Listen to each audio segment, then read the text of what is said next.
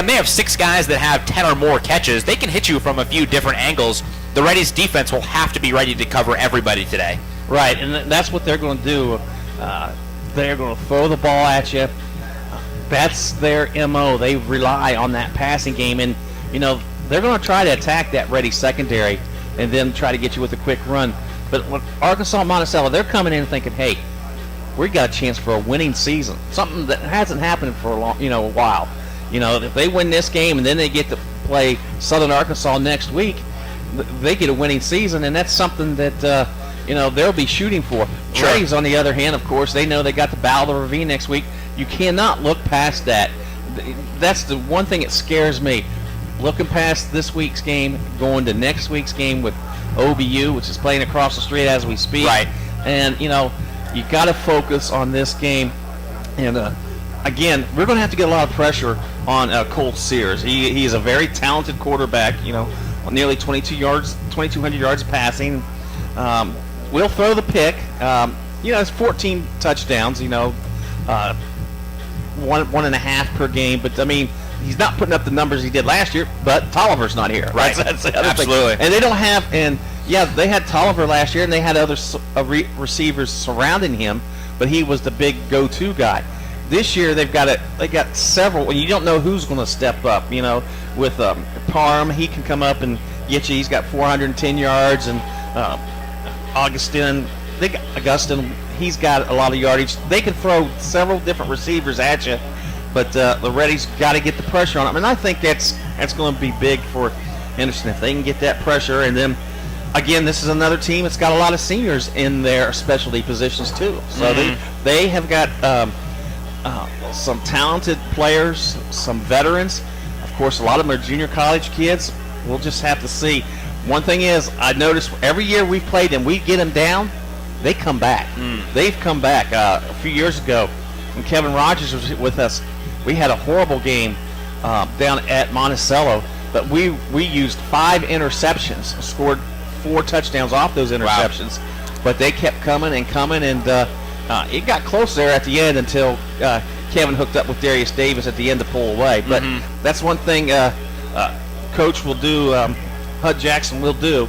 This team will not quit on the field, and the Reddies will have to play a full 60 minutes. It's not a typical UAM team that we've seen in the last 5 to 8 years. Well, the Reddies come into this one with a 5-4 record. They need one more win to secure a winning season for the 9th straight year.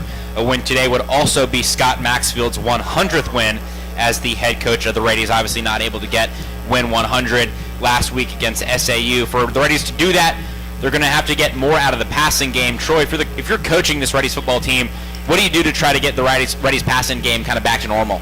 I think what you do is come out right away and get one big. I try to get a big play right out of the gate to spark the offense. Coach Maxfield has been known to do that. Go through all the marbles. It'll depend if you get the ball first and where you're starting at. But I think you want to come out and get a big play and something to spark the offense from the get-go and see what's going to work. Right. And like I say, if you can get them down and get the offense rolling, I think it'll just bulldoze for the rest of the game. Well, we've got about 45 minutes until kickoff and much more coming your way. When we come back, Hunter Lively sits down with Athletic Director Sean Jones. After that, we'll be joined by Reddies senior safety Malik Brown. And as usual, we'll sit down with head coach Scott Maxfield. So keep it here. It's all coming up on the Domino's pregame show. You are listening to the Henderson State Sports Network. SCM Architects have been serving Henderson State University for nearly 20 years. You'll recognize the firm's work on campus in the Dining Hall, the Charles Dunn Student Recreation Center, Sturgis Honors Hall, and East and West Residence Hall. This year, SCM Architects have been privileged to work on the restoration of the Caddo Center cafeteria that will house an exhibit of Native American artifacts from the Joint Educational Consortium Hodges Collection. Learn more about the firm's higher education, commercial, interior design, historic preservation, and master planning projects at scmarchitects.com. All right, guys, we really need a miracle right now. You're telling me those guys are monsters? I've tried every play in the book, guys. Not every play. You mean the Hot Springs? You want to win, right? We haven't run that play since Jackie Robinson played Hot Springs spring training ball. Go for it. All right, it's the Hot Springs on 3. Hut, hut, hike. To learn more about the rich sports history in Hot Springs National Park, visit hotsprings.org. With over 40 years of experience, All Care Pharmacy understands your pharmaceutical needs. We offer fast and friendly service, including a drive-through window for additional convenience, along with 14 retail locations to serve you throughout Arkansas. Transfers are as easy as 1, 2, 3. So stop by and see Brian and staff at 3002 West Pine Street in Arkadelphia. Remember, at All Care, we care.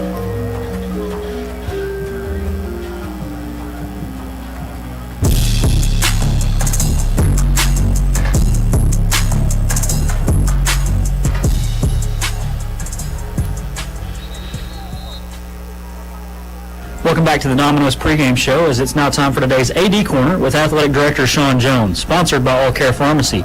And Sean, the Reddies are looking to get back on track today after a tough loss last weekend. Today they'll be taking on Arkansas-Monticello on Military Appreciation Day. It's great to be home.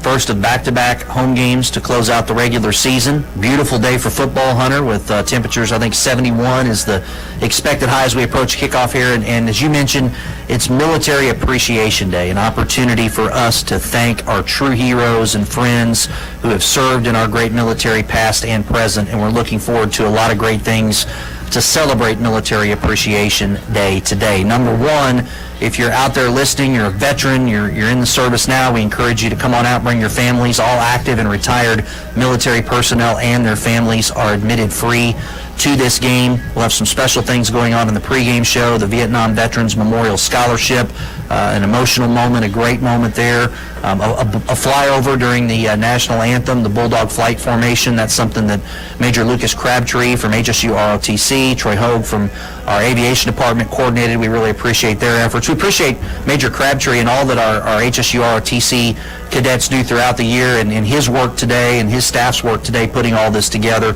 Our coaches are wearing the military camo hats today as just a simple way to say thank you to our heroes that have served in the military past and present. And if you're coming to the game and you want to buy one of those hats, the bookstore on site at Carpenter Haygood Stadium, Ruggles Field, is selling those, and all proceeds will benefit our HSU ROTC program. So not only do you get a great hat, a tribute hat to our military, but also you're supporting our HSU ROTC program when you do that. So all those things I mentioned, a lot of fun. Kickoff coming up here at 2, and then playing UAM should be an exciting game. They're a team that really throws the ball extraordinarily well, and we're hoping to get our offense back on track. Should be a great game. You know, it's always fun playing these Arkansas schools. You go back to the AIC days, and these games go way, way back, and great rivalries, and certainly that's the case with the Boll Weevils. As we say every year when we play them, there's nothing more evil than a darn Boll Weevil, and hopefully we'll send them back to Monticello today with a loss. But it'll be a challenge. They've got a team that's playing pretty well, and also a great opportunity for us, so looking forward to a great day.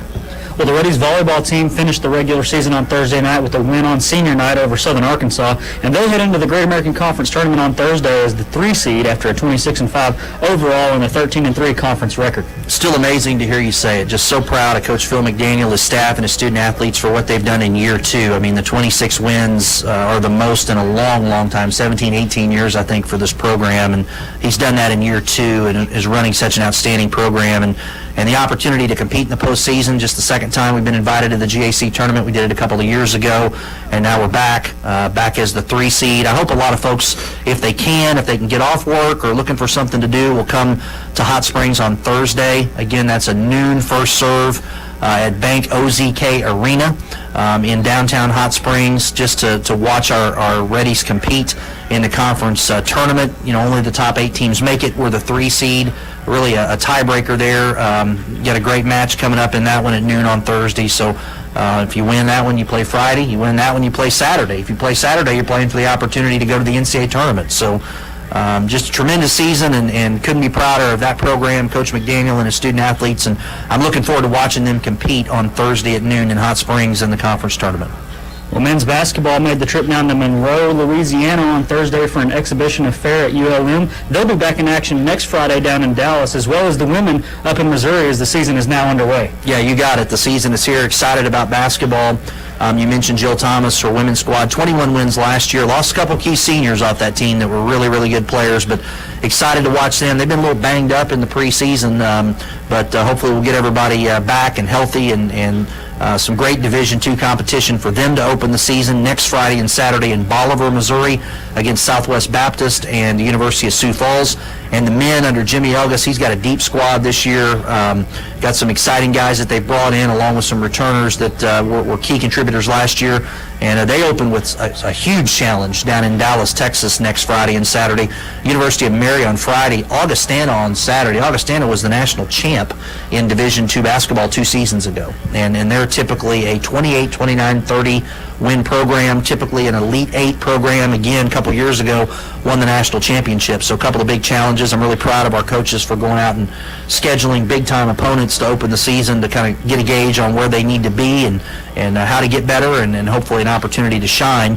And then as far as home games for basketball, it's right around the corner for the men. They'll open up on November 13th at the Duke Wells Center as far as the home schedule, November 13th at 7 o'clock. It'll be a while till the women are at home. December 4th at 6 o'clock, they play at home. So that's your home openers at the Duke Wells Center. Encourage folks to visit hsusports.com and go to the schedule so you can see when and where the Reddies are playing. Well, Sean, as always, we appreciate you taking the time to join us here on the Domino's pregame show. Enjoy the game today and go Reddies. Big game today, Hunter. Also want to remind folks, obviously, I know from the sake of Coach Maxfield and his team and those of us that work in athletics, our focus is on today's game against UAM, but we are aware, at least in the administrative side, that there's a big game looming next week, the Battle of the Ravine, coming up on Saturday, November 10th at 1 o'clock. For folks that are coming to the game today, we've never had a sellout, so you don't have to worry about that, but I know sometimes people want to get those ducats early. They want to make sure they have their tickets. We will sell Battle of the Ravine tickets today from halftime till the midway mark of the fourth quarter at the will call window at the main gate of Carpenter Haygood Stadium, Ruggles Field, if you want to get those tickets today. We will also sell them in our office this coming week, Monday through Friday from 9 a.m. to 5 p.m. Cash or check. If you need to buy my credit card, you can go up to Womack to the third floor to the business office window there during regular business hours during the week. Our opponent for next week, Watchdog, they've got 1,000 tickets. They'll start selling next week as well. Again, it's not a necessity to get the tickets early. I think sometimes people are concerned about that, so we want to provide the service, and we're happy to do it.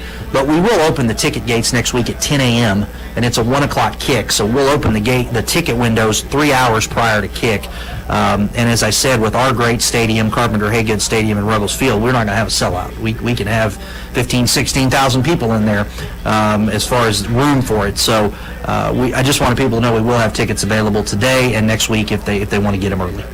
Well, once again, that was Athletic Director Sean Jones in the All Care Pharmacy AD Corner. Stop by and see Brian and his staff at All Care Pharmacy, located at 3002 West Pine Street in Arkadelphia. And remember, at All Care, we care. Stay tuned as we've got much more headed your way right here in the Domino's pregame show on the Henderson State Radio Network.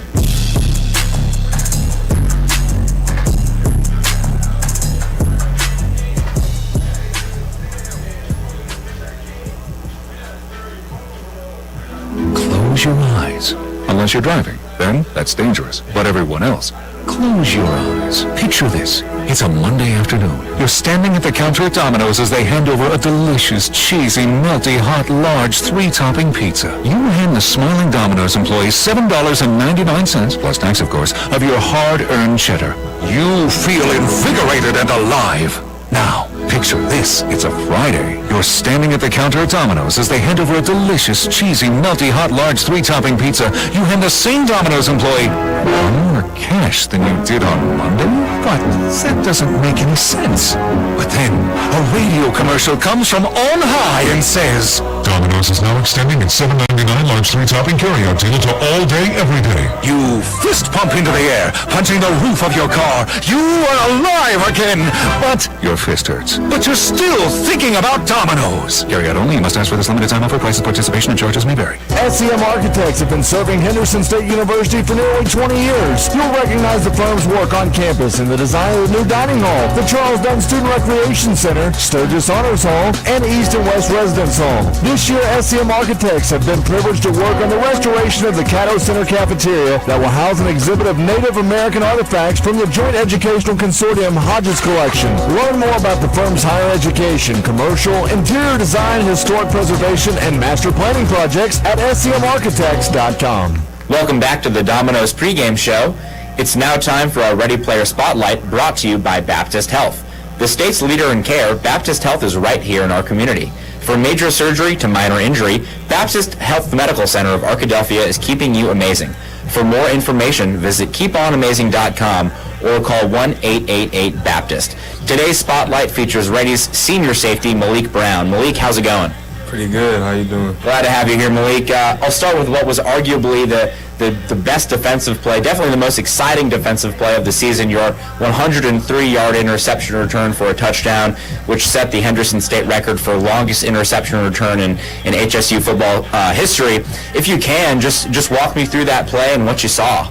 All week we practiced the spread out, and I told the corner I was going to rob the post if they actually threw it, and it just all came how we practiced, and I just made a play and made the most out of my opportunities. Right. When you picked that ball off, I mean, you were obviously more than 100 yards away from scoring, but as a D-back, I know you guys don't get a chance to touch the ball that often. Were you thinking touchdown as soon as you got it? Honestly, every time I touch the ball, I'm thinking touchdown. I want to score every chance I get, so yeah, when I got the ball, I had my sights on the touchdown. And did what I had to do. Right.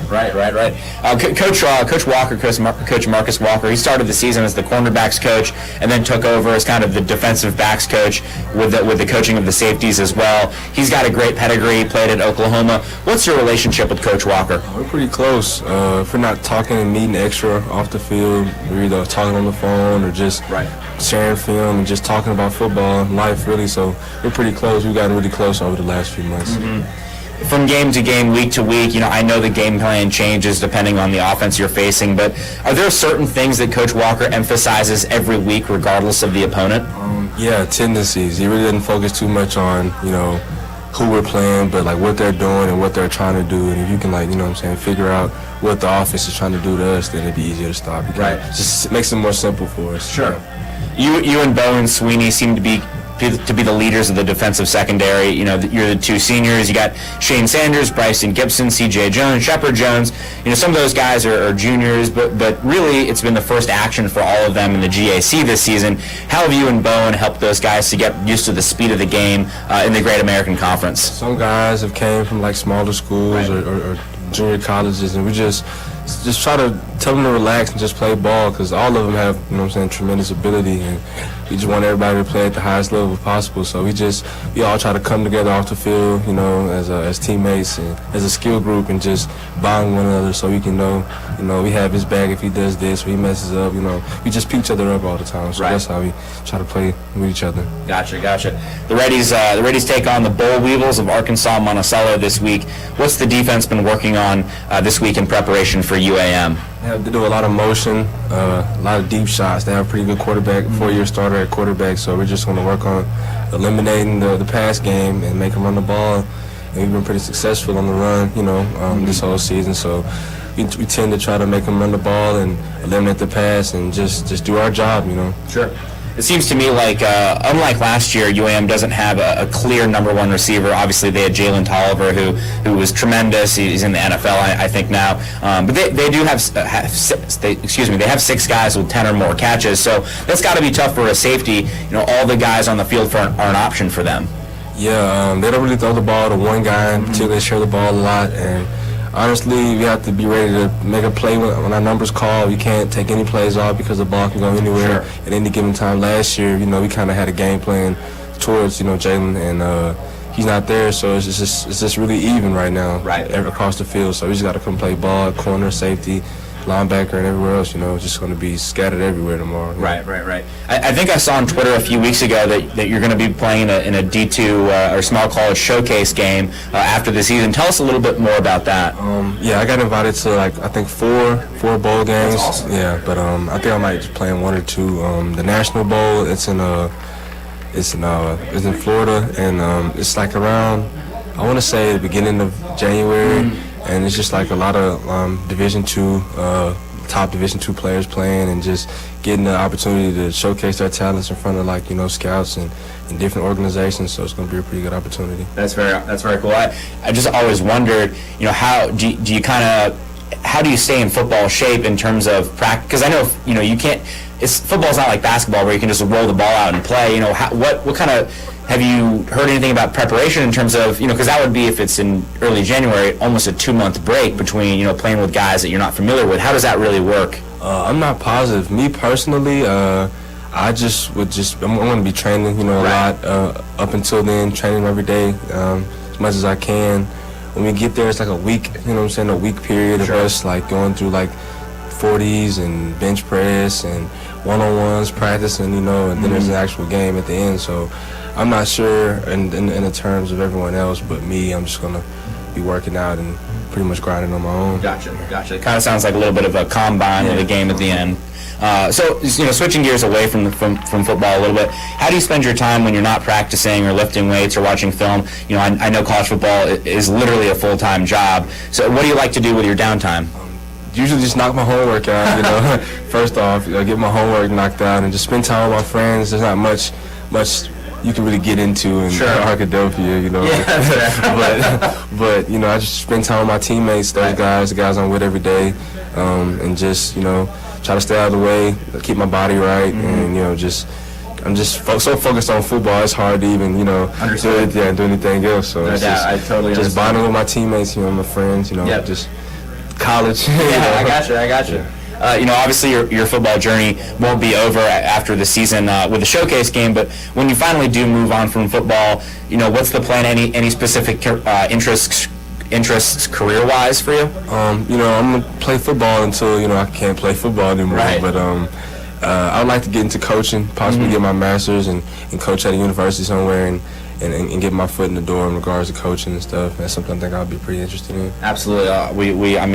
You're a great leader on the field. I'm sure you'd be a great leader on the sideline. Malik, I appreciate you joining us today, and best of luck against the Boll Weevils. Appreciate it. No, thank you so much. Once again, that was Reddies senior safety Malik Brown in the Baptist Health Ready Player Spotlight. Stay tuned, as there's much more to come right here in the Domino's pregame show on the Henderson State Sports Network. With over 40 years of experience, All Care Pharmacy understands your pharmaceutical needs. We offer fast and friendly service, including a drive-through window for additional convenience, along with 14 retail locations to serve you throughout Arkansas. Transfers are as easy as 1, 2, 3, so stop by and see Brian and staff at 3002 West Pine Street in Arkadelphia. Remember, at All Care, we care.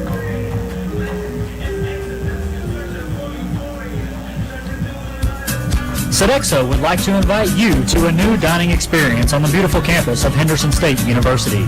Come dine with us in our new dining hall or retail locations, including Starbucks, perfect for your break times.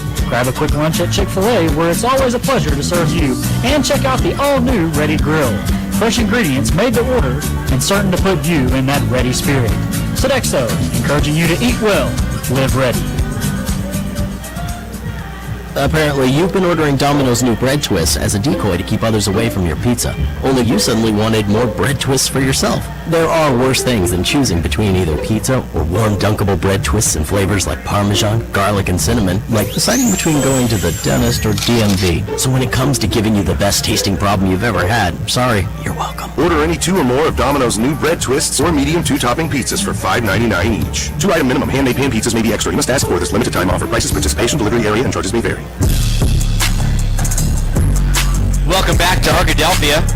We get set for week 10, about 26 minutes until the Reddies take on the Boll Weevils at Ruggles Field. It's Military Appreciation Day here at Henderson State University.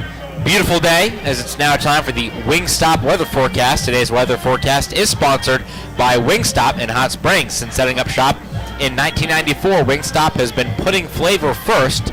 Stop by 3954 Central Avenue in Hot Springs and give them a visit. Well, Troy, we had some less than perfect weather earlier in the season, but last two weeks have been pretty nice, and it's another perfect day for football right now. 67 degrees outside, feels like 70 on the turf. You got to imagine. Probably feels around 75, maybe closer to 80 because of all the rubber pellets down there. But it's really a beautiful day. You know, some wispy clouds in the sky, but as we play the first football game of November, you couldn't ask for much more from Mother Nature here today. Getting outside. A lot of people get outside today after all the rain. Everybody, you know, cooped up indoors. It's a great day to get outside. Of course, there's the deer hunters out there in the woods and everything, but this is a great day to come out and watch a good football game, and games all over the state. And Reddies seem to perform well at home in the sun. Well, hopefully it'll be the sun will be shining and the Reddies today, and we'll kind of use that extra energy to get it done against the Boll Weevils. Wind right now blowing it.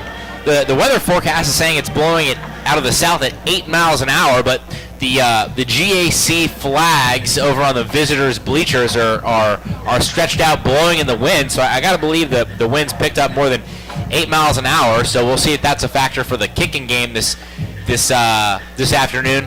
The flags on the top of the goalposts they're moving as well, but so that's obviously something that Timo Martinez and Angel Esparza and then the Weevils kicker Josh Marini will have to figure in today with their kicking plans. But overall, picture perfect day here for the Henderson State Reddies as they get set to take on the Arkansas-Monticello Boll Weevils in Week 10. We'll take another quick break. When we come back, we'll look around the GAC.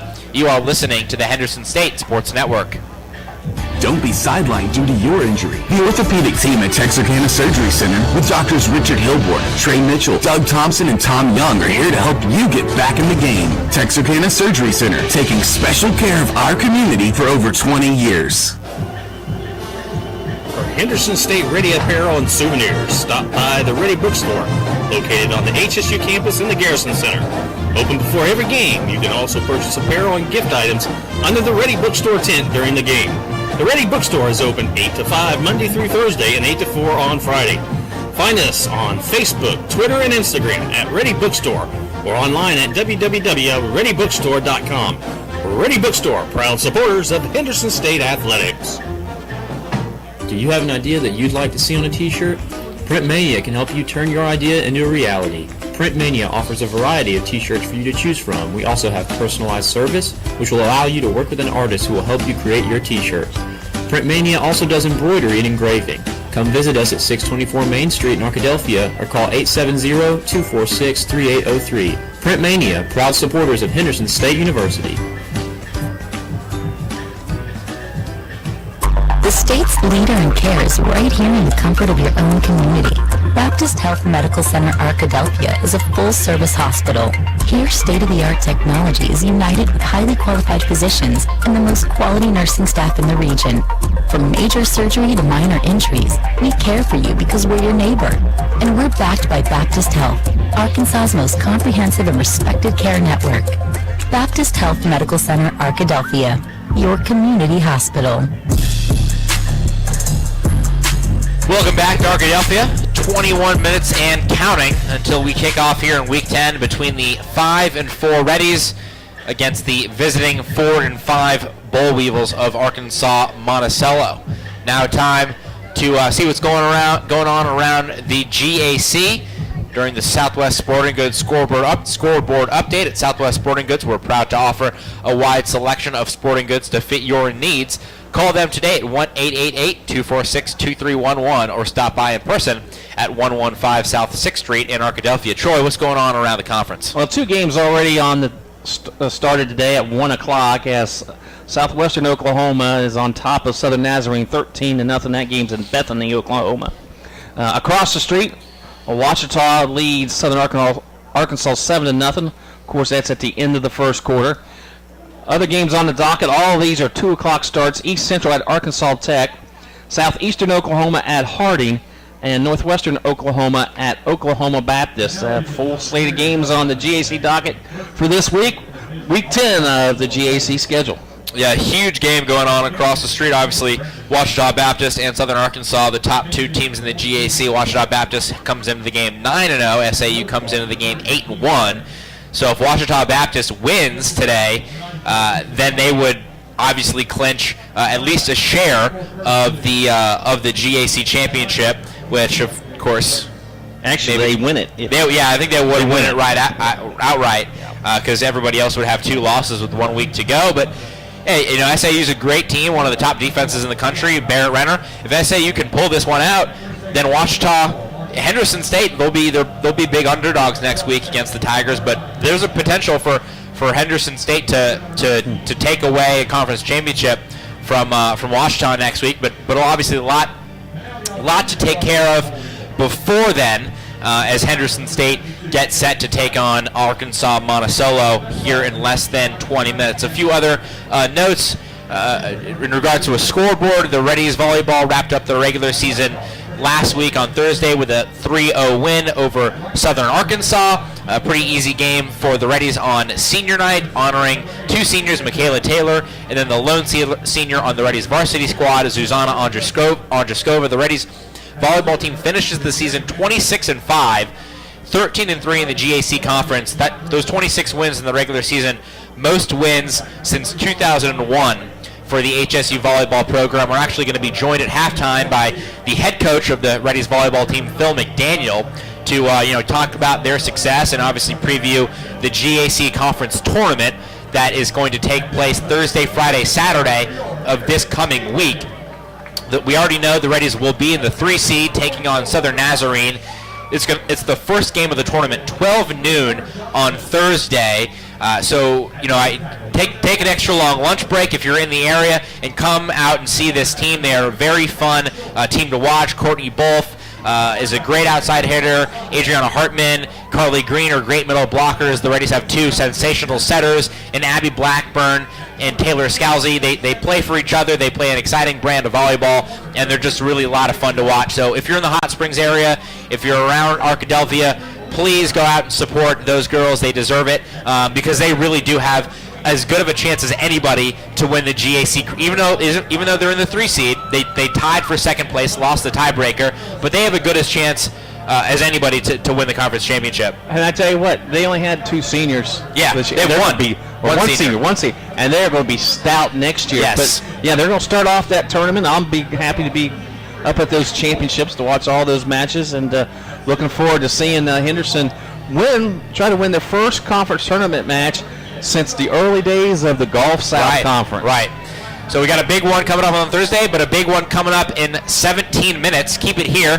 When we come back, we will sit down with head coach Scott Maxfield. You're listening to the Henderson State Sports Network. Picture this. It's Monday afternoon and you're at Domino's buying a large 3-topping pizza. You give the Domino's employee $7.99 plus tax, of course. Now, picture this. It's Friday and you're at Domino's buying a large 3-topping pizza. You give the Domino's employee more than you paid Monday. You feel bamboozled. But then, you hear this. Domino's is now extending its $7.99 large 3-topping carryout deal to all day, every day. And so you danced and ate Domino's. Carryout only. Must ask for this limited time offer. Prices, participation, and charges may vary. We've been hearing a lot of concerns about Domino's new bread twists. Apparently, you've been ordering them as a decoy to keep others away from your precious pizza. But watching the bread twists go so fast because everyone else wanted them made you want them too. While we feel you, we'd like to acknowledge that this is probably the best tasting problem you've ever had. There are worse things than choosing between either pizza or warm dunkable bread twists in flavors like Parmesan, garlic, and cinnamon. Like deciding whether to wait for a parking spot or just walk further. Choosing between telling dad jokes or wearing mom jeans. Or picking your favorite child. So when it comes to giving you more choices between ridiculously delicious menu options, all we can say is, we're sorry. You're welcome. Order any 2 or more of Domino's new bread twist or medium 2-topping pizzas for $5.99 each. 2-item minimum handmade pan pizzas may be extra. You must ask for this limited time offer. Prices, participation, delivery area, and charges may vary.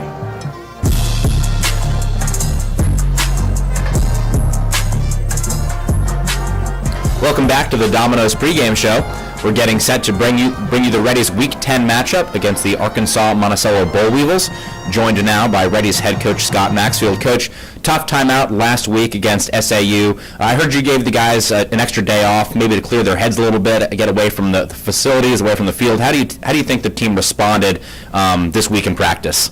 Well, we had a real slow day Tuesday. That was a very physical game, especially for our defense. We were out there for 42 minutes of the game just because of our offense really couldn't get much going. So we were really sore, beat up, but thought we rebounded really well Wednesday and Thursday. Got a little bit of pep back in our step, especially Thursday. So, we're competitive. Our kids of course, were disappointed. The thing that we talked about at halftime of the SAU game was to come back and, it's an uphill battle. Don't know if we can come back and win, but let's win the second half. And I was proud of the way our team responded in the second half. We didn't give up any points. We scored 14, so it's a moral victory, if nothing else, that we came back and were able to do that. But still proud of the way the kids fought. We played very poorly in the first half. I mean, anybody that was there saw that, but disappointed in that. But I am proud of the way the kids responded and came back and gave us great effort in the second half and came back this week, and we did have some good work in practice. No secret, as you mentioned, the Reddies offense has struggled over the last 2 weeks. As a head coach, a lot of it is, you scouting and preparing, but also there's the mental aspect to coaching as well. I mean, how do you kind of try to mentally re-energize the offensive unit? Do you tell them to kind of relax and settle down and just go out and play their games, or do you put more pressure on them to say, hey guys, we got to start getting out there and scoring some points here? Well, I think there's a couple of contributing factors to our poor play. Maybe we haven't played as poorly as we thought, but we played two really good defenses. No doubt. Southeastern was a top 5 defense nationally. SAU's top 15, I think, nationally. So we're not very explosive on offense. We've been beat up a little bit, especially at receiver. Our pass protection has been an issue all year, and we were exposed a little bit with that the last 2 weeks. Offensively, so I know a lot of the pressure comes back to the quarterback, Sure. But sometimes the quarterback is only as good as those around him, and he's got to have some help too. So we've got to go back. What the directive pretty much I've given the offensive staff and the offensive players, hey, we got to go back to the basics, right, and go back and look what we've done well throughout the season. Some of the things we've done. Let's quit trying to game plan so much, and let's simplify, go back to the basics, and just run our base offense. To be a good football team, you got to be able to execute your base offense and base plays, and if you can't do that, then it's just hard to trick good people week after week and put in new stuff. So we're just going to go back to our base offense and see if we can get some more production. We've got to run the ball better to take a little pressure off the passing game and to take some pressure off the offensive line and the quarterback. Sure. If you can establish the run, then that's a great equalizer. And but we've also got to stay out there on the field a little bit and protect our defense. I mean, right, when your defense is out there for 42 minutes, they're going to get tired, and sooner or later they're going to break. But so those are just some of the things that we've got to do better. And it comes down. Football always comes down to blocking and tackling and catching the ball, running the ball, protecting the ball. So we got to get back to doing those things to be successful. Talked about Southeastern's defense and SAU's defense. What about UAM's defense? What do you expect to see out of them today? Well, they're a high-pressure defense. If you break them down, their pressure defense, probably 50% of their plays, they're bringing more than five or more people in pressure. I would think if they go back and look at our last 2 games, that's probably what they're going to try to do is heat us up and make us make a play and put some pressure on our quarterback, make him make quick decisions. And, I would think that's what they're going to do, load the box, completely take away our run game and make us throw the football. And if we're not able to protect and go to our quick game and go to some of our blitz pressure beaters, then it's going to be a long day. UAM's loss of Jalen Tolliver might be the biggest in the conference when you talk about just losing one single player. Jalen's on an NFL roster right now. From this year to last year, looking at the film, has UAM changed their offensive structure as a whole to compensate for the loss of Tolliver, or are they still doing a lot of the same things? Well, they're doing some of the base same things formationally, play-wise, but last year everything in their pass game was pretty much directed at him. I mean, you could double team him, they were still going to try to pull him the ball. So, and he was an exceptional player, and he got some plays on us last year where we had him doubled up. But he was a great player. But conceptually they're the same, but they have to spread the ball around, and they don't have anybody near the caliber of him. Their quarterback's a good player, 4-year starter. So. I think, everything runs through him, so we got to make him uncomfortable, and, we just got to do a good job of keeping everything in front of us. Yeah, as you said, Tolliver was the first option no matter what last year, and this year UAM has 6 guys with 10 catchers or more. Is it possible that the Boll Weevils offense has become a little bit more complicated to defend because there's not as much of a you don't know, I guess, where the ball is going from last year to this year? Well, everything, they're pretty much a RPO team, so it's a run-pass option just about every play. So, they're going to spread you out, and they're going to have all those options. I don't think they really have one receiver like the kid we saw last week at SAU that we got to cover that guy. That guy's, he's explosive. If you're behind you. Now, they've got some good players, but they don't really have a guy that you can really say, hey, that's the guy we got to stop. So, we just got to, it goes back to the same thing I said about the offense. We got to play our base defense, be able to just line up and play football and, just take advantage of what we can do good and not really worry about what they do. Sure. I remember last year the Reddies got a pick six that really helped swing the balance of the game. The Reddies had a few other opportunities for interceptions that they just couldn't come down with. UAM's quarterback Cole Sears, obviously he's very talented. He's a 4-year starter, but you got to feel like there's some opportunities for the Reddies defense to make some big plays today. Well, we've played pretty solid defense the last part of the season, so hopefully it all starts up front with the D-line getting a little pressure and being able to make them one-dimensional. If we can make them get into passing situation, I think that works into our hands. So, I think if we play good technique, good fundamental football, then, turnovers are a huge part of it. And that's what I told the kids at our pregame meal is we've got to win the turnover battle, and we got to control the ball when it's in our hands, and we got to take it away from them when it's in there. So that's pretty simple. Simple game plan. It's harder to execute than to talk about, though. Fair enough. Well, we appreciate the time, Coach, and best of luck against the Weevils. All right, thank you. That was Scott Maxfield, head coach of the Henderson State Reddies. Stick around. We'll bring you the starting lineups after the break. You're listening to the Henderson State Sports Network.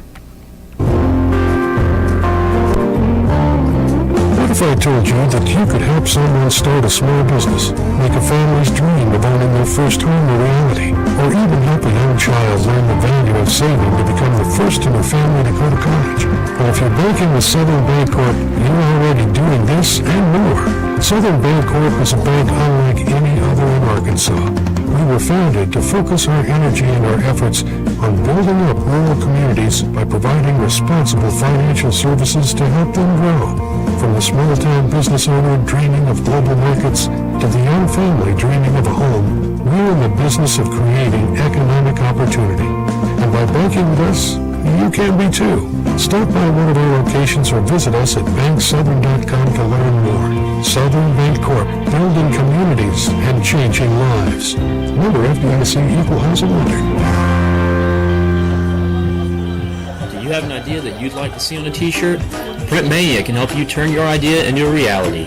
Print Mania offers a variety of t-shirts for you to choose from. We also have personalized service, which will allow you to work with an artist who will help you create your t-shirt.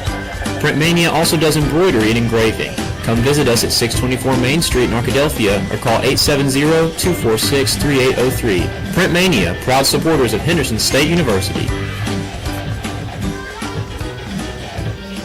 The boys are in a real pickle here, Gene. Lots of talk going on in the huddle there, Roy. Well, it looks like they decided on a play. Wait, what's this? Are they setting up for the Hot Springs? The Hot Springs? We haven't seen this formation since 1918. Yeah, that's the same year that Babe Ruth hit the mammoth home run during Hot Springs spring training. They're headed to the line. And there's the snap. To learn more about the rich sports history in Hot Springs National Park, visit hotsprings.org. Welcome back to Arkadelphia as we get set to bring you the Henderson State Reddies versus the Arkansas-Monticello Boll Weevils. 6 minutes to go before kickoff. Now we're going to bring you the starting lineups for your Henderson State Reddies. Up front, at left tackle, Clifford Jackson III from Hot Springs, Arkansas. At left guard, Daniel Moore from Duncan, Oklahoma. At center, Tyler Barnes from Starkville, Mississippi. On the right side, it's Ugo Amani from Houston, Texas. And at right tackle, Blake DeBala from Lamar, Arkansas. Reddies quarterback today, Richard Stametti, 6'2 junior from Las Vegas, Nevada. Top 5 in the GAC in passing touchdowns, passing yards, and total offense. His main receivers today, Ben Johnson out of Sapulpa, Oklahoma. 3rd in the GAC in receptions and top 10 in reception yards. He needs 8 receptions to become to move to 5th all-time in catches in a single season, and needs 10 catches to move into 4th all-time in the Reddies record book. John Murray will also start at receiver from Houston, Texas, tied for 3rd in reception touchdowns with 5 in the GAC. Chase Lodry, a sophomore, 30 catches this year from Dallas, Texas, will get the start at the wide receiver position, as well as Roderick Jackson will see some action out wide as well in this game.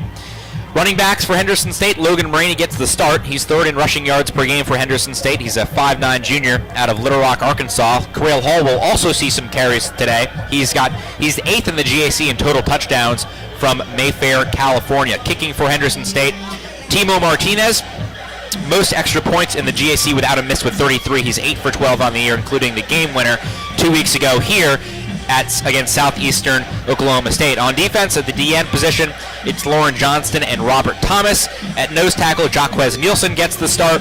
At will linebacker, Cameron Scholes and Logan Edwards will split time. We'll see a lot of both of them.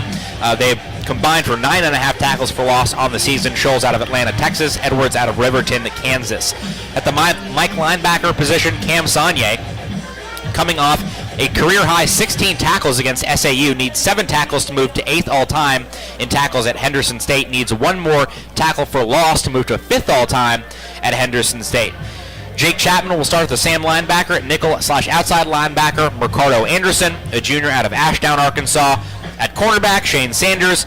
The other corner position is going to be C.J. Jones, top 10 in the GAC in pass deflections. Strong safety, Malik Brown, our ready player spotlight, set the record for longest interception return in Henderson State history last year. He's got 51 tackles. That's top 10 in the GAC for defensive backs. At free safety, Bowen Sweeney also set a career high last week with 15 tackles. He's top 5 in the GAC when it comes to defensive back tackling. Punting today for Henderson State will be Angel Esparza. 47 punts on the year for an average of 38.1 and a 38.1 average, a long of 65. He's dropped 12 punts inside the 20 and has had 4 kicks of 50 yards or more. Captains today, as we get set for the Larry Pennington Insurance coin toss. For the Reddies, Lauren Johnston, Walter Siegel, and Logan Edwards. For the Bull Weevils, their quarterback Cole Sears, as well as their cornerback Dion Knox. Want to tell you about the Larrington Pennington Insurance coin toss. Larry Pennington is an independent insurance agent based in Arkadelphia. Stop by and give him a visit at 107 North 26th Street in Arkadelphia, or give him a call at 870-246-3700. We'll see. I think they tossed it. Won the toss, and they'll defer to the second half. Henderson State will get the ball to begin, and they will defend the north goal to start the game. Well, we'll start it when we come back. You're listening to Henderson State Football on the Reddies Sports Network. Sodexo would like to invite you to a new dining experience on the beautiful campus of Henderson State University. Come dine with us in our new dining hall or retail locations, including Starbucks, perfect for your break times. Grab a quick lunch at Chick-fil-A, where it's always a pleasure to serve you, and check out the all-new Ready Grill. Fresh ingredients made to order and certain to put you in that ready spirit. Sodexo, encouraging you to eat well, live ready. The Southwest Auto Collection in Arkadelphia is a proud sponsor of Henderson State Athletics. We offer the best American-made vehicles: Ford, Chrysler, Dodge, Jeep, Ram, Chevrolet, Buick, and GMC. We have the largest selection and lowest prices, and we're the only dealer who give you tires for life with every new car you purchase. Come see the Southwest Auto Collection at 10th Street in Arkadelphia, or go online at idriveswa.com. The Southwest Auto Collection in Arkadelphia.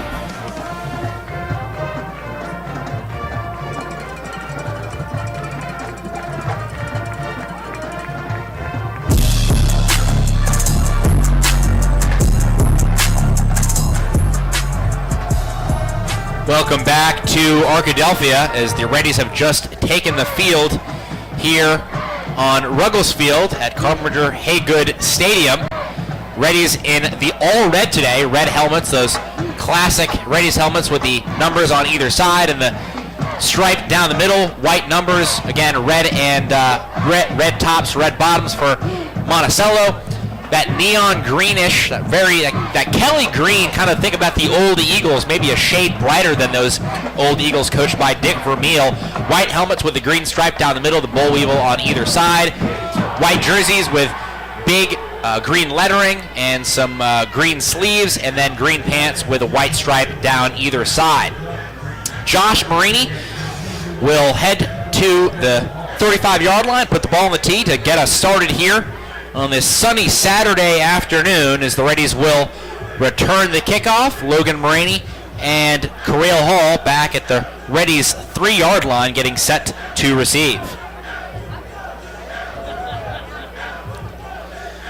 Marini stepping up and stepping into the football. End over end kick. Going to be fielded for a touchback / fair catch by Logan Moraney at the 3-yard line. 10th game of the season, but another reminder that fair catches at the in kickoff returns advance the ball to the 25, so that's where the Reddies will start. Troy, keys to the game as the Reddies offense takes the field. Got to get the offense moving. Got to really establish an offensive, get the run game going so we can mix up the pass game and stay out of the 3rd and long situations like we say every week. Well, Richie Stameti guides the troops out there. 3 wide receivers, Murray, Johnson, and Lodry. Matt Tyler's the blocking back. Logan Moraney to the left side of Stameti. Inside handoff to Moraney. Going to try the right side, get outside the tackle, and he'll put his head down, get 6 yards across the 30-yard line. So a nice positive play for Henderson State to open the game. Dion Knox on the tackle for the Bull Weevils. 2nd and 4 coming up. 14:40 to go in the first quarter as we have a long way to go in the Week 10 action between the Reddies and the Bull Weevils. Like you say, a good plus gain start on the first play of scrimmage. Actually gave him 7 yards there. A little stoppage by the referees will reset the play clock. So Stameti back in the shotgun, 4 wide receivers, Moraney to his left. Fake handoff, slant pattern for Lodry, and it's right through his hands. He saw green. That's all he saw was green. He might have had a touchdown. You said it. The Reddies drops have just been killing Henderson State. Lodry had some separation. Well thrown ball just went right through the hands of Chase Lodry. It's going to be third and 3, but more drops ailing the Reddies early on. Monticello showing pressure on the edge. Stameti will check with the line of scrimmage as well as the sideline. 15 on the play clock, so he's got plenty of time. Stameti gets the snap, looks left, and has a completion to Ben Johnson. They're going to give him the first down. That's right. They forward progress. He was tackled 3 yards short of the sticks, but he caught it a half yard in front of the sticks at the 35.5-yard line. Called the 36, and Henderson State gets a first down on their first drive of the game, which is for the first time in 2 weeks. So nice, modest start for the Henderson State offense as Logan Moraney shifts to Stameti's right side. That's Corral Hall. He'll get a carry, navigate his way up the middle, and he'll get stuffed. He's actually going to push his way back to the line of scrimmage. Looked like he was going to lose a yard or two, but he churns those legs, and it's a no gain on the play. Kelvin Brown, the outside linebacker for the Weevils, on the tackle. He came from the backside. Nobody picked up Brown, and he just came in from behind and stopped any progress made on the carry on that last offensive play. 4 wide receivers for Stameti in the shotgun. 2nd and 10. 13:05 to go in the first quarter. Stameti drops back over the middle. Caught by Ben Johnson for a short gain. That's Ethan Lazarick with his first catch in a few weeks. Gain of just 3 up to the 39-yard line. Going to be 3rd and 7 upcoming for Henderson State on the left hash. And Brown was hanging all over him. They probably could have called pass interference because he was hanging all over him before the ball even got there. Stameti 3 wide receivers to his right, 1 wide receiver to the top of the formation. He'll shout out some instructions to the offensive line as Corral Hall stands to the left shoulder of Stameti. Richie gets the snap, 3-step drop, in some trouble, and he's going to go down, sacked by number 34. Curtis Williams. That's Curtis Williams on the play, his 3rd sack of the season, and the Reddies offense gets 1 first down, but that's it. They'll send Angel Esparza in the punting unit out onto the field to kick it away. Williams just blitzed. They came out with an all-out pressure on him, and Williams just shot the gap to get to Stameti. Line of scrimmage at the 35-yard line. Esparza gets the snap, puts his foot into it. Low line drive kick, going to bounce at the 35 and be fielded. And this Trey Fleming, the returner, will slip at the 18, and that's where the Bull Weevils will start. So a nice flip of the field on a 47-yard kick from Angel Esparza. That's a good thing that he stopped it because that ball was going to roll close to the goal line. That could have been a record kick right there. But he had no option. A low liner like that takes that bounce, and it starts rolling. You have to come up and get it. No doubt, no doubt. Well, the Boll Weevils will get their first shot at it with the ball the 18-yard line. Actually going to spot at the 19-yard line, so call it a punt of 46 yards. Cole Sears sends a man in motion. That's Orrin Walsh from the right to the left side of the formation. Inside handoff, breaking a tackle is the Weevils running back. We'll see who that is. They've had 5 guys carry the ball this year. That is Devontae Dean, number 31. Amani Riley has been the main workhorse with 84 carries on the year, but Dean, he got 12 carries last week. He rushes for a gain of 4 on the first play from scrimmage for the Boll Weevils. The Reddies band playing in the background is 2nd and 6 upcoming for UAM. Sears in the shotgun, 4 wide receivers. Inside handoff to Dean. He'll try the right side. Going to be gobbled up for a gain of 1.5. Well, Cam Saunier comes in and makes the stop. Cyrus, a great play by Cam. So quickly, 3rd down upcoming for the Boll Weevils. 3rd down conversion percentage sitting at 31.1%. That's 9th in the conference for the Weevils. The Reddies defensively just allowing 35.5% of conversions. That's 8th in the conference. 4 wide receivers split out for Sears. Short drop, looking right and firing incomplete. Looking for his receiver, Jeremy Hampton. But the ball falls to the turf, and the punt unit will come out for the Weevils. And I think we might see the quarterback stay on there because he's punted just as much as, not just as much, but he's punted a lot this season. Cole Sears, I think he's got over 30 punts this season. Good job by Robert Thomas and DQ Scott getting the pressure on Sears and to force the 3 and out. Yeah. Punt from Sears is a great looking kick. Going to send Corral Hall back to his own 29-yard line. Well, he's going to stiff arm a defender and go out of bounds at the 33-yard line. Cam Saunier with a huge crackback block to spring Corral Hall for a minimal gain as Henderson State will get the ball back. When we come back, you are listening to the Henderson State Sports Network. The state's leader in care is right here in the comfort of your own community. Baptist Health Medical Center Arkadelphia is a full-service hospital. Here, state-of-the-art technology is united with highly qualified physicians and the most quality nursing staff in the region. From major surgery to minor injuries, we care for you because we're your neighbor. And we're backed by Baptist Health, Arkansas's most comprehensive and respected care network. Baptist Health Medical Center Arkadelphia, your community hospital. Java Primo is amazing coffee and so much more. Visit Java Primo Coffee House, Cafe, and more and discover just what more is. Friday and Saturday nights are ribeye nights. 16 plus ounces of premium bone-in French-cut ribeye steak seasoned with espresso rub and grilled to perfection. Nightly dinner menus of pizza, salmon, tuna, steaks, and more begins at 4 p.m. Located on Main Street in Arkadelphia and on Central Avenue in Hot Springs. Java Primo has a little something more just for you. Welcome back to Arkadelphia. Henderson State gets the ball back after the defense forces a 3 and out, 46-yard punt, 6-yard return from Corral Hall. Logan Moraney in the pistol. Stametti hands off to Moraney. He's going to try the right side. Little cut back, and he'll be pushed forward to the 39-yard line for a gain of 4. So another positive play for the Reddies offense in their first play of the second drive of the game. Curtis Williams and Hakeem Gray in on the stop. Moraney, we need him. We need to keep them legs churning and really get this ground game going. Absolutely. Moraney averaging 6.2 yards per carry on the season. A lot of that average coming in the Oklahoma Baptist game where he rushed for almost 200 yards. Stametti, 3 wide receivers in the shotgun. Knee-high snap. Fake handoff. He'll dump it off to his tight end.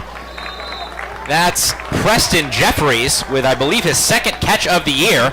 A nice catch. It was thrown a little behind Preston, but he snags it and scampers up across the 50 to the 49-yard line for a gain of, I guess that's 12 yards for Preston. So nice play for the Reddies offense as they get into plus territory for the first time this afternoon. Jalen Watson on the stop. He tackled right from the Reddies bench and made some type of a motion that didn't sit well with some of the Reddy players. Inside handoff, Moraney breaks free across the 45, gets a block from Stametti and taken down by Deion Knox at the 41-yard line.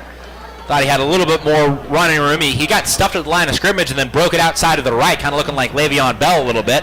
But a nice gain of 7 or 8 on first down, 2nd and 3 from the right hash upcoming. Stemeti threw a little bit of a block there to give him a couple more yards, and then he backed off because he didn't want to get hurt. But if he gives him a big block, it may have freed him up for a long game.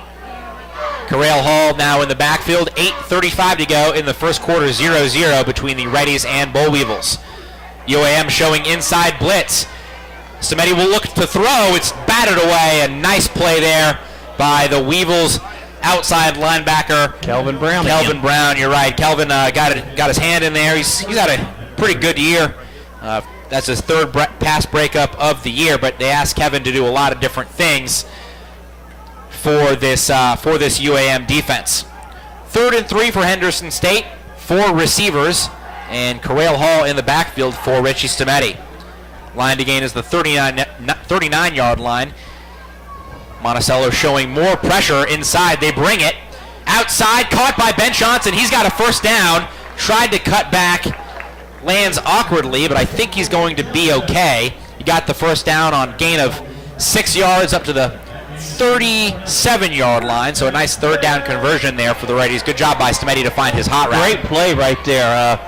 Johnson just comes out, makes a little quick out there in the flats, and Stemeti sees him wide open. Just get enough yards, get you first down, and keep the chains moving. 8 minutes to go and counting. 0-0 between the Reddies and Boll Weevils. Stemeti in the shotgun, gets the snap, looks to throw, trying to set up the screen, gets it to Hall, up the left sideline, has a first down, all the way down to the 23-yard line. A nice screen play that goes for 15 just outside of that David Boss red zone. Coach Maxfield mentioned it at the top of the broadcast in our interview.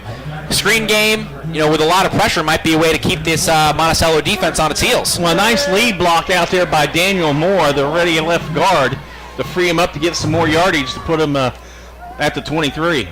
Stemeti looking over to the sideline, now barking out instructions to his offensive line. Corral Hall shifts up and to the right of Stemeti. Haven't seen this formation too much. 3-step drop for Richie. Going to fire a pass that's incomplete, knocked away again by Kelvin Brown. It was intended for John Murray, but it falls to the turf, and 2nd down and 10 upcoming. Brown timed it just right. It got into the gut of Murray, and then Brown hit him just as it got there, and just shook the ball loose. 5 wide right now for Stemeti. Corral Hall's in the slot to the left as the receiving unit checks with the sideline. 7:10 to go in a 0-0 ball game. 5-4 Henderson State Reddies versus the 4-5 Arkansas-Monticello Boll Weevils. Corral Hall across the formation. They get it to Hall, and he drops it. He had a little room to run there, but was just looking upfield a little bit too soon, and all of a sudden the Reddies the offensive drive has come to a little bit of a hold after they were moving the ball pretty efficiently. Well, Maxfield motioned to Stemeti. He kind of just lollygagged it out there, and he said, throw it, get it to him, because the play was there. Yeah, Stemeti's got to be a little bit quicker getting the ball to his receiver there, but Hall's got to secure the catch. 7:07, 3rd and 10 from the left hash on the 23-yard line for Henderson State. Stemeti, short drop. Pass is going to be over the head and incomplete. Again, looking for John Murray, and again, Kelvin Brown on the coverage. So the kicking unit quickly out for the Reddies as Timo Martinez, Nick Stone, and Julio Cervantes look to give the Reddies an early 3-0 lead. It's going to be a 39-yard field goal from the left hash.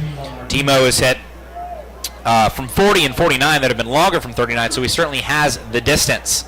Again, holder is Julio Cervantes, snapper is Nick Stone. They're coming after him. Snap good, hold looks good. Kicks got the distance. Boy, he kicked it. And it is no good. This went wide right because he booted it. Yeah, he was kicking against the wind, but that would have been good from 50, maybe 55. But it doesn't matter because he pushed it wide right, and the score remains tied at 0-0 with the Weevils offense coming back out onto the field. 6:56 to go in a pretty uneventful first quarter here at Carpenter Haygood Stadium, Ruggles Field. Well, it looked like the Weevils were going to come in and try to block it, but they just stood there and That's let right. it kick it. Sears out there with Devontae Dean in the backfield. 3 wide receivers. Fake handoff. Clean pocket for Sears. Going to go deep down the middle. He's got a man, but he overthrows him. He was looking there for Parham. A good thing he was overthrown because he was gone. About a yard shorter, and he's got 6. Looking for C.J. Parham on the play. The sophomore out of Camden. 26 catches and 410 yards for the Arkansas native. A lot of these, well, this whole Weevils offense is pretty young. Sears is the only senior starter, at least on our 2 deep, that we were provided with for the Weevils offense. Another fake handoff. Sears looking to go down the right sideline, incomplete. C.J. Jones on the coverage. Sears was looking for his target, trying to get a number for you. Looking for number 18. That's Trey Bruce. They'll use a ton of receivers. They'll use 8 to 10 receivers in this game easily. Well, I know Trey's not one of the guys who has over 10 catches on the year, so could be getting some action for the first time today as the Reddies have the Weevils backed up 3rd and 10 from their own 23-yard line. 6:45 to play in a scoreless first quarter. Henderson State trying to get Coach Maxfield his 100th win during his time in Arkadelphia. 5 wide for Sears. He gets the snap. Under some pressure. Looking to go deep. And it falls incomplete. Bone Sweeney with some good coverage on the play. Kedren Brunson was the intended target, but 3 passes, 3 incompletions, and the Reddies look to get the ball back. Well, great pressure by Cam Schultz and Robert Thomas. Sears had to get rid of it in a hurry, and that just forced him to throw it quicker than he wanted to. So a good 3 and out, and Reddies going to get the ball back. Should get it with decent field position. Corral Hall standing back at his own 40-yard line. Cole Sears will punt.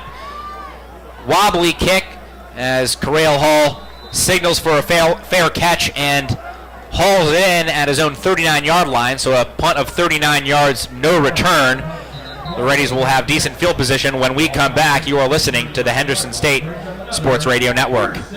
Subway restaurants are known for our sandwich artists, but our customers are the real creative geniuses. I like turkey breast, mustard, tomatoes, peppers, cucumbers, and onions. I'll take the Italian BMT. Make it deluxe with 50% more meat, and add provolone and bacon. How about rotisserie-style chicken, Chipotle Southwest sauce, spinach, and green peppers? With our freshly baked breads, your choice of proteins, and an array of crisp veggies, you can create your own masterpiece. What combo will you make today? Let your creative genius shine at Subway. Adopt US Kids presents What to Expect When You're Expecting a Teenager. Learning the lingo. Hundo P. Hundo P. Adjective. Short for being 100% sure or certain. As in, if we get a puppy, I'll Hundo P always walk it. You don't have to speak teen to be a perfect parent. Thousands of teens in foster care will love you just the same. Visit adoptuskids.org. Brought to you by the U.S. Department of Health and Human Services, Adopt U.S. Kids, and the Ad Council. Welcome back to Arkadelphia. Reddies have it. 6:34 to go, first quarter. After a 39-yard Cole Sears punt. 3 wide receivers for Richie Stametti. He's got Logan Moraney in the backfield with him on the left hash of the 39-yard line. Moraney shifts over to the left of Stametti and gets the inside handoff up across the line of scrimmage and hit down for 3 yards in a cloud of dust. Like Easton Seidel in there making the tackle, the sophomore out of Cabot, Arkansas. 25th tackle on the year for Seidel. Seems like both teams are just testing each other out. Nothing fancy here in the early going. 2nd and 7, the middle of the field for Henderson State. 42-yard line as we tick down under the 6-minute mark in the first quarter. 4 wide receivers for Richie Stametti. Short 3-step drop. He's got Ben Johnson, who's got a first down after a nice stutter step move. Shook himself by Gabe Brace.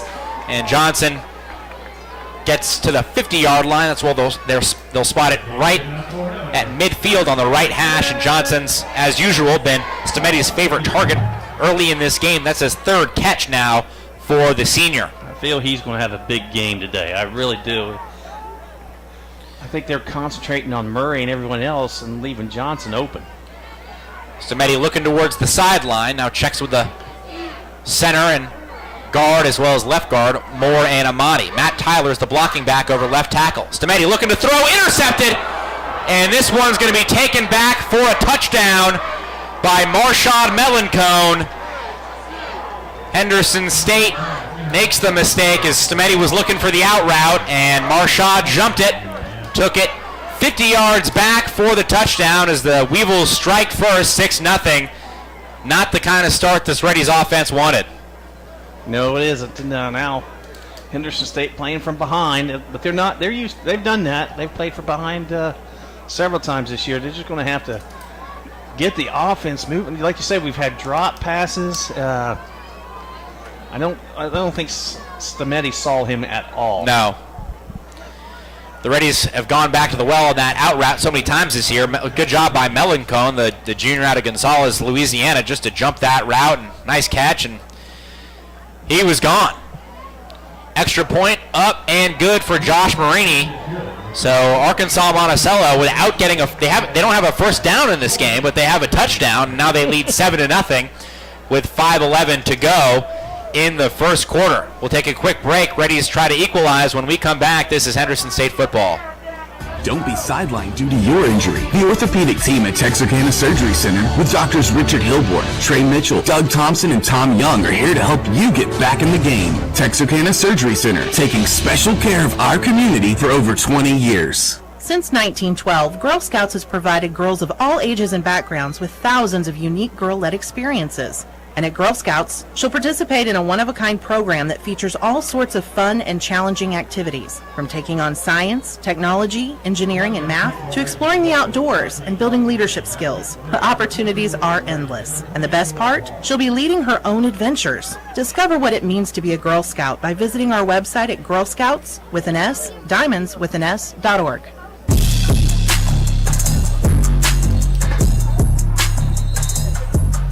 Welcome back to Arkadelphia as the Bull Weevils were set to kick it off. Josh Marini was approaching the ball when the referees blew it dead. I don't know why, because the ball didn't fall off the tee. That was a little odd there. Either way, they ruled it a 52-yard interception return for a touchdown officially. The line of scrimmage was the 50-yard line, but it was picked off at the 48. So that's the first score of the game as the Reddies trail 7-0, 5:11 to go in the first quarter. Boot from Marini sends Marini back to his own end zone where he will take a touchback, and Henderson State will come back onto the field looking to put points on the board for the first time today.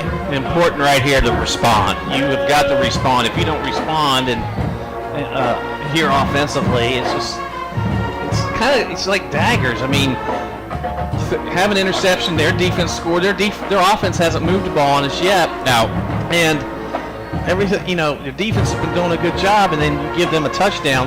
But our offense hasn't done anything to really write home about it either. Not too much. His three receivers set out left for Stameti. Marini to his right. Going to go quick game. Caught by Ben Johnson, and he's going to have a first down up to the 39, call it the 40-yard line. So that's Ben's fourth catch of the day.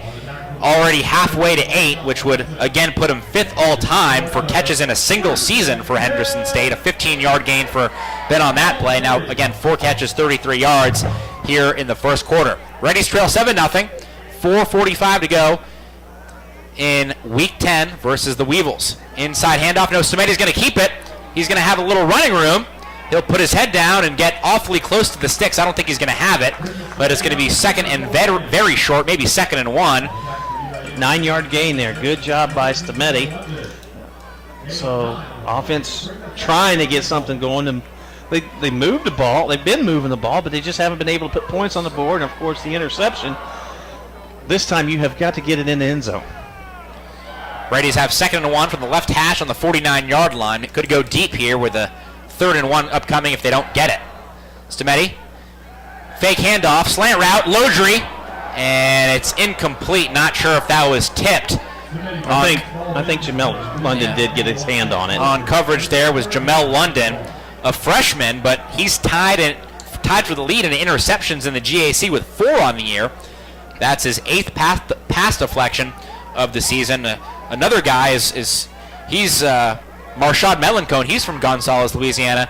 Jamel London, also from Gonzales, Louisiana, so they got a little recruiting pipeline down there in the Delta. Matt Tyler across the formation, back to the right side, inside handoff to Moraney. He's got a hole across the 40, inside the 35 before he gets taken down at the 31-yard line by Christian Jefferson, but not before a big-time run, gain of 20 yards for the junior, the longest play from scrimmage of the day for the Reddies, and they're back in business with 3:45 to go here in the first quarter. That right side of the line gave Moraney a nice hole, pushed the Bull Weevil defense off the ball to get a nice big gain there. Reddies have 7 first downs in this game, but they're down 7-0. 4 receivers for Stametti. 3-step drop, looking left, gonna go deep. He's got Murray, but he overthrows him. Gosh, that has just hurt Stametti all year. He's struggled throwing down the field, and he's had guys running free. He had John Murray, nobody in sight, and he just overthrew him. Overthrew him by a bunch. He just does not have his timing down right now. I mean, he had Murray wide open. 2nd and 10, 31-yard line for the Reddies. Another pass play. It's tipped and incomplete. Looked like the linebacker Gabe Brace got his hand on it. Almost fell into the awaiting arms of Kelvin Brown, but falls to the turf. And this drive's looking a lot like the Reddies, not last drive, but the drive before, when they drove right down into the UAM territory, but couldn't kind of complete the drive. They faced 3rd and 10 last time. We'll see if the Reddies can convert this time. 4 wide receivers for Stametti. Moraney in the backfield. Stametti's looking to throw. Steps up in the pocket. Going to escape. He's going to have the first down across the 20. He'll slide down at the 17-yard line. A really nice play by Richie Stametti, getting out the front door of a collapsing pocket. That's really, really important for the Reddies offense to stay on the field and continue this drive. Well, he makes a bad throw, and then he overcomes it with a nice rush to get the Reddies a first down and get it in that David Bost red zone. Reddies still have it on the right hash with 2:50 to go in the first quarter.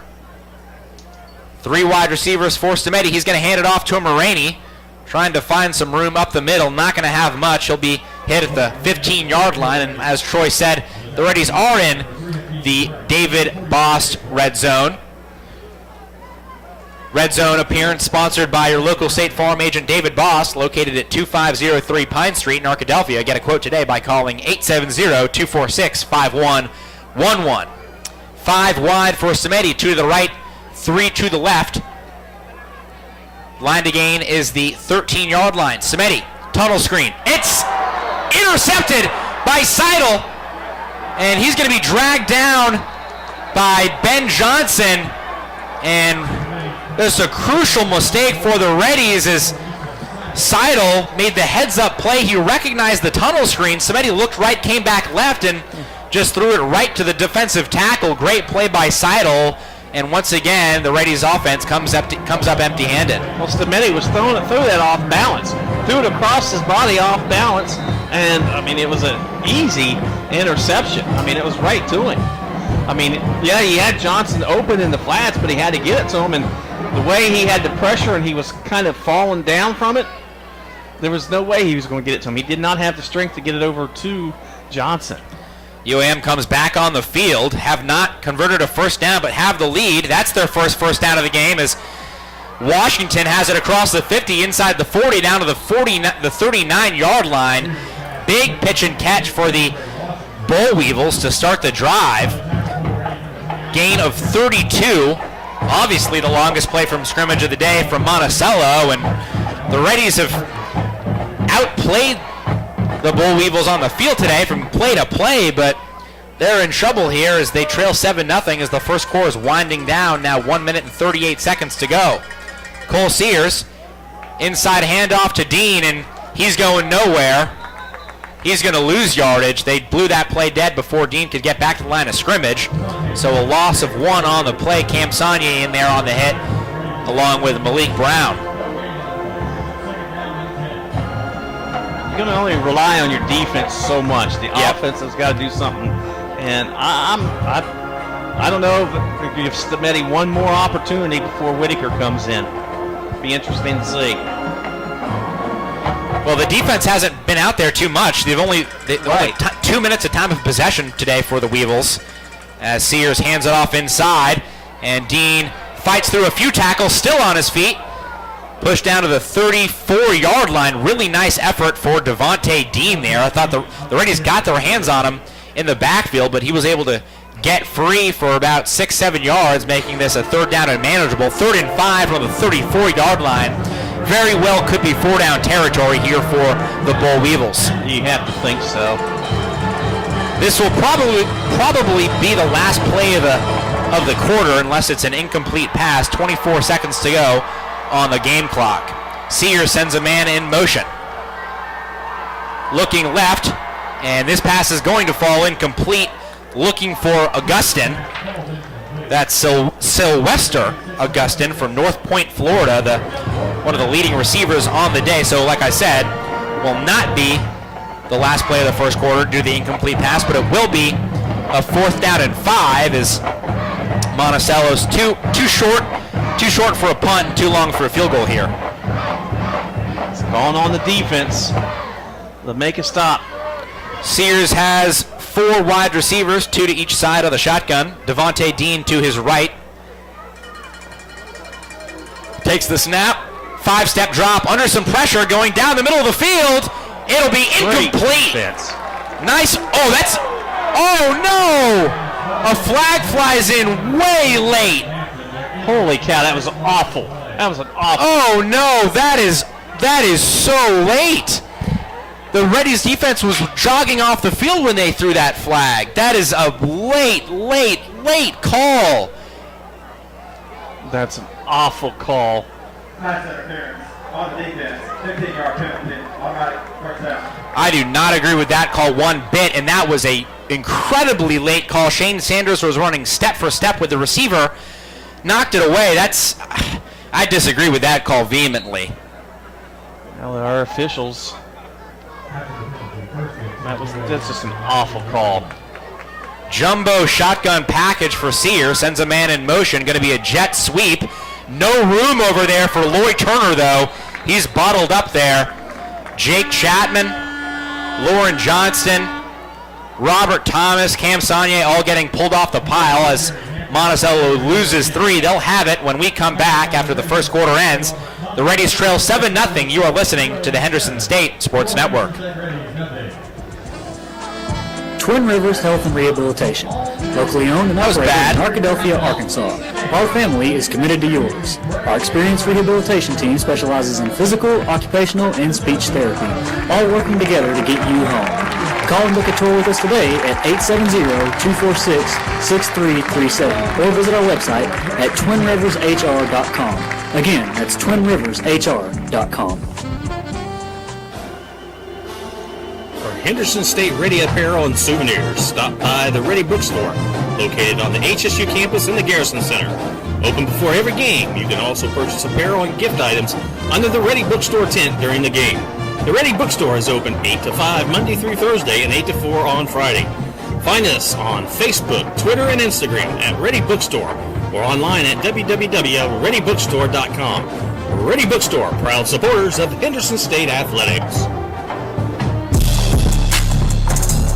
Welcome back to the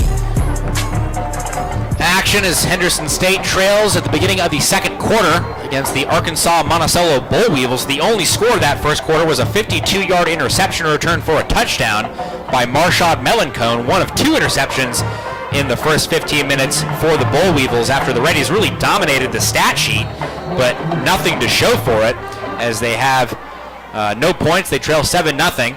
2nd and 14 for the Weevils as a man in motion goes right to left. Fake handoff. Sears goes to Orrin Walsh over there for a rare catch for the backup tight end, really a blocking back mainly for the Weevils, but he gets back to the original line of scrimmage. 3rd and 10 upcoming from the 19-yard line, left hash. Antonio Franklin over there with the hit. Sears is going to have, looks like Lloyd Turner in the backfield with him. 3 receivers split out to the right. one Sylvester Augustin to the left of the shotgun. Reddies not showing pressure, but do have 4 down linemen. Sears gets the snap, short drop, in some pressure, and he's going to go down. Sacked by Robert Thomas, as well as Antoine Rochelle. They combined to bring Sears down back at the 24-yard line. That'll bring on the kicking unit and bring up a 41-yard field goal attempt for Josh Marini. That would be his longest of the year. Marini's 5 for 6. He's made from 27, 34, 35, and 37 twice.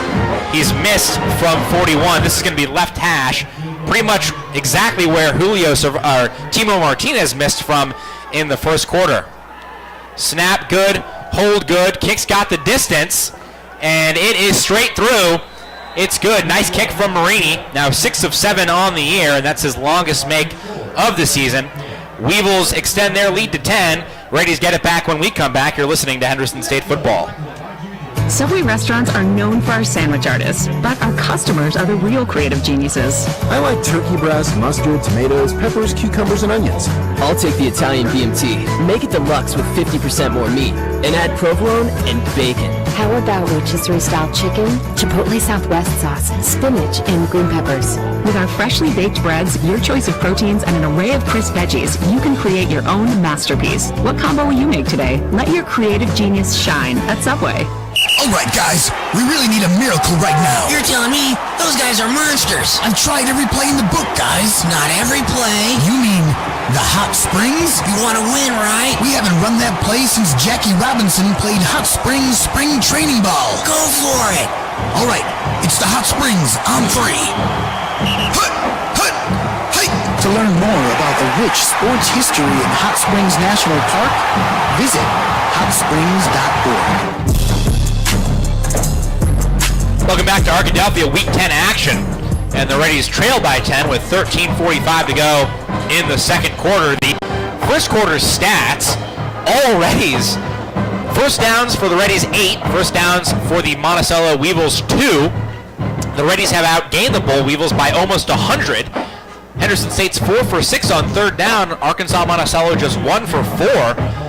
Yet, it's all about turnovers, and the Reddies are -2. 2 interceptions thrown by Richie Stameti, and Henderson State, it all adds up to a 10-0 deficit as Josh Marini puts it on the tee.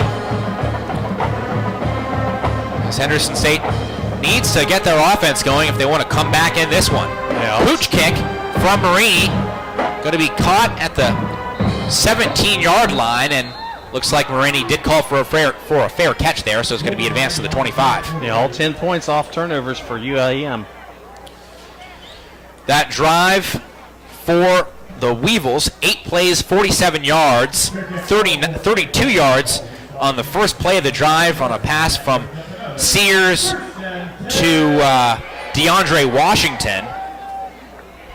Reddies got off the field, they thought, before a pass interference call extended the drive, but Monticello ended up backing up and kicking a 41-yard field goal from Josh Marini, his longest of the year.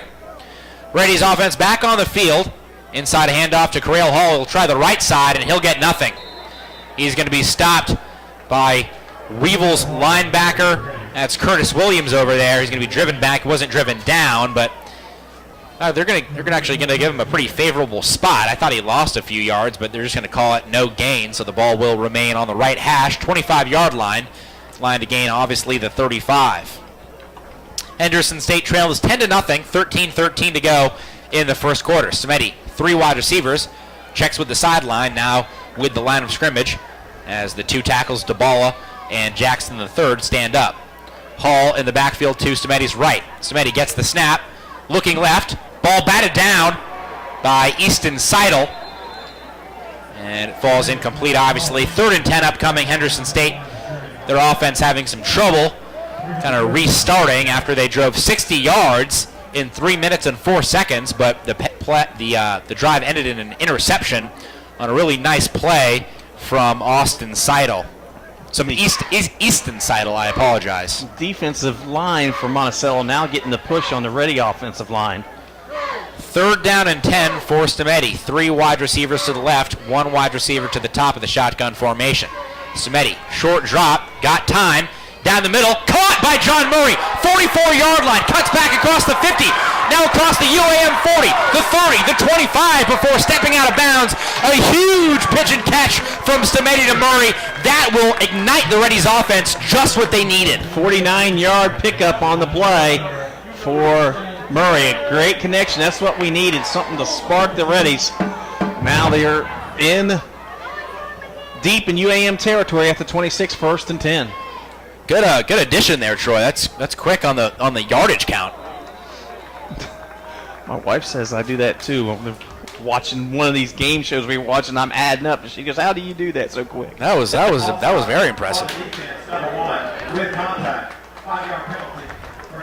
Now we're gonna get put into the David Boss, or just outside the David Boss red zone, but it's gonna be 1st and 5. So you can do a lot of things with 1st and 5 deep in their territory. Reddies have it on the right hash. 12:15 to go in the second quarter. HSU trails 10-0. Stemeti steps back into the shotgun formation. Corral Hall up to the right and in front of Stemeti. Looking to throw. Caught. Ethan Lazarek, 1st down into the red zone and at the 15-yard line. That's Lazarek's 2nd catch of the ball game. Lazarek's got sure hands. Actually, 10-yard line, so it's going to be 1st and goal from the 10. Oh, excuse me, 10-yard line. Appreciate it, Troy. That's why you're the Hall of Famer. So 1st and goal for Henderson State. 1st down's a touchdown. 4 wide receivers for Stemeti. Calls out an audible and now walks up to his center to change the play. Corral Hall shifts to the right of Stemeti, was previously on the left. 2 wide receivers to the right, 2 to the left of the shotgun formation. Stemeti, quick drop. Slant pattern, knocked down and knocked away. Luckily, that ball was tipped and didn't float up, as there were a few Weevil defenders in the area looking for Chase Lodry on the play, but the pass falls incomplete. Big Michael Jenkins, a freshman from Crossett, Arkansas, got his mitts on it to knock it away. That's about the 4th time the ball's been tipped at the line of scrimmage. Yeah, Stemeti just 9 of 20, 123 yards. 2 interceptions, though, have kind of been a big smudge mark on the junior's day so far. 11-27, 2nd and goal for Henderson State. The Reddies need points, preferably a touchdown. Quick drop under pressure. Fade route. He's got Lodry. And again, Lodry unable to haul it in. That's another drop for the sophomore out of Dallas. He's got to have it. I mean, he's got to have that. That's the play. He had it. Stemeti put it perfectly. He's the only one that was going to catch it. He jumped up. It looked like he had it, and he just took his eyes off of it. Been dealing with a little bit of a toe injury this year. Maybe that's kind of been a little bit of a distraction for him. Monticello showing pressure off the left side as Stemeti shouts instructions to his right guard. Inside give. Hall going to get to the 6 before being pulled down. Interesting call on 3rd and 10 as they run the ball and don't get half of what they need. The field goal unit back onto the field for the 2nd time today, and Reddies continue to leave points out on the field. A lot of points. So really disappointing after that big catch to get it down and not able to get 6. Timo Martinez, 23-yard field goal upcoming from the right hash. Julio Cervantes to hold. Nick Stone will be the snapper. Snap good, hold looks good. Kick is up. Kick is good. The Reddies get on the scoreboard, but they still trail 10-3. Defense back onto the field when we come back. This is Reddies football. So why do teenagers play high school sports? My reason why is a sense of purpose. My reason why is to inspire others. One reason student athletes seldom mention is to get an athletic scholarship. They know that only 2% of all high school athletes are awarded a sports scholarship. So why do they play? My reason why is friendship. Tell us your reason using the hashtag #MyReasonWhy. This message presented by the NFHS and the Arkansas Activities Association. Adopt US Kids presents What to Expect When You're Expecting a Teenager. Learning the lingo. Jelly. Jelly adjective. Jelly is a shorter, better way to say jealous. As in, Chloe, I am like so jelly of your unicorn phone case. You don't have to speak teen to be a perfect parent. Thousands of teens in foster care will love you just the same. Visit adoptuskids.org, brought to you by the U.S. Department of Health and Human Services, Adopt U.S. Kids, and the Ad Council. Welcome back to Arkadelphia as a 23-yard field goal is good from Timo Martinez. The Reddies can't get into the end zone, unfortunately.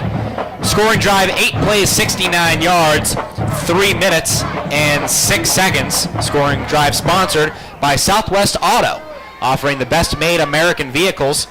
The only dealer that will give you tires for life with every new car you purchase. Go see the Southwest Auto Collection at 10th Street in Arkadelphia or online at idriveswa.com. So 10:39 left to go in the second quarter. Timo Martinez setting to kick off. Ball's obviously at the 35-yard line, left hash. Timo puts his foot into it. End over end kick, going to be fielded by Lloyd Turner, and he'll take it out from his own end zone. Has a little bit of a crease, but swallowed up quickly, and he'll be tackled down there by Josh Puryear. Interesting decision. Why do that? I don't know why you take it out. You automatically get the ball to the 25-yard line. Instead, you take it out deep in your own end zone, and you lose 8 yards. Well, here's the thing. Look at all the opportunities, things that could happen. You could fumble the ball. Again, you've got to get it out to the 25, or it's basically a loss on the play. It is, yeah. Like I say, fumble the ball, get somebody hurt. Why not just take the ball on the 25 and go when you field it inside in the goal line? Right. Don't understand. Yeah, that. even a first down pretty much gets you back to what you originally would have had. And he was on the right side, so he didn't have much room on the right side to run anyway. Right. Sears in the shotgun, fake handoff. Nice pass, but it's going to be dropped, so looks like the drops are contagious today. Looking over there for his wide receiver, Jeremy Hampton, another native of Camden, Arkansas. Back shoulder throw. C.J. Jones was on the coverage, but quickly, second down and 10 from the right hash, 10:28 to go in the second quarter. Weevils 4-5, Reddies 5-4, trying to get Scott Maxfield his 100th win during his time at Henderson State. Sears in the pistol shotgun. He'll go inside on the handoff, and his running back is going to slip and fall across the 20-yard line. Looks like the first carry of the day for Alex Day. Brother Juan is also on the team, number 24. So, really the first time that we've seen that Devontae Dean hasn't been the main running back for the Weevils. We haven't seen Amani Riley today. He's been the main workhorse this year for the Weevils, but haven't seen him all day. 3rd and 7, 9:55 to go, second quarter. Sears in kind of a tight shotgun formation with 2 wide receivers blocking back over left tackle. Man in motion, little shovel pass play, and that's going nowhere. Cam Sagne, hello. And a big play for Sagne, forcing a fourth down. Boy, Cam stepped up, saw it, and then made the tackle. He didn't fall for the trick.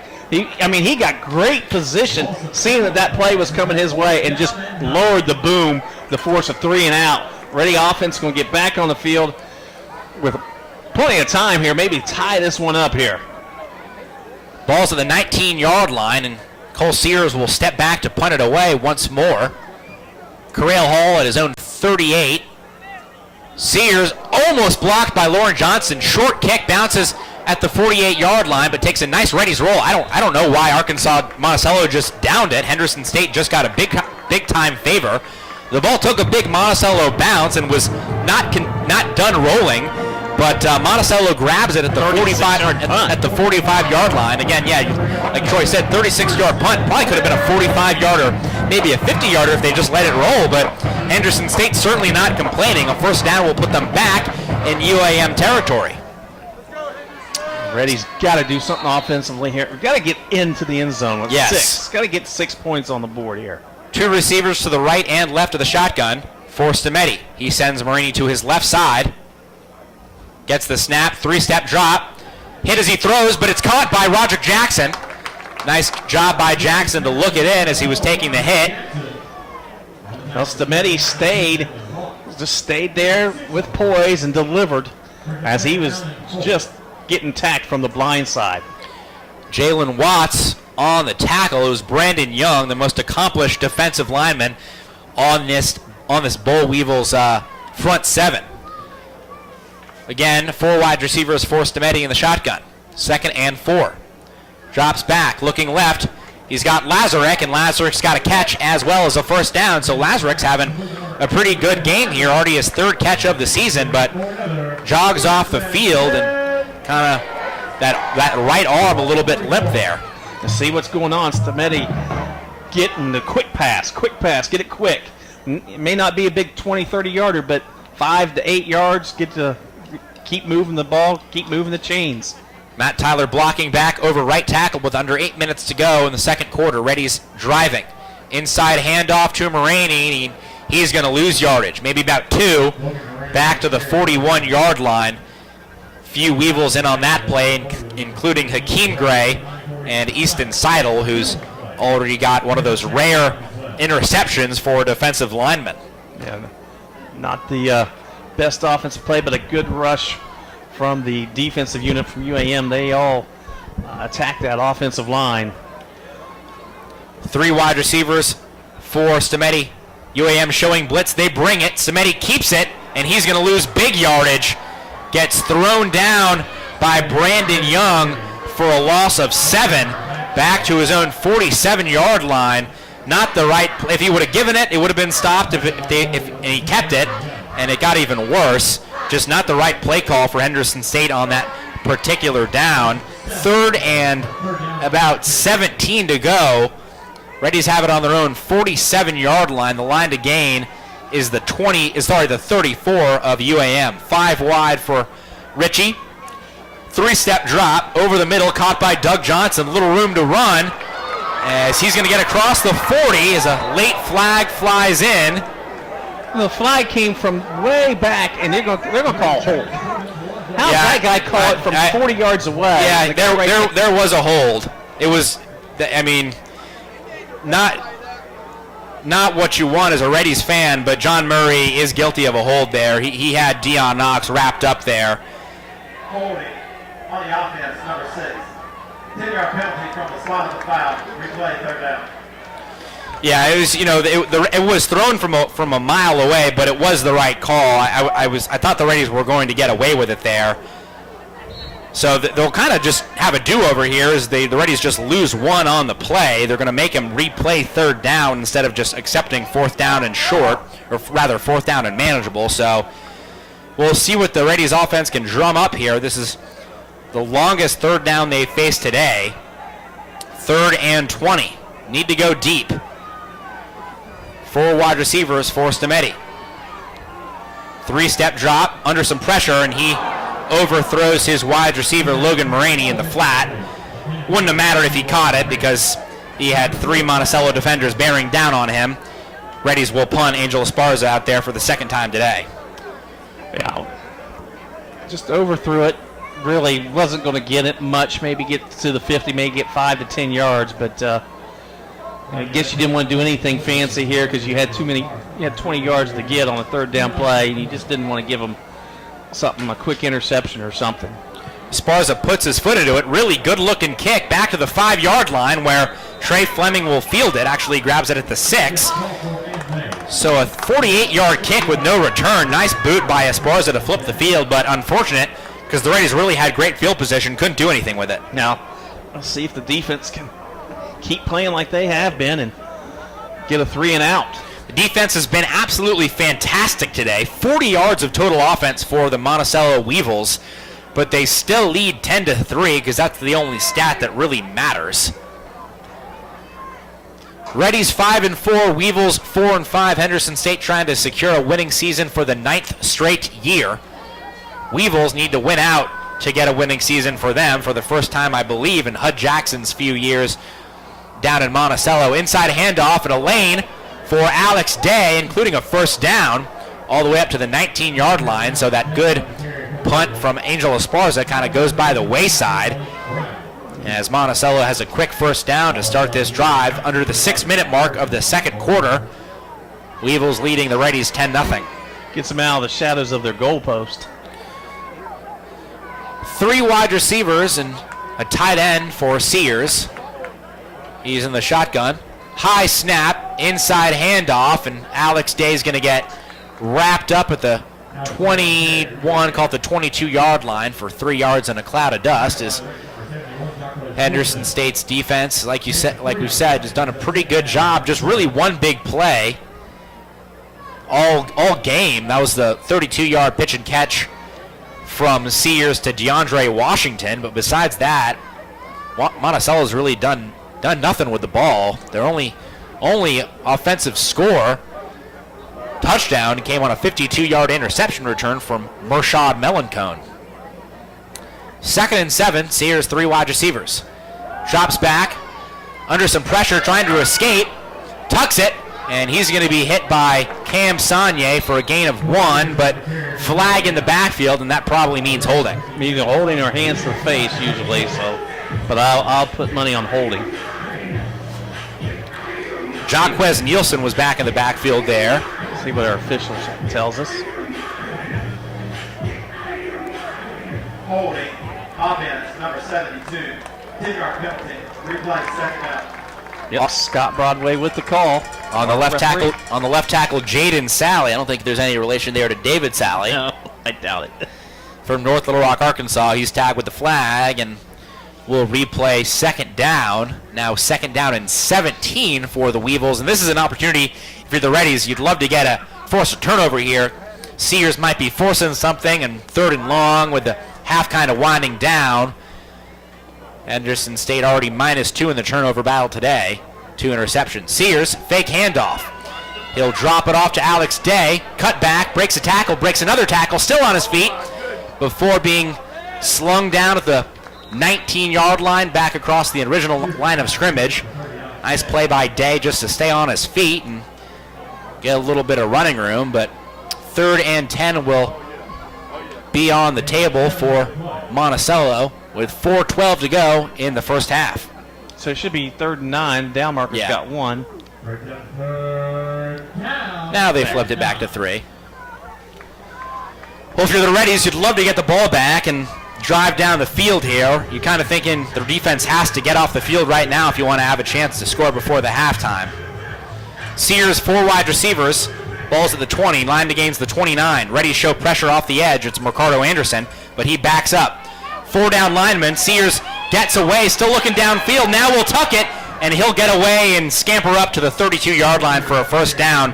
That's kind of a backbreaker for the Reddies defense. They had the wide receivers bottled up, but just nobody spying the quarterback, and Sears gets a nice first down, turns a 2nd and 17 to a 1st and 10. Yeah, great coverage by the secondary, but gave Sears plenty of running room on that far side. Robert Thomas just could not get to him in time. Yeah, Reddy's defense has to be better at contain on those 3rd down and longs. So Monticello ball, the left hash, 30-yard line, 3 wide receivers and a tight end for Sears. Inside give to Day. He's going to gain 3 as Cam Sagne tackles him on the left side. One thing, Monticello really haven't had the opportunity much, but hasn't turned the ball over, hasn't even put the ball on the ground yet. No, they've played very conservatively on the offense. Sears has 10 passing attempts, but it's only 42 yards, has really only gone down the field once, and not much to speak of for the Weevils' running game. So again, I mean, like we've said, the Reddies' defense has done their job, but it's been the Reddies' offense, once again, kind of not holding up their end of the bargain. Sears, man in motion, that's Walsh over left tackle. Inside handoff again, and a first down running room for Dean to the 45-46 line, gain of 13 on the play, longest run of the day for the Weevils, as they have a new set of downs with 2:15 and counting in the 2nd quarter. They haven't stopped the clock. Well, they got it down, they stopped it momentarily and wound it again. And UAM not in any hurry. No, not really. They haven't really increased the tempo here as the 2-minute drill is officially on. Sears, 3 wide receivers in the pistol formation. Another handoff inside to Dean, and he'll slip through the line, cross the 50 to the 49-yard line for a gain of 5 on the play. Weevils and Reddies have all 3 timeouts in their back pocket. But you're right, the Weevils really, they haven't really been huddling up all game, but I wouldn't call this a no-huddle, hurry-up offense, as There's now 1:25 to go in the second quarter, and the Weevils still have 49 yards to go on this drive.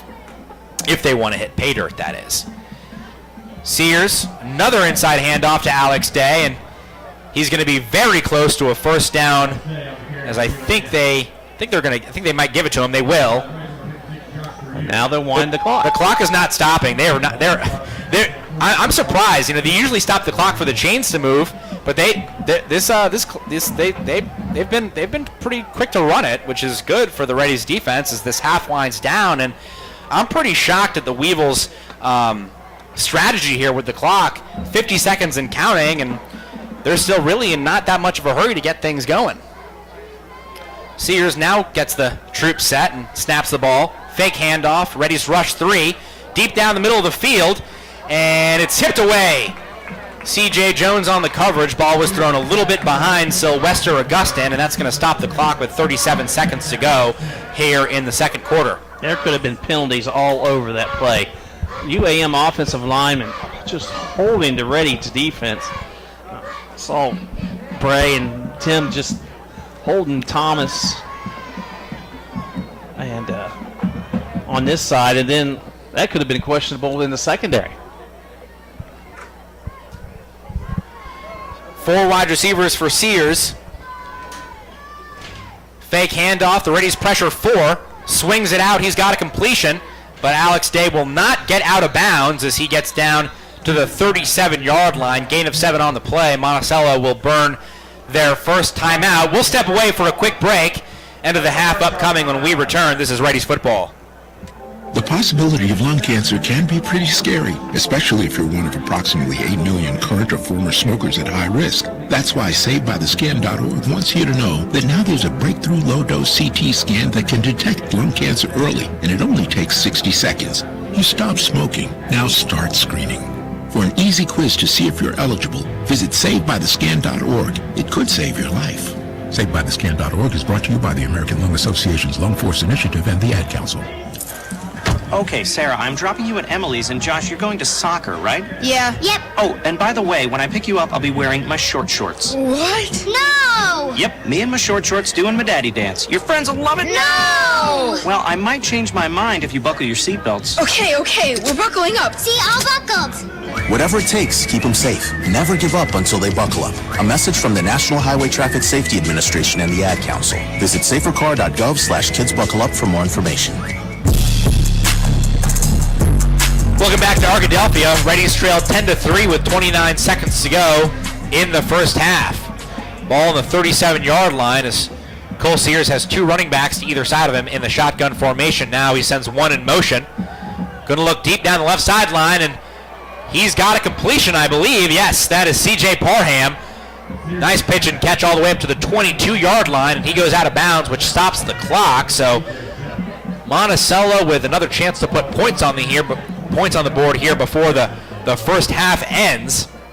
Remember, the Bull Weevils get the ball after the break, so they want to keep it out of the Reddies' hands, which they have certainly done.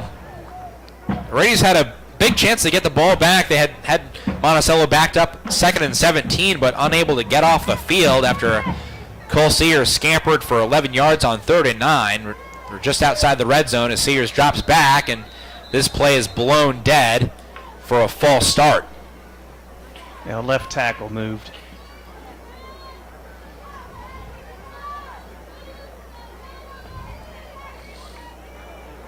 Awaiting the call from the referee. All-star offense, number 88, 5-yard penalty, first down. Please reset the game clock to 25 seconds. It should have never started. Start the clock on the sound. Game clock back to 25 seconds. DeAndre Washington, the leading wide receivers for the Bull Weevils, with the infraction. So 1st and 15, backed up to the 27-yard line for Sears and UAM. Sears gets the snap, 3-step drop, steps up, pocket collapsing. Robert Thomas chasing. Ball heaved into the back of the end zone and out of bounds. I think they're going to have another holding call as Robert Thomas, his jersey is, you can see his shoulder pads down there. Yeah, he was definitely held. No question about it. And this is a big penalty because, wait for the call here.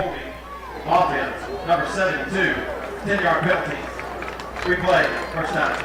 Sally's second holding call of the drive, and that's a huge penalty because that backs them up now.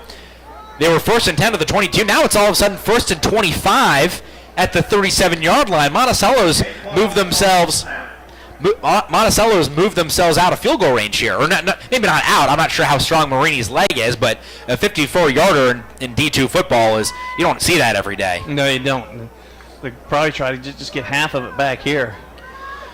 Sears with 5 wide, checking with his left guard and center. Reddies showing A-gap pressure. We'll see if they bring it. They do not, but they bring pressure. Sears fires, pass caught. I think that's Parham again. Really nice play. Parham, ball was thrown behind him. He dove back to his left and secured the catch at the 32-yard line, so they get a few yards back as Monticello takes another timeout, their second of the half. And Troy, it's kind of been a weird first half. You know, the Reddies have the yardage advantage. They've put together a few nice drives, but the Reddies have, struggled on turnovers so far this season. -4 in that category, tied for 9th in the GAC. It's really been the turnovers that have handicapped the Reddies today. Yeah, that's resulted in the 10 points and not being able. And the thing is, when the turnovers occurred, right? I mean, you're getting down into their territory and not able to capitalize. You get good field position, and you only have 3 points on the board. I expected this to be like a high-scoring game. Here it's sitting right now with 11 seconds and a half, 10-3, and I wouldn't have guessed this. I was thinking it'd be more like in the 20s right now at halftime. Yeah, Reddies certainly had some more opportunities to put some points on the board. Missed a field goal and also threw 2 interceptions inside the Monticello 25-yard line. So second and 19, ball on the 32-yard line, left hash, 11 seconds to go for Cole Sears and the Weevils. Sears, 5-step drop, down the middle of the field, almost intercepted. Malik Brown hit him in the chest, but it falls incomplete. Malik's going to want that one back. He had the other end zone in his sights. You know it because he was going to that ball with momentum, but the pass falls incomplete, and a big third down play coming up here because there's 6 seconds to go. This is going to have to be a really quick play if Monticello wants to try to kick a field goal on 4th down. This could end up being the last play of the half. Well, he must not think Marini can make it from this far. Sears with a bunch trips to the right in the shotgun. Going to drop back, scramble right. This will be the last play of the half. He heaves it to the end zone. A lot of guys down there, and it'll be caught by somebody. I think it's going to be intercepted. It's definitely not a touchdown. It is intercepted. It is intercepted. I couldn't tell who made the interception. Might have been Malik Brown. Might have been Antonio Franklin. We'll get that Malik Brown. Yeah, we'll get that as soon as possible. So, kind of a stat padding interception as the Reddies really catch a break when you think about it, because Monticello was driving there. Could have put points on the board. They commit 15 yards worth of penalties, knock themselves out of field goal range, and Henderson State, for as poor of a first half offensively, they go into the locker room just trailing by 7. Yeah, Reddy's going to have to regroup. The good thing is, get in there, make your adjustments. Defense come out, stop them right, and then get the offense going. And there may be some changes in offense. I think you may have to see Whitaker get in there too to spark him. I mean, you may have to mix it up a little bit. Right. Because both teams seem to be playing so conservative. It's just not the type of game that I expected. No, you're right. Especially Monticello, they have played awfully conservatively today. Cole Sears, only 69 yards of passing, 15 attempts. Only gone down the field really one time today. Monticello ended up with 127 yards of total offense in the first half, but really just didn't look down the field too much. And Henderson State trails 10-3 as we head into the halftime break. When we come back, we'll hear from Scott Maxfield, run you down a little halftime stats, as well as catch up with head coach Phil McDaniel of the Reddies volleyball squad. So keep it here. We got a lot coming up for you on the SEM Architects halftime show. You're listening to Reddies football. What if I told you that you could help someone start a small business, make a family's dream of owning their first home a reality, or even help a young child learn the value of saving to become the first in their family to go to college? Well, if you're banking with Southern Bancorp, you're already doing this and more. Southern Bancorp is a bank unlike any other in Arkansas. We were founded to focus our energy and our efforts on building up rural communities by providing responsible financial services to help them grow. From the small-town business owner dreaming of global markets to the young family dreaming of a home, we're in the business of creating economic opportunity. And by banking with us, you can be too. Stop by one of our locations or visit us at banksouthern.com to learn more. Southern Bancorp, building communities and changing lives. Member FDIC, Equal Housing Lender. The boys are in a real pickle here, Gene. Lots of talk going on in the huddle there, Roy. Well, it looks like they decided on a play. Wait, what's this? Are they setting up for the Hot Springs? The Hot Springs? We haven't seen this formation since 1918. Yeah, that's the same year that Babe Ruth hit the mammoth home run during Hot Springs spring training. They're headed to the line. And there's the snap. To learn more about the rich sports history in Hot Springs National Park, visit hotsprings.org. SCM Architects have been serving Henderson State University for nearly 20 years. You'll recognize the firm's work on campus in the design of the new dining hall, the Charles Dunn Student Recreation Center, Sturgis Honors Hall, and East and West Residence Hall. This year, SCM Architects have been privileged to work on the restoration of the Caddo Center cafeteria that will house an exhibit of Native American artifacts from the Joint Educational Consortium Hodges Collection. Learn more about the firm's higher education, commercial, interior design, historic preservation, and master planning projects at scmarchitects.com.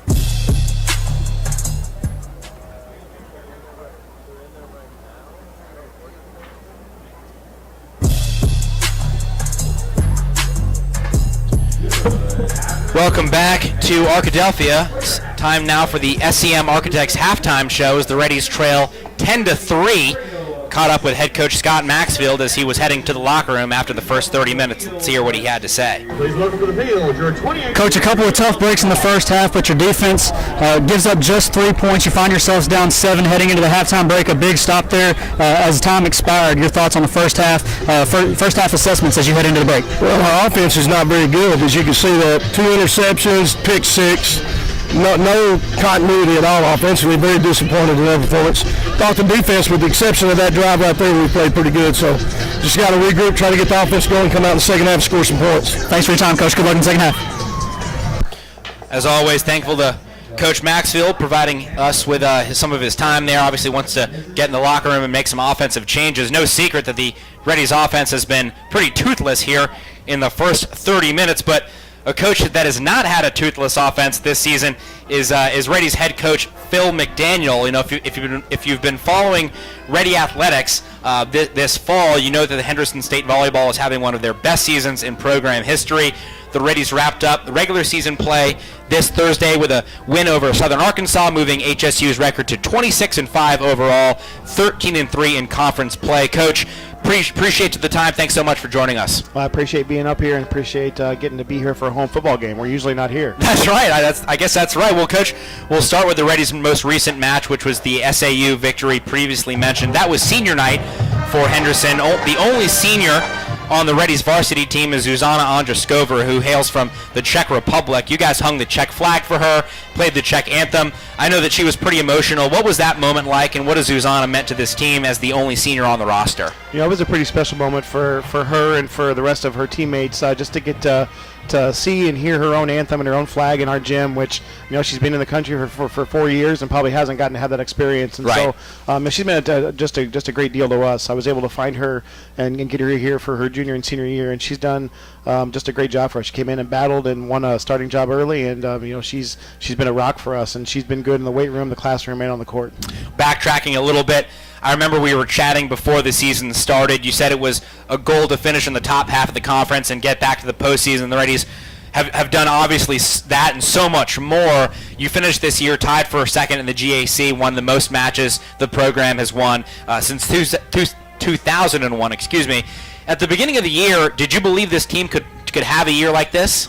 it was one of those things where we had our goal set and we knew we'd get to top half. Right. We knew that we were going to have to do some things well to achieve anything more than that. And the ladies have stepped up and done that. Our goal was to finish first. We had a shot against Harding at Harding to make that happen. So we're close. So I can't certainly complain. I certainly knew that we had the potential to be just one of the top teams in the conference. And the hard work that the players have put in over the summer and in the fall has really paid off. And our freshmen have really stepped up and just helped make that happen too. Absolutely.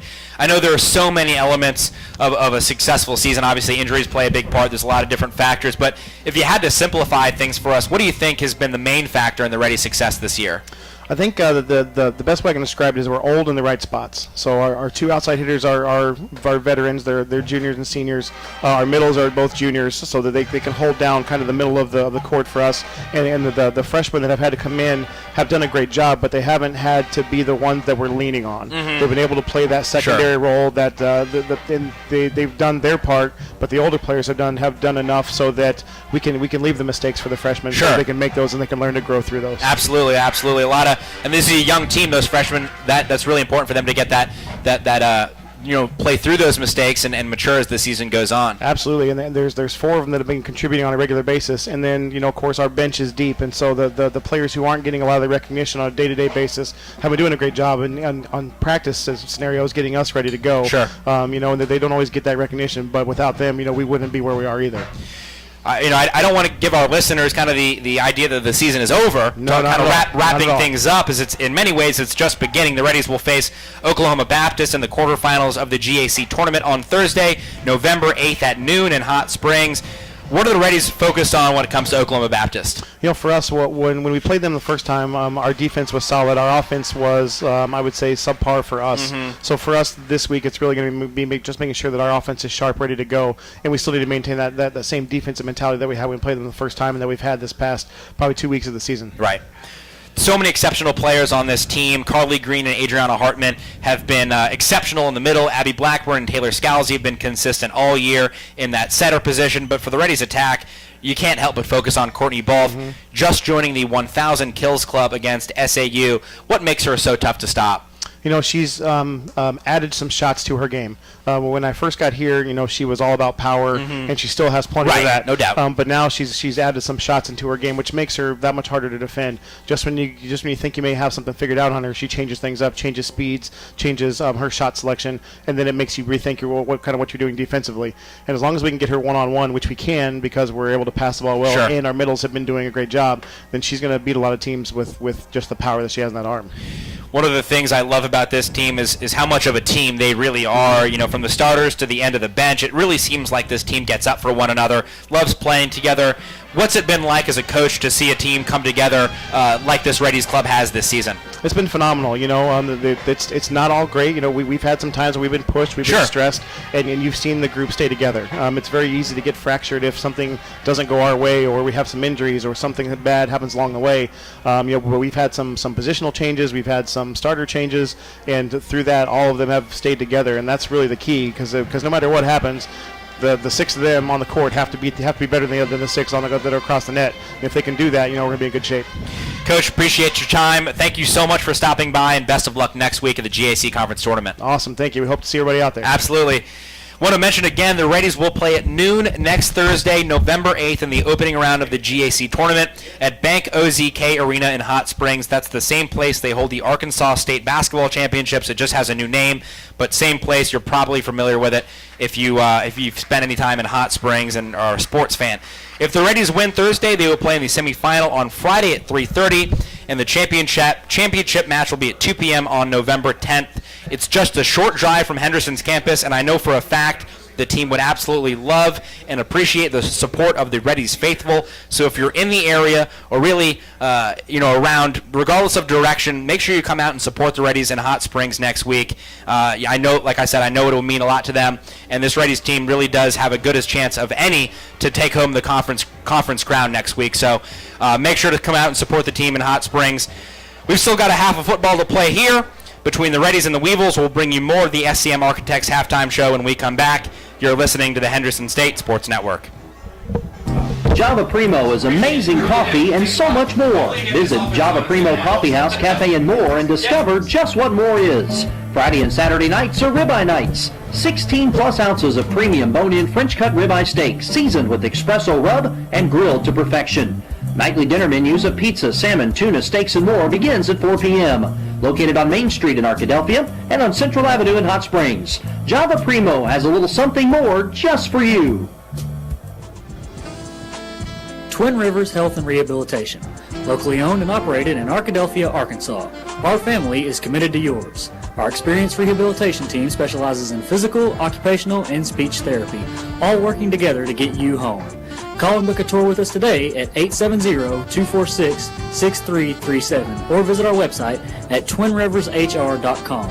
Again, that's twinrivershr.com.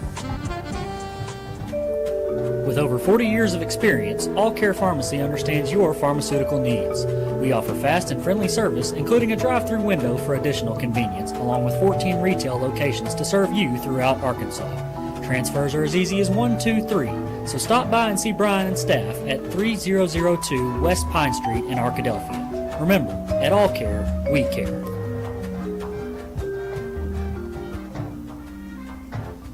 Subway restaurants are known for our sandwich artists, but our customers are the real creative geniuses. I like turkey breast, mustard, tomatoes, peppers, cucumbers, and onions.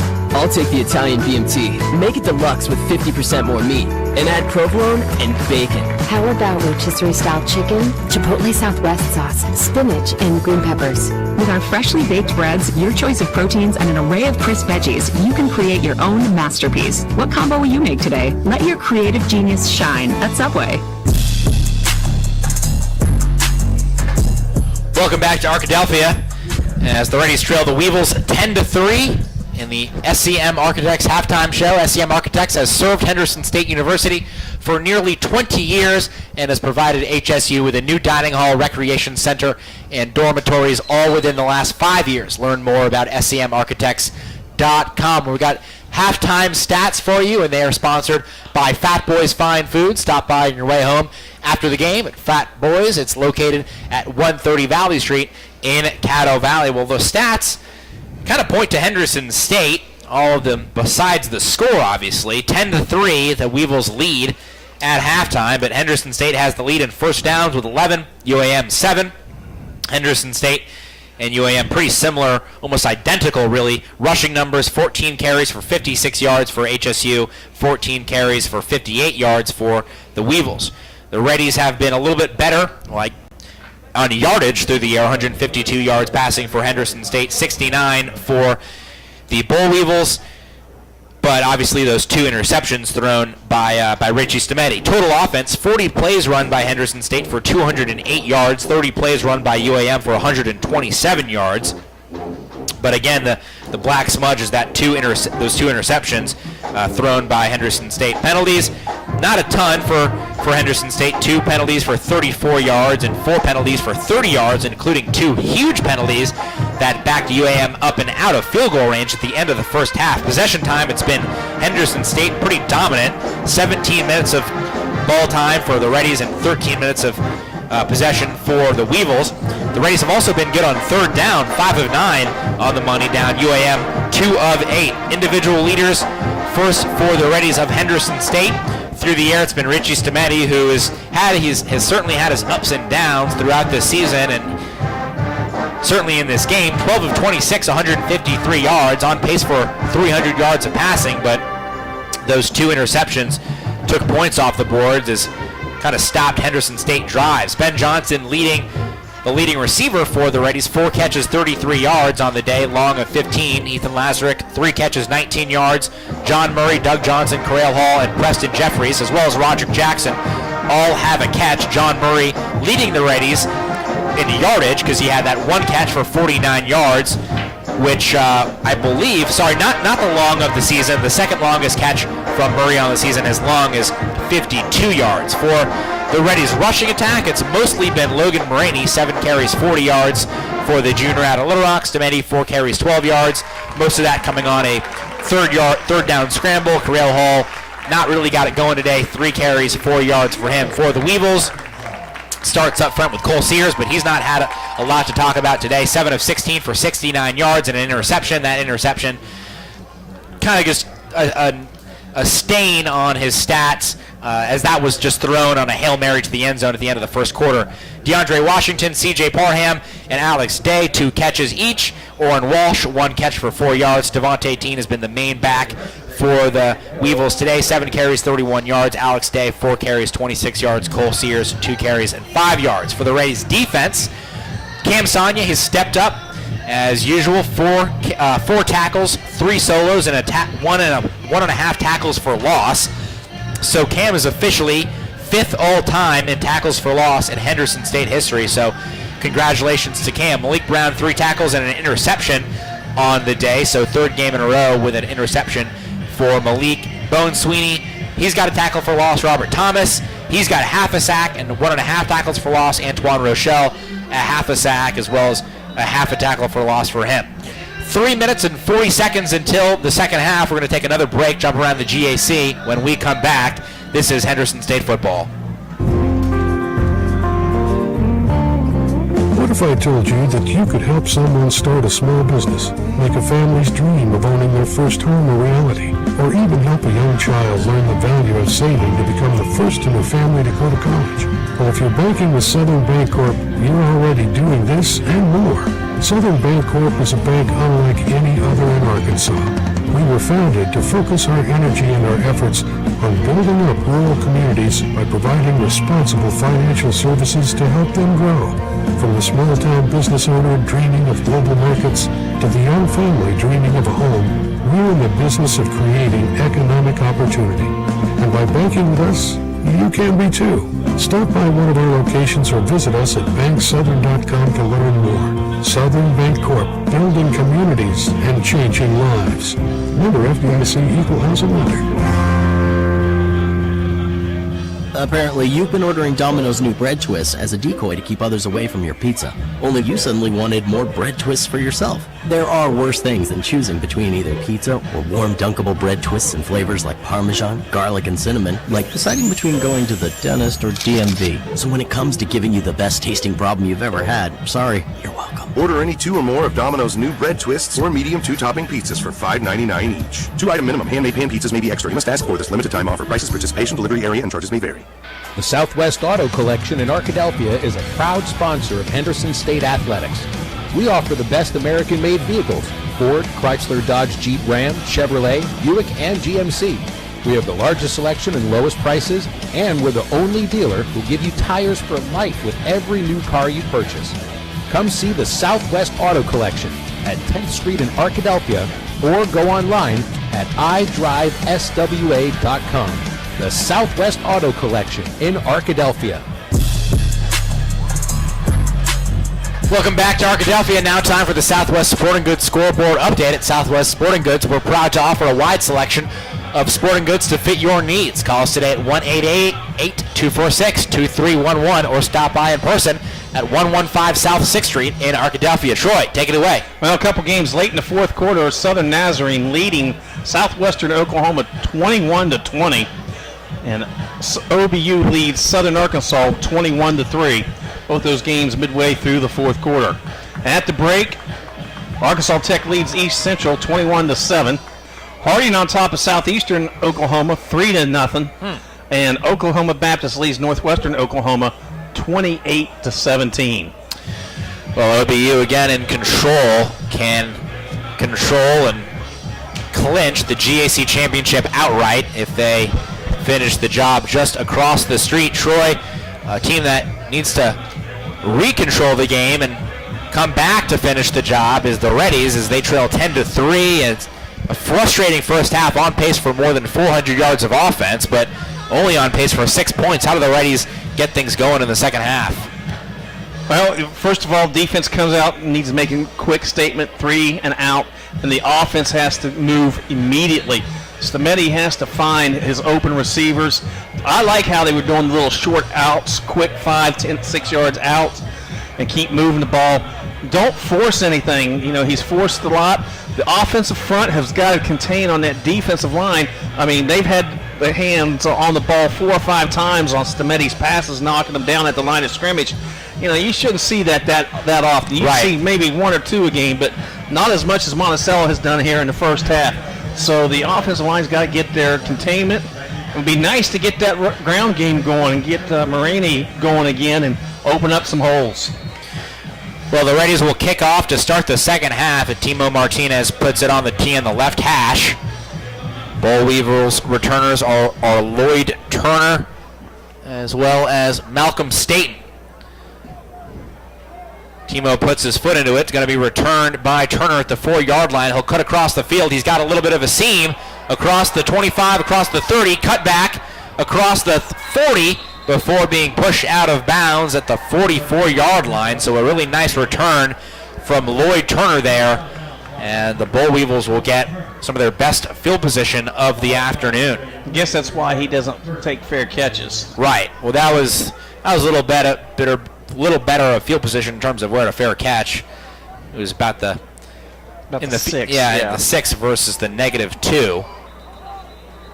So UAM will get their best field position of the day. Their drives in the first half started at the 19, the 22, the 29, the 17, and the 6, all on their own side of the field. So the 43 is by far the best field position the Weevils have had all day. And the first time the defense will have to really be tested here on a short field.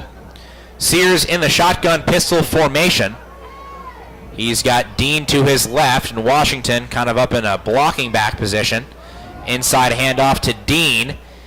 He's going to scoot forward across the 45 to the 47 for a 4-yard gain to start the second half. As the Weevils try to get back to 500, they need to win out if they want to have the first winning season in Hud Jackson's career down in Monticello. The Reddies need to come back and win if they want to move to, if they want to secure a winning season. That would be their 9th in a row, and the 100th win here for Scott Maxfield during his time in Arkadelphia. Washington in motion, split out wide to the left. Sears, play action under pressure, going to go look for Washington, and he'll come back to the ball and he'll make the catch all the way down to the 20-yard line. Bowen Sweeney asked to cover Washington, and Washington made the catch one-on-one.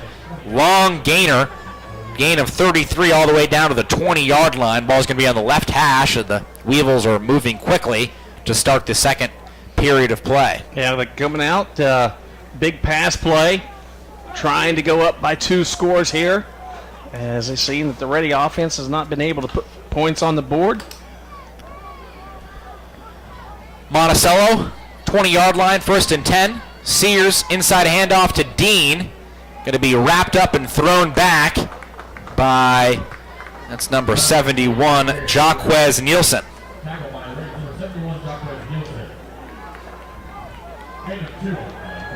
Got to get a sense of urgency on the Reddy sideline a little bit. Right. It looks like they're just walking around, kind of, you don't want them to say, hey, we'll just play out the season and forget it here.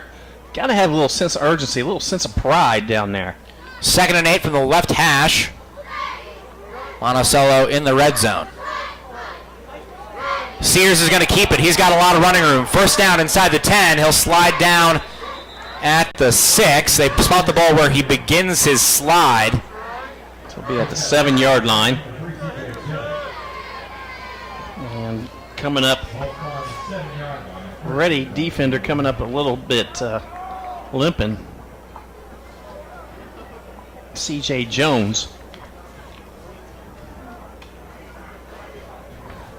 So 1st and goal from the 7.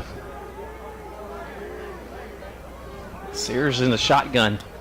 Pistol formation, Dean behind him. Inside give to Dean. Maybe down to the 5. Actually, he's going to squirt inside the 5, inside the 3, down to the 2-yard line. The way the Reddies offense has been playing, this second touchdown for the day for the Weevils could be pretty tough for the Reddies to overcome. Obviously, you don't want to say the game's put away, but asking for a big start to the second half from the Reddies defense, and the Weevils are putting together by far their best drive of the afternoon. Weevils have the ball, second and goal on the 3-yard line. Sears remains in the shotgun. Dean to his right, man in motion from right to left. Going to be a quarterback draw. Sears plunges in, and he crosses the goal line for a Boll Weevils touchdown.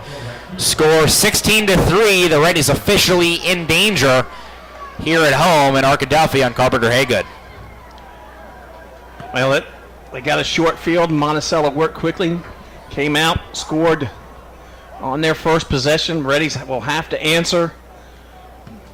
I think you'll see Stemeti one more time, and then you're going to have to get Whitaker in there. Somebody has got to spark the offense. Yep. The offense has moved it just fine. They just can't complete drives. Marini on for the extra point. Snap good, hold good, kick good. And the Reddies now down 14, probably their largest deficit to UAM in the last decade. We'll step away. The Reddies offense needs to get going when we come back. This is Reddies football. For Henderson State Ready Apparel and Souvenirs, stop by the Ready Bookstore, located on the HSU campus in the Garrison Center. Open before every game, you can also purchase apparel and gift items under the Ready Bookstore tent during the game. The Ready Bookstore is open 8 to 5 Monday through Thursday and 8 to 4 on Friday. Find us on Facebook, Twitter, and Instagram at Ready Bookstore or online at www.readybookstore.com. Ready Bookstore, proud supporters of Henderson State Athletics. Subway restaurants are known for our sandwich artists, but our customers are the real creative geniuses. I like turkey breast, mustard, tomatoes, peppers, cucumbers, and onions. I'll take the Italian BMT. Make it deluxe with 50% more meat. And add provolone and bacon. How about rotisserie-style chicken, Chipotle Southwest sauce, spinach, and green peppers? With our freshly baked breads, your choice of proteins, and an array of crisp veggies, you can create your own masterpiece. What combo will you make today? Let your creative genius shine at Subway.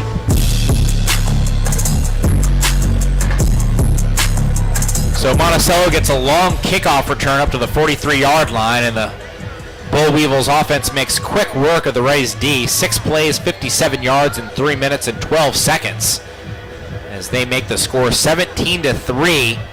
And this is definitely the largest deficit the Reddies have faced against the Monticello Boll Weevils in the Scott Maxfield tenure. Marini boots the ball downfield, line drive kick, backs up Logan Marini, and he'll just take a knee in his own end zone as Henderson State's offense comes back onto the field with 11:35 to play in the third quarter. Key right here.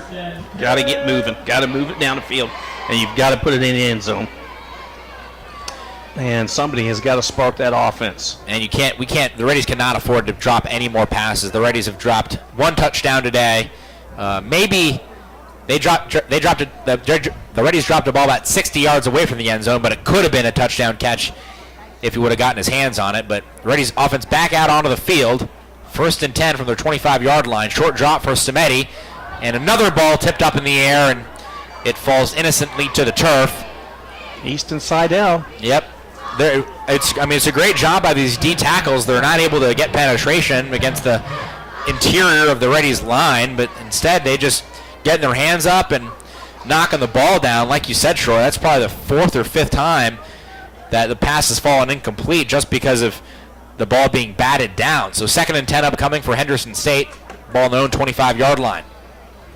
Fake handoff. Stemeti's going to swing it out to Doug Johnson. He's got some room to run, and he'll be tossed down at the 42-yard line.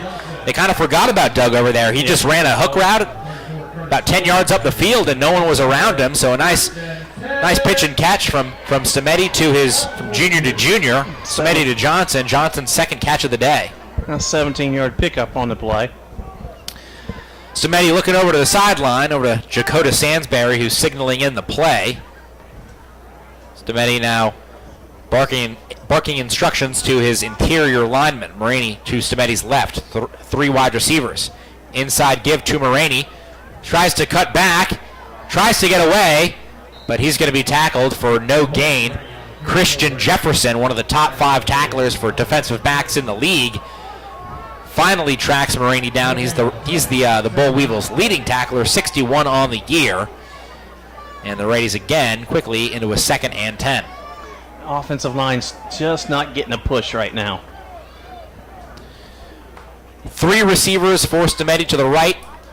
Doug Johnson, the lone receiver, on the left side of the shotgun formation. Crail Hall in the backfield. Stemeti looking to throw. Short drop. Got Lazarek for a short gain. He's hit hard right after the catch by Kelvin Brown. The Reddies pick up half of what they need, a gain of 5 up to the 47-yard line. The line to gain is the 47. It's just the other 47. So a first down gets the Reddies into plus territory. Excuse me, the line to gain is the Bull Weevil 48.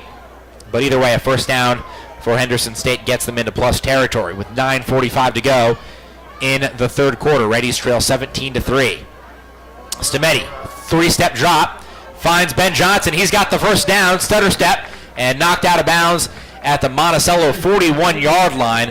A nice gain of 12 on third down and 5, excuse me. And the Reddies offense back in business. Like you said, Troy, they've moved the ball before. Need to complete this drive, though. This is a key drive right here. You have got to put it in the end zone. Stemeti back to 50% passing, 15 for 30 on the day. Ben Johnson, his 5th catch of the afternoon. Stemeti, 4 wide receivers. Short drop, finds Johnson again, and that's another first down. Just split 2 defenders. Gabe Brace and Kelvin Brown were on the coverage, but a nice pitch and catch from Stemeti to Johnson. Another first down for Henderson State. Ball's on the right hash at the 30-yard line. 9 minutes to go in the third quarter. I don't want to jinx it, but he's the one that's got the sure hands right now. Oh, yeah, Ben has always got sure hands. He's up to 6 catches now. Needs 2 more to put him in the top 5 and all-time in a Reddies single season for catches. Crail Hall across the formation. Shovel pass to Hall. Hurdles a defender and gets up to the 25-yard line. That play looked like it was going to be disastrous as Easton Seidel shot into the backfield, but Crail Hall broke the tackle, hurdled a man, and got a gain of 5 yards. So that's actually going to count as a pass play technically because it's a forward pitch. Right. So that's Hall's 2nd catch of the day for 20 yards. 5 wide for Stemeti, 2nd and 5 at the 25, middle of the field. Stemeti, short drop, looking for Johnson. He's got him. Ball fumbled. It's loose. They're going to rule it incomplete, thankfully. Oh, I think the Reddies got a break. I thought Johnson might have secured that ball and then fumbled it, but the Reddies got a break. Again, not sure either way. Not sure at all. Yeah, that's we don't have replay, and that's really tough to see with the naked eye whether he completed the catch, but Reddy's going to have another opportunity to convert. 3rd and 5. Monticello showing blitz, and they're offsides. Free play for the Reddies. Going deep down the right. John Murray caught inside the 5 and pushed out of bounds at the 3-yard line.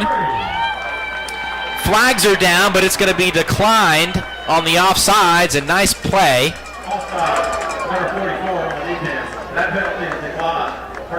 Maybe that is what we needed right there. Yes. Well, what we need is 3 more yards for a touchdown. John Murray hooks up 22 yards, his 2nd catch of the day, but the Reddies desperately need pay dirt here.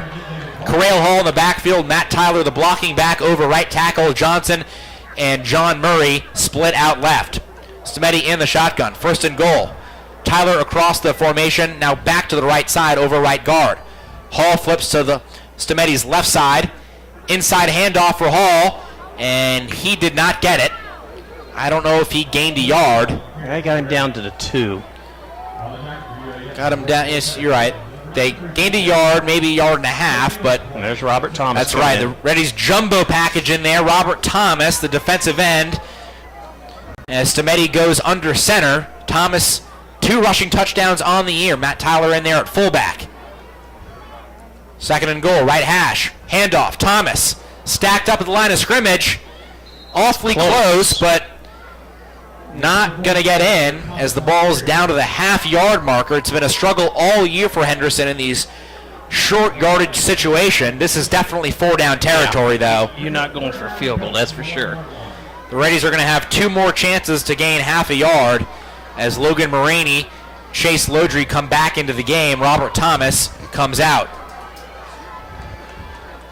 Stemeti's backing up into the shotgun formation.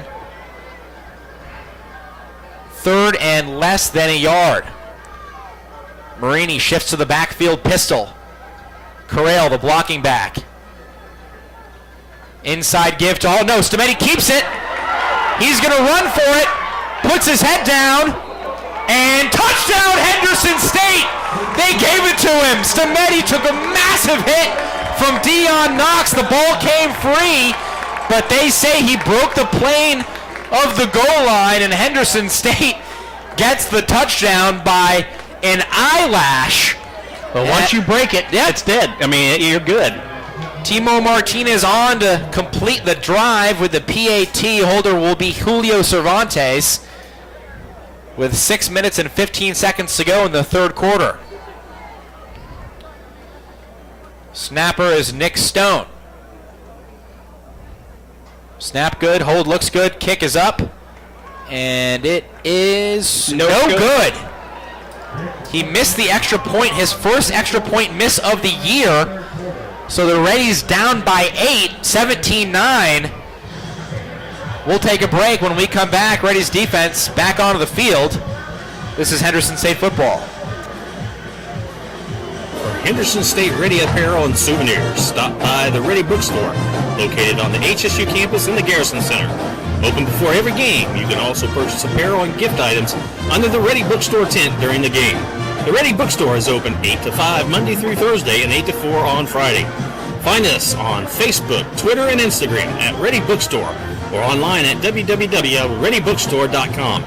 Ready Bookstore, proud supporters of Henderson State Athletics. Twin Rivers Health and Rehabilitation, locally owned and operated in Arkadelphia, Arkansas. Our family is committed to yours. Our experienced rehabilitation team specializes in physical, occupational, and speech therapy, all working together to get you home. Call and book a tour with us today at 870-246-6337 or visit our website at twinrivershr.com. Again, that's twinrivershr.com.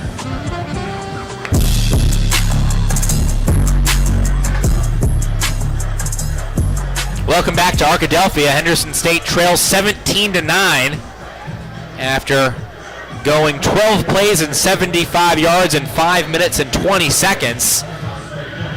But they could not complete the touchdown drive with a PAT as Timo Martinez misses his first extra point of the year. Was 33 out of 33, but finally misses, and Henderson State down by 8. Timo puts his foot into it on the kickoff. Lloyd Turner catches it at the 4. Going to try the right side, be bottled up and slung backwards by Preston Jeffrey. So Lloyd kind of he gets a lot or he gets a little. Last time he brought it out to the 43-yard line. This time he only gets back to the 16 as Henderson State's defense comes back out onto the field.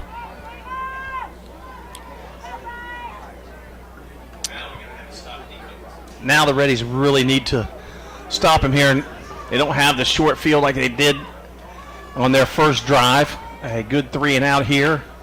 Put the Reddies in good offensive field position if they can get the 3 and out. UAM, 4 wide receivers. Now a tight end and shifts over the right tackle. Inside handoff to Dean. He gets 2 yards to the right side of the line, to the 18-yard line. 5:55 to go in the third quarter. Monticello trying to get to 500. Henderson State trying to avoid 500. Monticello needs to win out to get a winning season here today. Henderson State needs a win to get Scott Maxfield his 100th during his time in Arkadelphia as the head coach of the Henderson State Reddies. 4 wide receivers, 4 Sears. Fake handoff, going to go deep down the right side. He's got a man, he's got a catch across the 40, all the way down to the 28-yard line. That is Jeremy Hampton for a massive gainer, flipping the field from the 18 down to the 28. That's a gain of 54 yards, longest play from scrimmage of the day. Actually going to mark it at the 30, so a gain of 52 yards. Still a gain, still the longest play of the scrimmage for the day for the Bull Weevils, and for the first time, UAM's really getting their offense going, back-to-back drives. They still haven't turned the ball over today. They threw it. That was an interception at the back of the end zone, but it really, that doesn't really count Sears inside give, and Dean's got a nice lane to run through across the 25 down to the 20. We'll see if he gives them the first down. I think he's going to be inches short, but Monticello is going to have second down and minimal to work with.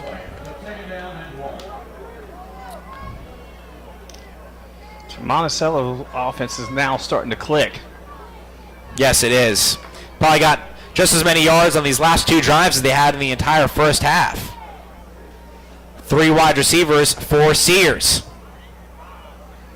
Another inside give to Dean, wrapped up in the backfield by Robert Thomas, and he finally gets some help from his colleagues, and loss of a few inches on the play, so 3rd down and 1 upcoming for the Boll Weevils. Yep, 3rd down and a long one. Actually, they probably lost a yard on that play, so 3rd down and short 2, 3rd down and a long 1. 3:45 to go. Weevils lead 17-9, looking for their first win against the Reddies in almost a decade. Sears, quarterback draw. He's going to have the first down to the 19-yard line inside the red zone, and that will give the Weevils a new set of downs.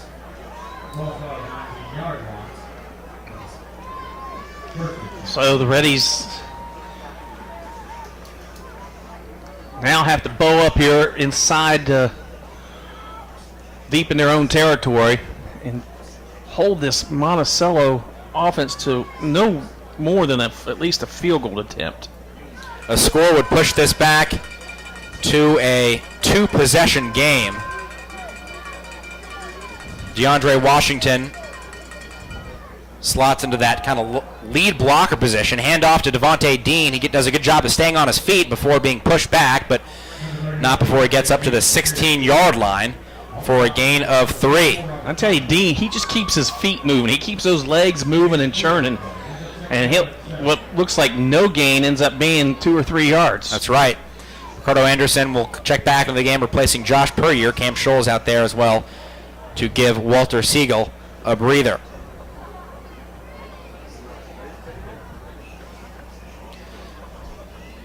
.2:22 to go. 3rd quarter, Monticello up 17-9, knocking on the door once more. 2nd and 7, near the right hash. Reddies 3 down linemen. Oren Walsh in motion over left tackle. Fake handoff, an incomplete pass is going for Sylvester Augustin. Flags fly on either side of the field. We'll see what the call is. Possibly 5 men in the backfield on the offense. Decline that. 5-yard penalty. Second down. I'd decline that. Make it 3rd down. Yeah, the Reddies will move them back 5 yards, and this will be 2nd and 12 instead of 3rd and 7. Clock stops at the 2:05 mark. UAM definitely slowing down the tempo even further. But the clock is stopped. Oren Walsh coming off the field. Looks like a few more wide receivers coming on for the Weevils. 2 receivers to the right and left of the shotgun formation. Reddies 3 down linemen. Fake handoff. Sears looking left. Got his man. And inside the 10-yard line before being tossed out of bounds is C.J. Parham. Flag flies in. I think this might be offensive pass interference. Yeah, I think it was an illegal pick. Okay. Flag flew in. It's at the 11-yard line.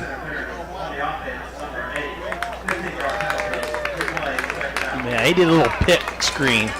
Yeah, pick play. That's the reason Parham was so wide open. And the Weevils will be driven back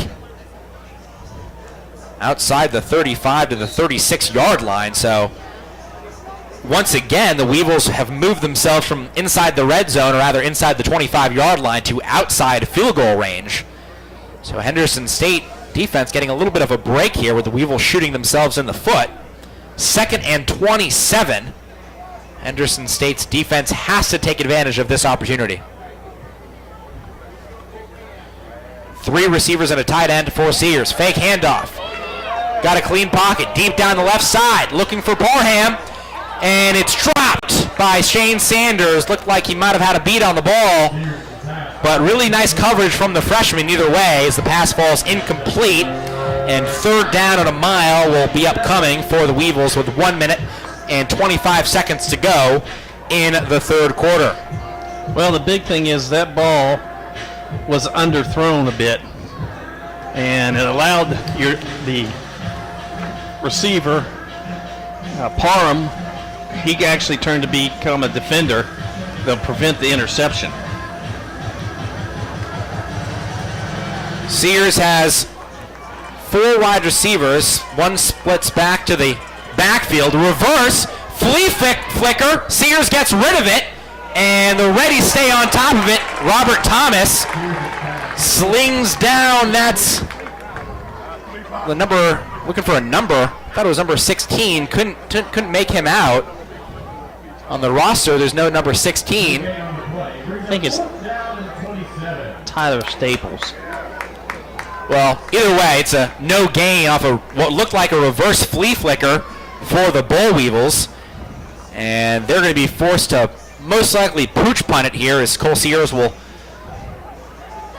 stand at his own 49. I was backing up to about the 49-yard line. So the Reddies defense bends but does not break as the referees stop the game for a timeout. We'll step away. Reddies look to get it back when we come back. This is Henderson State Football. The state's leader in care is right here in the comfort of your own community. Baptist Health Medical Center Arkadelphia is a full-service hospital. Here, state-of-the-art technology is united with highly qualified physicians and the most quality nursing staff in the region. From major surgery to minor injuries, we care for you because we're your neighbor. And we're backed by Baptist Health, Arkansas's most comprehensive and respected care network. Baptist Health Medical Center Arkadelphia, your community hospital. Subway restaurants are known for our sandwich artists, but our customers are the real creative geniuses. I like turkey breast, mustard, tomatoes, peppers, cucumbers, and onions. I'll take the Italian BMT. Make it deluxe with 50% more meat. I'm going to do the legal before you come back. Okay. Chipotle Southwest sauce, spinach, and green peppers. With our freshly baked breads, your choice of proteins, and an array of crisp veggies, you can create your own masterpiece. What combo will you make today? Let your creative genius shine at Subway.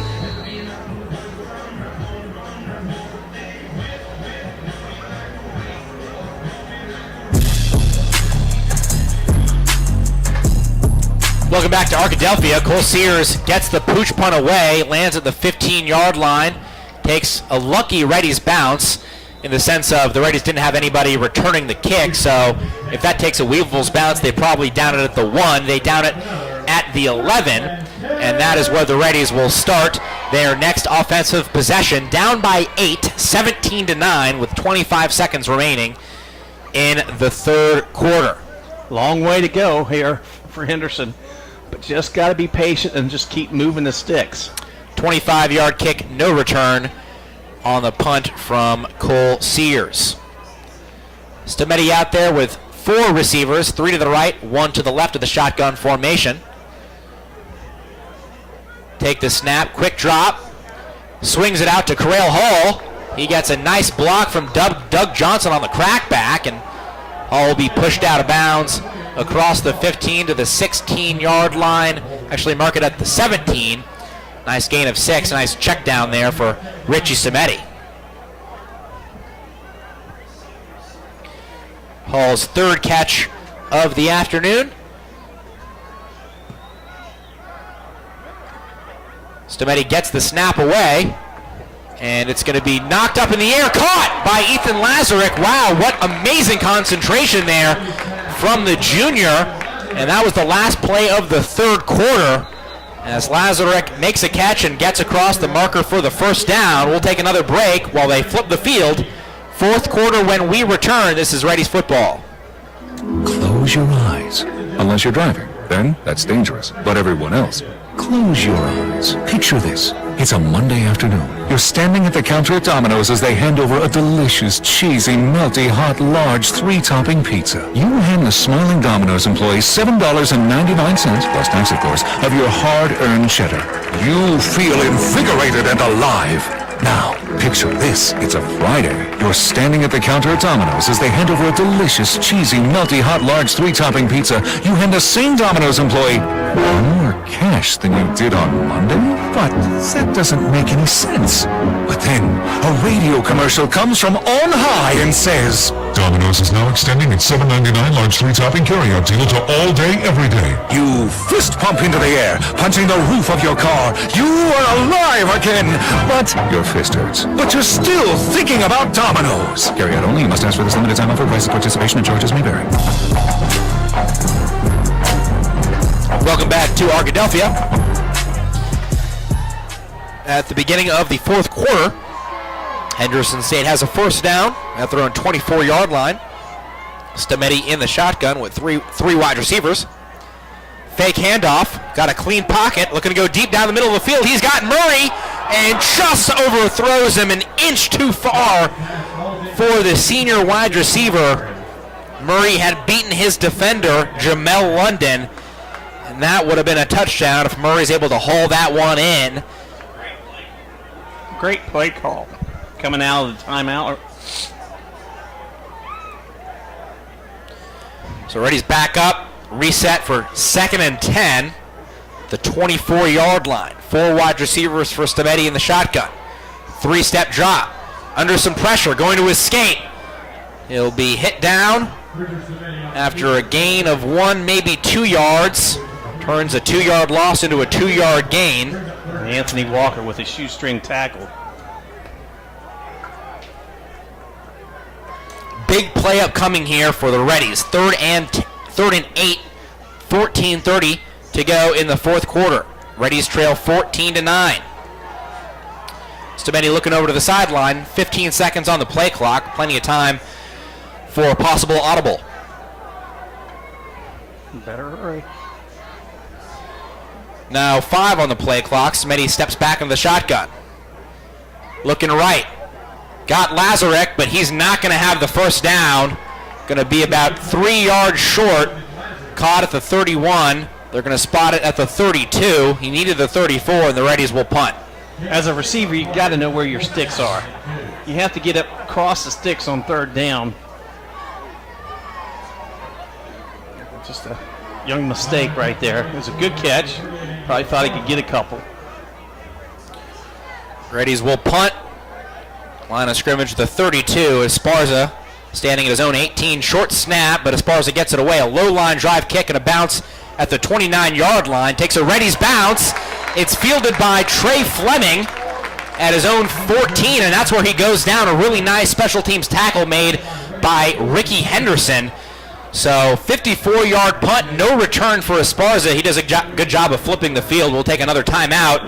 The Reddies defense back on the field as we come back. Reddies trail, you're listening to Reddies football. Do you have an idea that you'd like to see on a t-shirt? Print Mania can help you turn your idea into a reality. Print Mania offers a variety of t-shirts for you to choose from. We also have personalized service, which will allow you to work with an artist who will help you create your t-shirt. Print Mania also does embroidery and engraving. Come visit us at 624 Main Street in Arkadelphia or call 870-246-3803. Print Mania, proud supporters of Henderson State University. With over 40 years of experience, All Care Pharmacy understands your pharmaceutical needs. We offer fast and friendly service, including a drive-through window for additional convenience, along with 14 retail locations to serve you throughout Arkansas. Transfers are as easy as 1, 2, 3, so stop by and see Brian and staff at 3002 West Pine Street in Arkadelphia. Remember, at All Care, we care.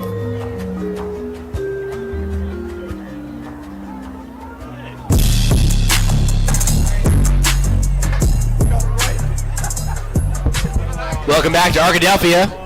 Weevils have the ball at their own 16-yard line. Inside give. 3 yards in a cloud of dust for Weevils running back on the play. Actually, they're going to spot him closer, I guess, at the 19. So 2nd and 7 upcoming from the left hash for the Weevils. Weevils obviously in no rush with an 8-point lead with 13 minutes to go here in the fourth quarter. UAM looking for their first win against Henderson State since 2008 in a shootout where the Weevils won 51-48. That's Coach Maxfield's only loss in his career at Henderson State against UAM. A lot of running room on the play. UAM, Alex Day across the 50, across the 40, across the 30 before being pushed out of bounds at the 24-yard line. So a big-time gainer, 57 yards, longest play of the day in general for the Weevils. And they flip the field back as they go from the 19 all the way down to the 24. And once again, UAM knocking on the door, trying to make this a 2-score game. How many times you can just rely on your defense to do the job? It gets old after a while. Yeah, the Reddies offense for the third straight week not really holding up their end of the bargain. Another inside give. This time it's Devontae Dean, Bowen Sweeney in there to make the tackle. Gain of 2 to the 22. Got a gain of 3. Sorry, gain of 2 anyways. 11:45 to go, fourth quarter. Weevils 17, Reddies 9. Weevils trying to get back to 500 and beat Henderson State for the first time in 10 years. Henderson State has not lost to the Weevils since 08. Overall, it's 48-30-2 is the series record. Henderson State's in the lead. Sears got Washington in the tight end over left tackle now. Inside give to Dean. Stacked up at the line of scrimmage. He'll fall forward for a yard. And a big third down upcoming for both teams. If you're the Weevils, you'd love to get into the end zone and make this a 2-touchdown game. If you're Henderson State, you want to force the Weevils into a moderately long field goal. Would be about a 38-yarder if the Weevils were not able to get any yardage on this play. 3rd and 7. 3 receivers for Sears. Reddies not showing much blitz, just 3 down linemen as Sears looks over to the line of scrimmage. Logan Edwards comes onto the field very late. Fake handoff, Sears pump fakes. Gonna go deep down the left side. Gonna be caught by C.J. Parham for a touchdown. And the Weevils sideline is going crazy. They caught Shane Sanders with a pump fake. Went deep down the left side to Parham, and he made a really nice leaping catch. The ball was a bit underthrown, a bit wobbly from Sears, but he gave his receiver a chance. And the Weevils now lead by 14. If they want to go for 2, they could try to extend this to a 25-9 lead, but it looks like they're just going to send the field goal unit out there for the PAT with 10:24 to go here in the fourth quarter. Josh Marini on. Slow snap, but Marini puts it through as Arkansas-Monticello in control. 10 minutes, 24 seconds to go. We'll step away. This is Henderson State football. The state's leader in care is right here in the comfort of your own community. Baptist Health Medical Center Arkadelphia is a full-service hospital. Here, state-of-the-art technology is united with highly qualified physicians and the most quality nursing staff in the region. From major surgery to minor injuries, we care for you because we're your neighbor. And we're backed by Baptist Health, Arkansas's most comprehensive and respected care network. Baptist Health Medical Center Arkadelphia, your community hospital.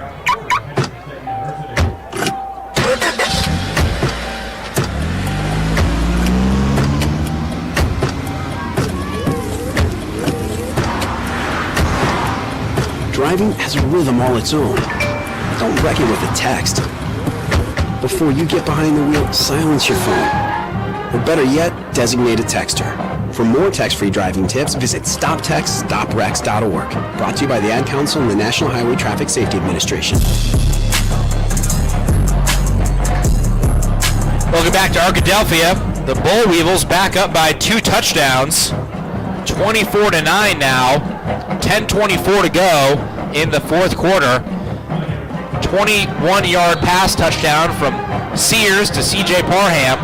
5 plays, 84 yards, and 3 minutes on the dot as Monticello's offense was pretty toothless in the first half, has really gotten going in the second half, and that's their second long touchdown drive. Marini will kick off from the 35-yard line. Going to be caught by Doug Johnson at the 11. He'll take it out. Cut back. He's got a lane across the 40, across the 50, before being pushed out of bounds by Josh Marini. I don't see any flags on the field. The longest return of the year for Henderson State in terms of a kickoff return. Obviously, also the longest return of the year for a punt return. So the most explosive special teams play of the year for Henderson State. They're going to mark it at the 47. So a return of 42 yards by Doug Johnson. The Reddies needed that badly because they need a quick score here, down by 2 touchdowns. That's an understatement. Richie Stameti, 4 wide receivers in the shotgun. 3-step drop. Gets it to Doug Johnson across the middle. Cuts upfield, puts his head down, and has a first down. Doug Johnson doing a lot of different things today to help the Reddies' cause. That's his 3rd catch for, I believe now that he's up to 47 yards. You're going to go look back and see how many missed opportunities for Henderson State today. Yes. Passes that were overthrown at easily 6 points. Just mistakes that shouldn't be made here on the 10th week of the season. This game's not over yet. Henderson State down 15, under 10 minutes to go. Stameti swings it out right, and it's going to be incomplete. Threw it behind Logan Marini. Stameti facing some pressure from the Weevil defensive line. Reddy's running game, really not much to speak of in the second half. Logan Marini had 7 carries for 42 yards in the first half, just up to 40 yards. Reddy's 19 carries, 61 rushes on the game. So this really hasn't been much of a balanced attack today from the Reddy's offense. Stameti, 5 wide. He's got his receiver, Ben Johnson, near a first down. I think he's going to be inches short. Gain of 9.5. That's Ben's 7th catch of the game. He needs 1 more to make it the 5th most catches all time in a single season for a Reddy's wide receiver. 3rd and 1 in 4-down territory for Henderson State. 9:15 to go, 4th quarter. Reddy's trail by 15. Stameti over to Johnson and overthrows him. He had Johnson wide open on an out route and just sent it a little bit wide. So they're going to have 4th and short here, 4th and less than a yard, and this is 4-down territory. The offense is staying on the field, and this, if the Reddies don't get this, you don't want to speak prematurely, but it could go a long way to deciding the game. Henderson State absolutely has to have a conversion. Stameti sends Tyler in motion back to the right side over right guard. He's going to throw it, and John Murray's going to have the catch. He's going to lateral it to Doug Johnson. It was unnecessary, the lateral, but what a heads-up play. He had the first down, but I don't think he didn't know that he had the first down. That's exactly the reason why he lateraled, because Doug was right there, and he knew he had a few more yards to make sure we get the first down. I mean, that's thinking, that's wanting to play, wanting to win this game. Yeah. Doing everything you can, but... Well, the Reddies get the first down on a very interesting conversion. That's John's 3rd catch of the ball game. 8:38 to go in the 4th quarter. Stameti sending Marini over left tackle for an extra blocker. It's going to be incomplete. Looking right side on the slant pattern to Doug Johnson. A little bit too far and out of the reach of the speedy slot receiver. Stameti's certainly been more accurate this half. 12 for 26 in the first half, now up to 23 of 42.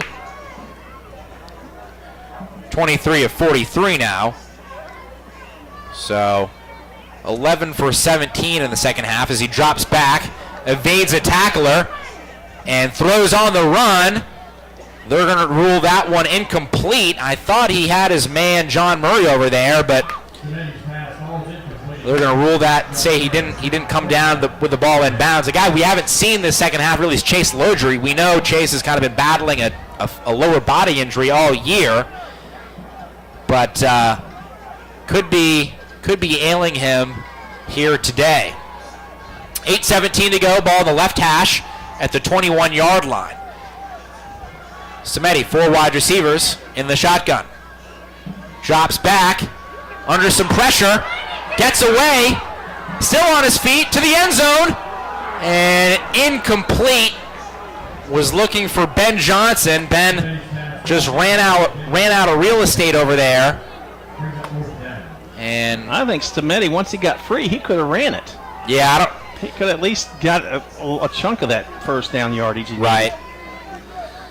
I like Samedi's idea to keep his head upfield or keep his eyes downfield, but another 4th down, 4th and 1 previously, now 4th and 10, a lot more difficult of a spot for the Reddies offense here. 8:09 to go in the game. Henderson State trails by 15 for the Bull Weevils, looking for their first win against Henderson State since 2008. Samedi drops back. Got a receiver. Lodry, touchdown, Henderson State. That's Chase Lodry on the money. We hadn't called his name all second half. We're wondering where he was. He comes into the game and makes a touchdown catch. Beautiful throw from Samedi.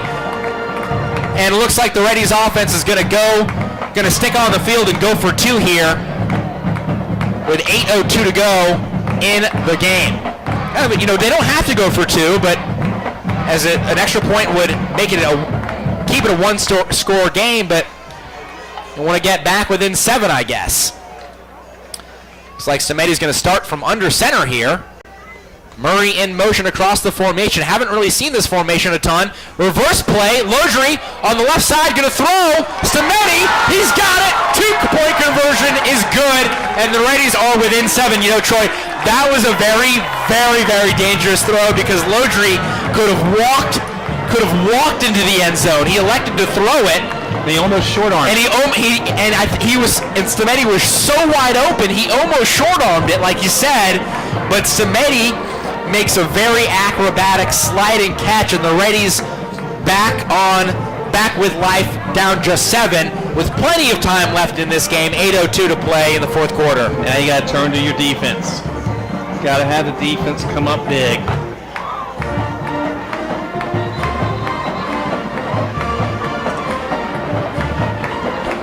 Like we said, really, Monticello hasn't really had a legitimate turnover. The one at the end of the half, which was a Hail Mary turnover.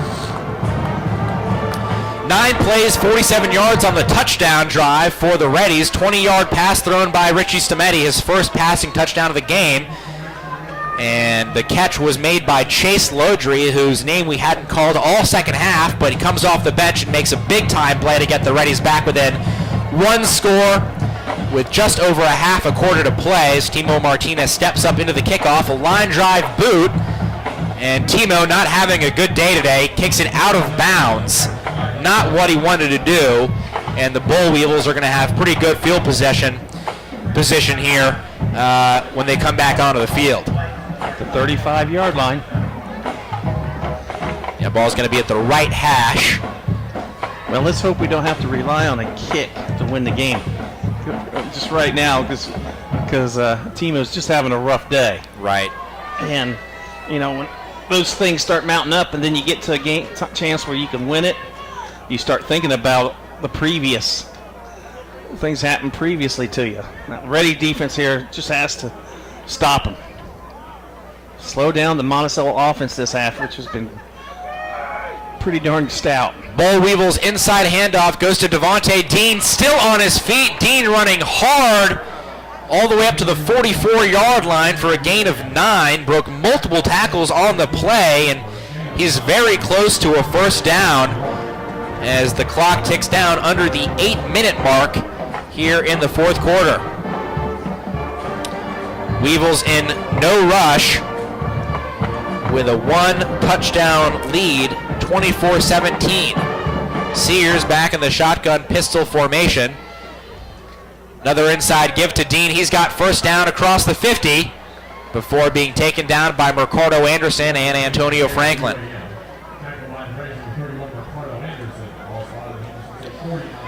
So a nice 2 plays, 2 simple running plays for Devontae Dean, get Monticello into plus territory. The running game for the Weevils has been pretty explosive here in the second half. They are up to 177 yards on the ground now. Alex Day got a lot of that on a 57-yard scamper that helped the Bull Weevils put it in the end zone on their last drive. From the middle of the field, handoff to Dean. He's going to be slung back by Robert Thomas after a gain of just 1. Jacquez Nielsen and Jake Chapman on the tackle as well. Second down and 9 from the Reddies' 48-yard line. 6:30 to go in the fourth quarter. Weevils trying to hang on and get their first win against Henderson State since 2008.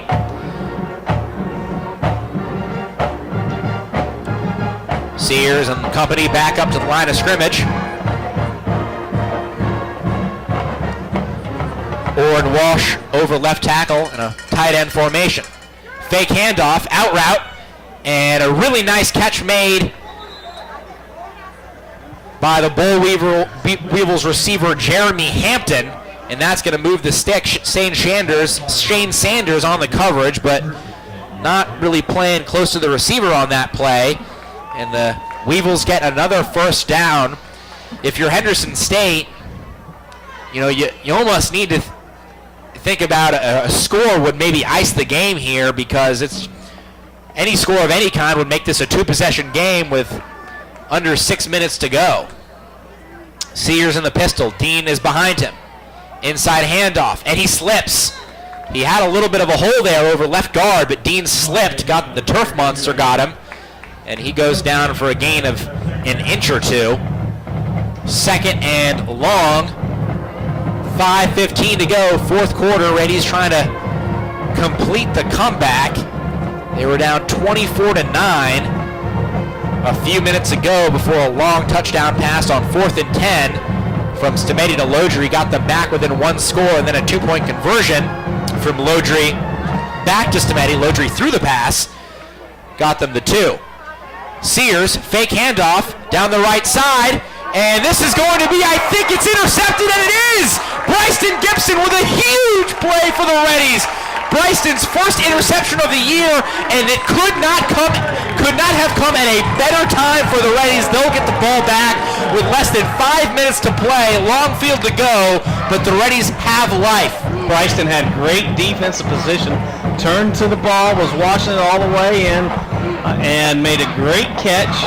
And you had to make that catch. You couldn't knock it down because you couldn't give them a chance to have the ball. Even though you're deep in your own territory, you have to do something to make something happen. Now the offense, their chance to move the ball and do something. The Reddies are on their own 6-yard line. 94 yards to go for Richie Stamedi and his troops. He gets the snap, fakes the handoff, throws. That's going to be incomplete for John Murray. Threw off balance there, and John had to come back to it, but just couldn't secure the catch. Second down and 10 for Henderson State. Their own 6-yard line. 4:39 to play in the fourth quarter. It's not throwing the ball hard. Throw it out there to him. I mean, Murray's right there. Get it to him. 5 wide for Stamedi. Second and 10. Ball's on the left hash. Short drop. Quick pass. Johnson spun upfield. Goes down across right at the 15-yard line. Going to bring up 3rd and 1. Reddy's got to move. They got to move. They can't just play slow. That's Ben's 8th catch of the afternoon, so he's officially in the top 5 all time for receptions in a single season. Somebody jumped early. I think they're gonna blow it dead here, unfortunately, because Doug Johnson made the catch on a long pass play, but this one's going to be blown dead. We'll see what the call is. It's offside. Well, it is because he made contact. Yeah. If he didn't make contact and he was in the neutral zone, then the play would have stood, but he made contact. Yeah, you would have loved to see the refs kind of let that go, but you can't fault the referees on that one because, like you said, the perpetrator was in the backfield and had made contact before the ball was snapped. So 1st and 10 for Henderson State on their own 20-yard line. Stamedi, 3-step drop, under pressure, gonna get across the line of scrimmage for a gain of 1, so does a good job of turning a loss into a minimal gain. But the clock now ticking underneath the 4-minute mark. Still plenty of time if you're Henderson State. Got to be wary of the clock, but don't need to worry about it, as Henderson State has all 3 timeouts, and the clock will stop as the chains move if Henderson State gets a first down. So an eternity left for Ritchie and the Reddies to move down the field. Pump fake. Stometi's going to roll right and improvise. Finally gets rid of it and throws out of bounds to Ethan Lazarek. He was looking for the junior, but just couldn't get it on target. Had time to set his feet, but just threw it on the run and sailed it. I still don't see why he doesn't run it. He had plenty of room. He had that whole side of the field. 3rd and 9, left hash. Ball's at the 21-yard line for Ritchie. 3 receivers to the right. Doug Johnson split out left. Pressure is on. He's going to look for Johnson, and he throws behind him. Miscommunication on the play, as the Reddies are going to punt the ball away. It's their only hope. They got 3 timeouts left. Yeah. Got to punt and hope the defense can hold and or get a turnover. Well, you know, those. It seems like at least once a game, the quarterback and wide receiver for Henderson State is not on the same page, with guys cutting left when they should be cutting right, as Esparza puts his foot into it. Line drive kick caught at the 35-yard line. Good coverage by the Reddies, as the Bull Weevils will have it at the 38-yard line. No, what I was just saying is that it seems like at least once a game that Stometi will throw it right, his receiver will break left, or vice versa. And it's just, you know, it's week 10. Exactly. You can't be making those. A good football team can't make those mistakes this late in the season. I know a lot of new wide receivers, a new quarterback, but again, it's week 10. You gotta be. You want to win football games. You gotta be on the same page. So 3:23, the Weevils get the ball back, looking to ice the game with a few first downs. The Reddies have 3 timeouts. Inside handoff to Dean. He gets away. No, he does not. I thought he got away from Cam Saunier, but Cam grabs him by the jersey and gets him down for a gain of 2. The Reddies call their first timeout, and we'll step away. You're listening to Reddies football on the Henderson State Sports Network. All right, guys, we really need a miracle right now. You're telling me those guys are monsters? I've tried every play in the book, guys. Not every play. You mean the Hot Springs? You want to win, right? We haven't run that play since Jackie Robinson played Hot Springs spring training ball. Go for it. All right, it's the Hot Springs on 3. To learn more about the rich sports history in Hot Springs National Park, visit hotsprings.org. Before my 17th birthday, I lost my sister and mom to cancer, and then I got it too. I had 30 weeks of chemotherapy and several surgeries to remove the tumor and repair my damaged bones. Thanks to my Children's Miracle Network Hospital, I'm cancer-free. I'm now studying to become a pediatric oncology nurse, and I started a dance marathon at my university to help my local children's hospital. Help kids live their dreams. Put your money where the miracles are. Give to your Children's Miracle Network Hospital. Weevils back on the field. 2nd and 10, 3:17 to go. Ball on their 40-yard line at the right hash. A first down might ice the game for UAM. Inside handoff to Dean. He's going to go backwards. Dropped for a 2-yard loss by Lauren Johnston. Lauren in the backfield quickly. Got Dean around the hips and drug him down as Henderson State gets their second timeout, calls their second timeout of the half with a massive, probably game-deciding 3rd down and 10 upcoming after the break. Yeah, good defense, 2 plays. This is right now the key of the game right here. You stop them, you get the ball back, and a chance to tie it up. Right. If they get a first down, the game's over. So it's one way or the other. Because, you know, with that 40-second clock, it takes a lot of time off. And I don't think the Reddies would have enough time to get the ball back if Monticello would get a first down.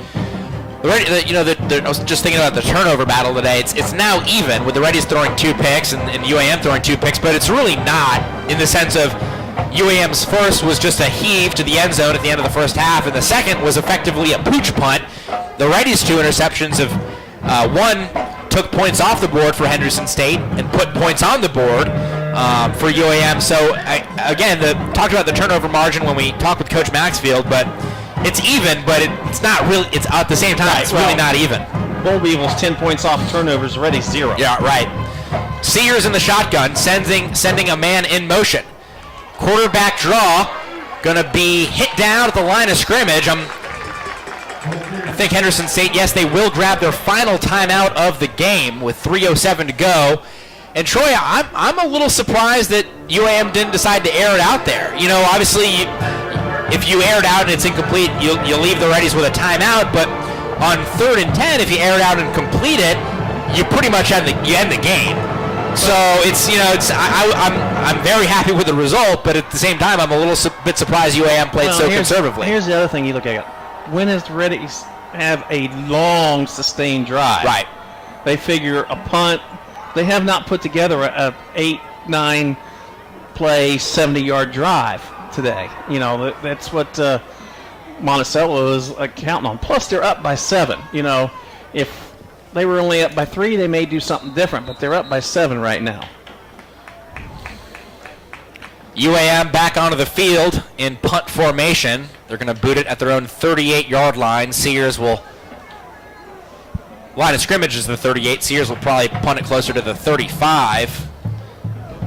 Reddies Corral Hall back at his own 25 to return the punt.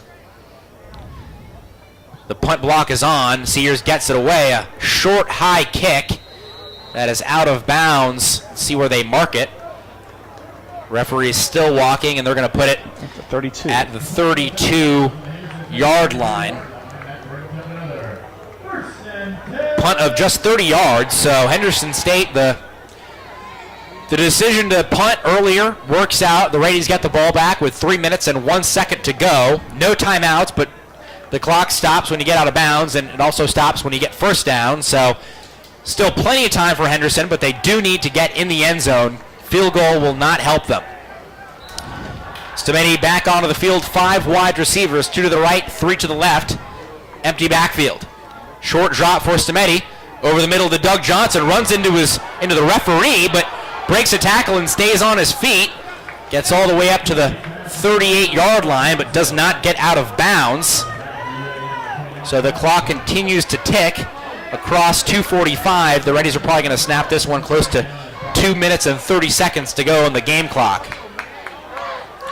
Stometi, 3-step drop, back shoulder throw, incomplete, looking for Doug Johnson. Stometi's, he's throwing some good balls today, but at the same time, I think one of the issues with Stometi's, he just doesn't give his receivers a chance to make a play that many times. He's overthrown some balls. You just got to keep that in play. You got to give Johnson an opportunity there. The Reddies tried a quick snap, but I don't think the referees... Well, the umpire... Tennessee has been warned the next time to snap the ball before it's ready will result in a 5-yard penalty. That's the umpire's fault. The umpire wasn't standing over the ball. He placed it. That means you're ready to go. I don't know why. The clock should not be running. The clock just ran off 2 seconds. The referee, the umpire just made... Yeah, they just made 2 mistakes because he wound his hand as if to run the clock. 2 minutes, 32 seconds. They get it right. They get it right, and the Reddies will have a 3rd and 4. Actually, more of a 3rd and 5. 4-down territory. They have to have a touchdown on this drive if they want to come back and have a chance in this game. It's going to be a free play. They're going to blow it dead. They're going to blow it dead here. Is going to have an offsides on Brandon Young. He was in the backfield very early. Still going to be just a yard short, I believe. Let's see. Well, it is first down. Yes, you're right. You're right. On the play to Doug Johnson, it was unclear whether he got half of what he needed. But it will be. They haven't changed it. They still have it marked at 3rd down. I don't know if the Reddies know that. Now Scott Maxfield is going to talk to the line judge and this is we had a pretty clean game in terms of the chain gang and the referees up to this point. Now we got a little confusion, and now they are going to mark it off and call it a first down. 2:32 to go on the clock here. Stemeti, 4 wideouts. 3-step drop, under some pressure, gets it away to Doug Johnson, but he goes nowhere. The Reddies are better off with an incompletion there because he gets an inch and the clock is running. You know, the Reddies have to think about going deeper. You can't throw these underneath passes all game with less than 2 minutes and 10 seconds now on the clock. 5 wide for Richie. Drops back, steps up, going deep down the left side for Murray. Overthrew him. And way overthrew him. That was just a prayer from Stemeti. Luckily he overthrew everybody because the closest guy to it was Dion Knox. And if he doesn't get every single yard on that throw, Dion Knox has the easiest interception of his career, and the game would have been effectively over. Now Murray's coming out, which one of your best receivers out of the lineup here on 3rd and 9. He needs a blow after making a 50-yard sprint down the left side of the field. 2 receivers to either side of the shotgun formation. Crail Hall in the backfield. Stemeti steps up, pulls it down, and he's in trouble. Gets it away to Ben Johnson across the 40, 35, 30, 20, dragged down inside the 15-yard line. I don't know how Richie Stemeti got rid of that football. And a face mask penalty on the end. I think that was a face mask or a horse collar. Either way, it's going to get the Reddies inside the 10-yard line and a 1st and goal. Richie Stemeti, he was swallowed up. He was being dragged down and somehow got rid of that football. What a play by Richie Stemeti as the referees huddle over there on the right side of the field down to the 12-yard line. And Ben's hurt. Yeah, Ben, he's had some problems this year, the second half of the season. There is no foul on the play for horse collar. The player was pulled forward and to the side. So I guess the Reddies will, in a weird way, that might not be the worst thing, because we'll have an injury timeout as Ben's over there down on the field. The Reddies training staff attending to him. But Troy, like I said, might not be the worst thing in the sense of you have it at the 14-yard line. You know you have to get a touchdown. The thing is you can get another first down here before scoring a touchdown. You know, and it wouldn't have been a 15-yarder. It would have been half the distance to the goal, which would have been put at 1st and goal at the 7-yard line. So you can get a new set of downs, and plus, there's still plenty of time on the clock. There's 1 minute and 49 seconds on the clock. So if you're Henderson State, obviously, hold that thought as Ben Johnson walks off the football field. You don't want to score too quick. Yeah, but you don't give him too much time. If you're Henderson State, obviously, if you can score on this next play, you do, because most importantly is tying this game up. But at the same time, you can get a first down, run a little bit more time off the clock, and there's no rush to get into the end zone here. No timeouts for Henderson State, but still an eternity on the clock with only 13 yards to go. That's where the ball is spotted on the right hash. Stemeti with 3 wideouts. He'll roll to the left, throw back right, and he overthrows Preston Jeffries. Oh, he had him. Oh, Preston Jeffries was lined up in the tight end blocking back position and ran back across the field for a little bit of a tight end throwback, and Stemeti just overthrew him. Oh. You're going to look back and look at all the missed opportunities if you don't pull this out. 5 wide for Stemeti. 2nd down and 10. Quick pass play caught by Lodry near the goal line. That's good. That's good. That's exactly what I was talking about. You get a first down and goal, and there's no rush. The clock is going to run. It's going to be inside the minute mark as we have a Monticello player down on the field. That's Kelvin Brown. The UAM training staff quickly out to take care of him. Looks like maybe an upper body injury. But, again, that's what I was talking about, Troy. You get a first down instead of, scoring with maybe 1 minute and 30 seconds on the clock, the next play that Henderson State's going to run is going to be with less than a minute left, most likely. Yeah, the clock will start on the set. Yeah. But they got 3 yards to go. One referee had it spotted inside of 2, and they pushed it back to about the 3. Yeah, just inside the 3, so a long 2 yards, 2.5, 3 yards is Kelvin Brown. I think he just got the wind knocked out of him as he jogs off the field. Great to see him. He's had such a great game today. Referees wind the clock as Logan Marini splits back into the backfield. Lodry in motion as well across the right side. And he's gonna. That's a penalty. That's a penalty. Lodry started to go forward. That's a 5-yard Yeah, that's penalty. a 5-yard penalty. The pass was incomplete, knocked down, but that is. Yeah, you can't have that. That's Canadian League football. Yeah, he was running forward at the snap.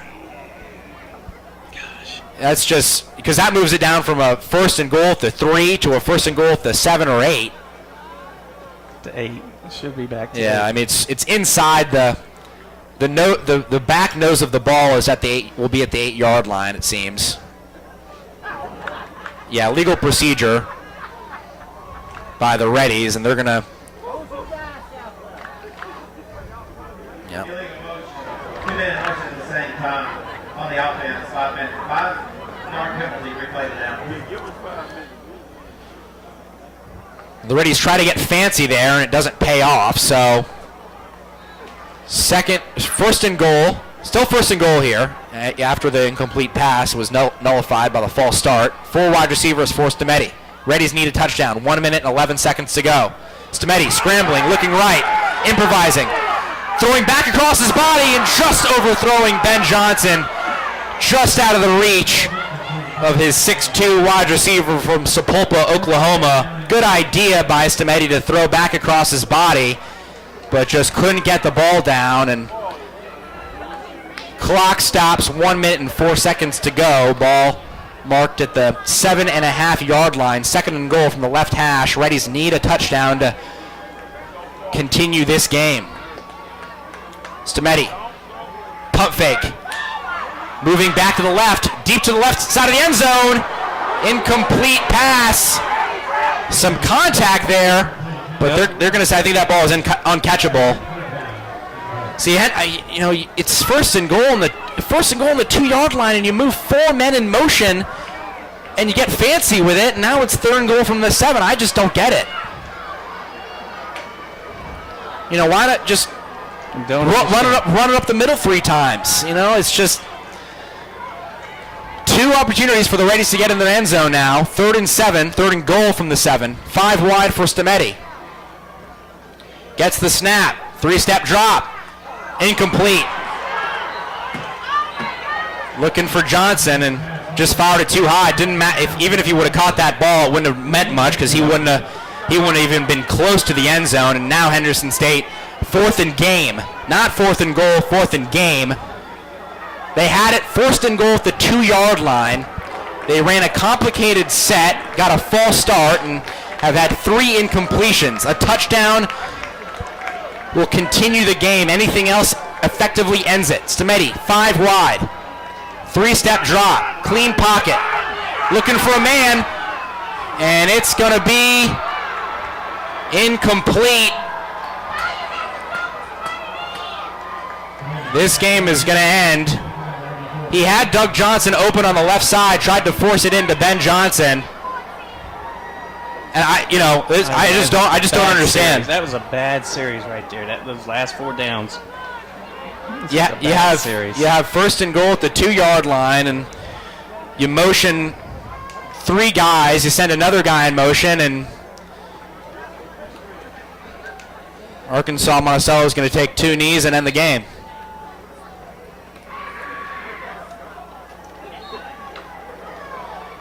Cole Sears in the victory formation takes a knee, and they're just going to not reset the play clock, and this one's going to end. The Reddies had 1st and goal from the 2-yard line, could not punch it in, and for the first time since 2008, Monticello will beat the Henderson State Reddies. And Henderson State's going to have an awfully tough time getting to winning season now that they have to host the Ouachita Baptist Tigers next week. Ouachita crushed SAU today, staying perfect on the year. Sears kneels once more, and Monticello will win. Yep. 24-7, 24-17. Monticello wins for the first time since 2008, and it's another game that just slipped through the fingers of the Henderson State football team. And how many of those? At least 3. You know, you go back, you look, 3 games that easily could have won. SWASU, this one, and Northwestern. And just you can't. You're just going to have to. You know, you got 1 game left. See how they come out and play, and then you got to get back, get on that recruiting trail, because there's a lot of work that needs to be done. And I know Coach Maxfield knows that, because you know, there's a lot of mistakes that were made today that you don't supposed to see in week 10. You see them in week 1 or 2. You don't see them in week 10. Right. Hunter Lively down on the field interviewing head coach Scott Maxfield. We'll get that interview as soon as possible. We'll come back after the break. After the break, we'll bring you the Southern Bancorp postgame show. The Reddies fall to 5-5. This is the Henderson State Sports Radio Network. Better Start Foundation, a youth-driven, innovative organization, is committed to helping our youth succeed in finding and pursuing their passions to build a stronger, wealthier community. They connect the youth of Central Arkansas to everything they need in order to excel in school, career, and life. A nonprofit company, Better Start Foundation seeks to partner with other organizations and individuals to provide resources to help the youth overcome everything from academic challenges to financial hardships. For more info, email raymond.long. Is this a minute, or is this the end of the game? This is the end of the game. 2 minutes. Meetings, sell Okay, I was kind of confused. No worries. technology, engineering, and math, and beyond is 100% girl-led and girl-focused. Girl Scouting happens in a safe space where she can be herself, make new friends, and learn new skills to help her grow and succeed. We're through with the paid spots. You can make it however long you want. Scouts with an S, diamondswithan S.org. Man, do I love card night. You ready, boys? You got a king?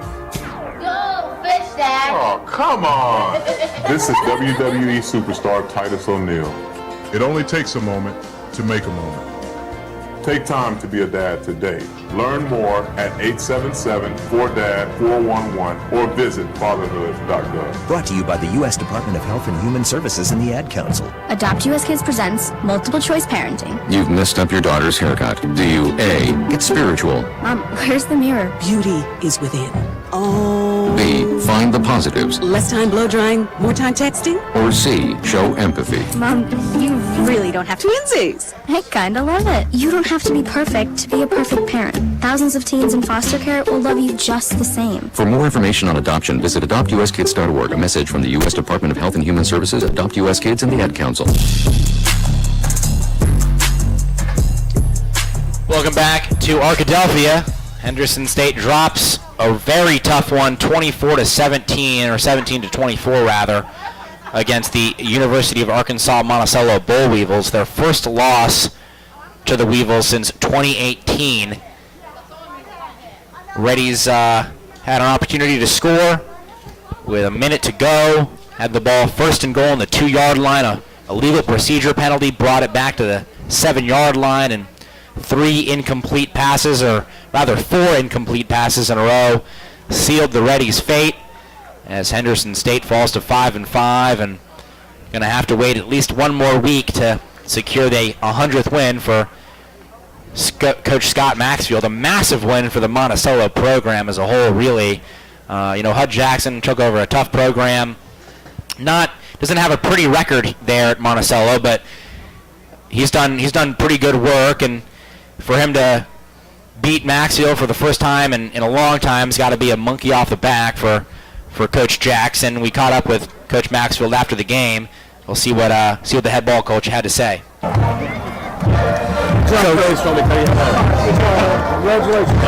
Coach, take us through that last drive. What you were looking for offensively? It seemed like the team was able to move the ball up and down the field, just came up a little bit short. Well, we just got to make a play when you got to make a play. Right now, we only got anybody to step up and make a play.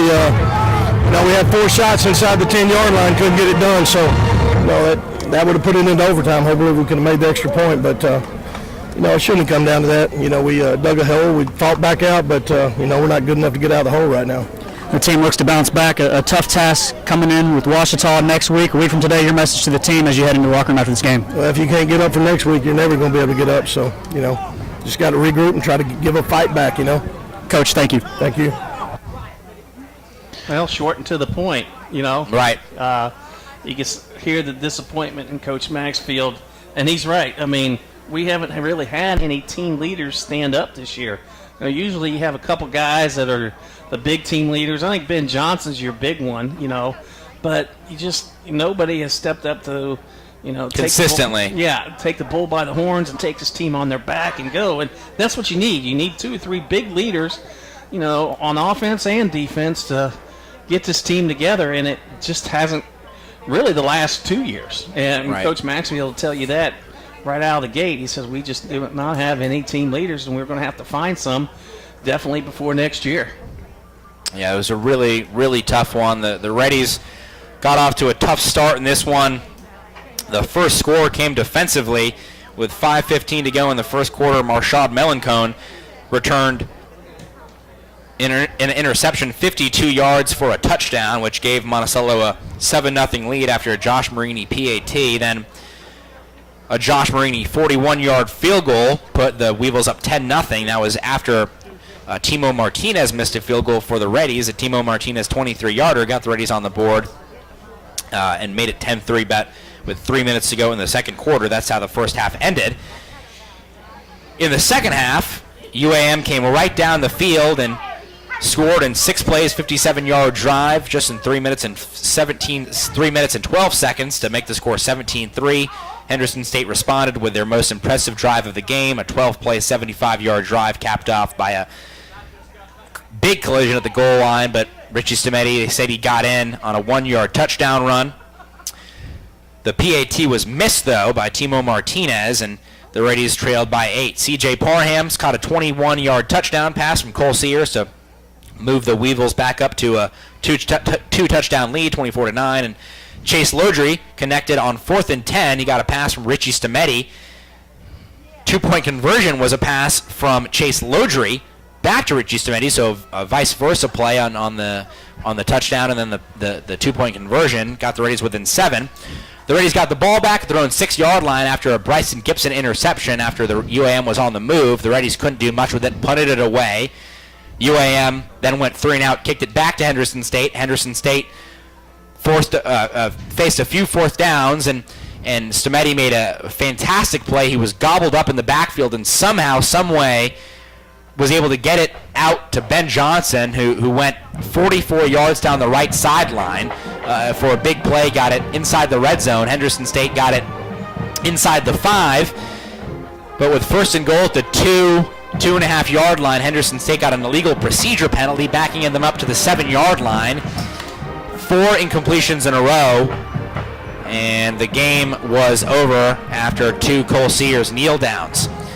Some stats for you, brought to you by Fat Boys. Your post-game statistics are sponsored by Fat Boys Fine Foods. Stop by on your way home after the game. Fat Boys is located at 130 Valley Street in Caddo Valley. Well, Henderson State had the advantage in a lot of categories.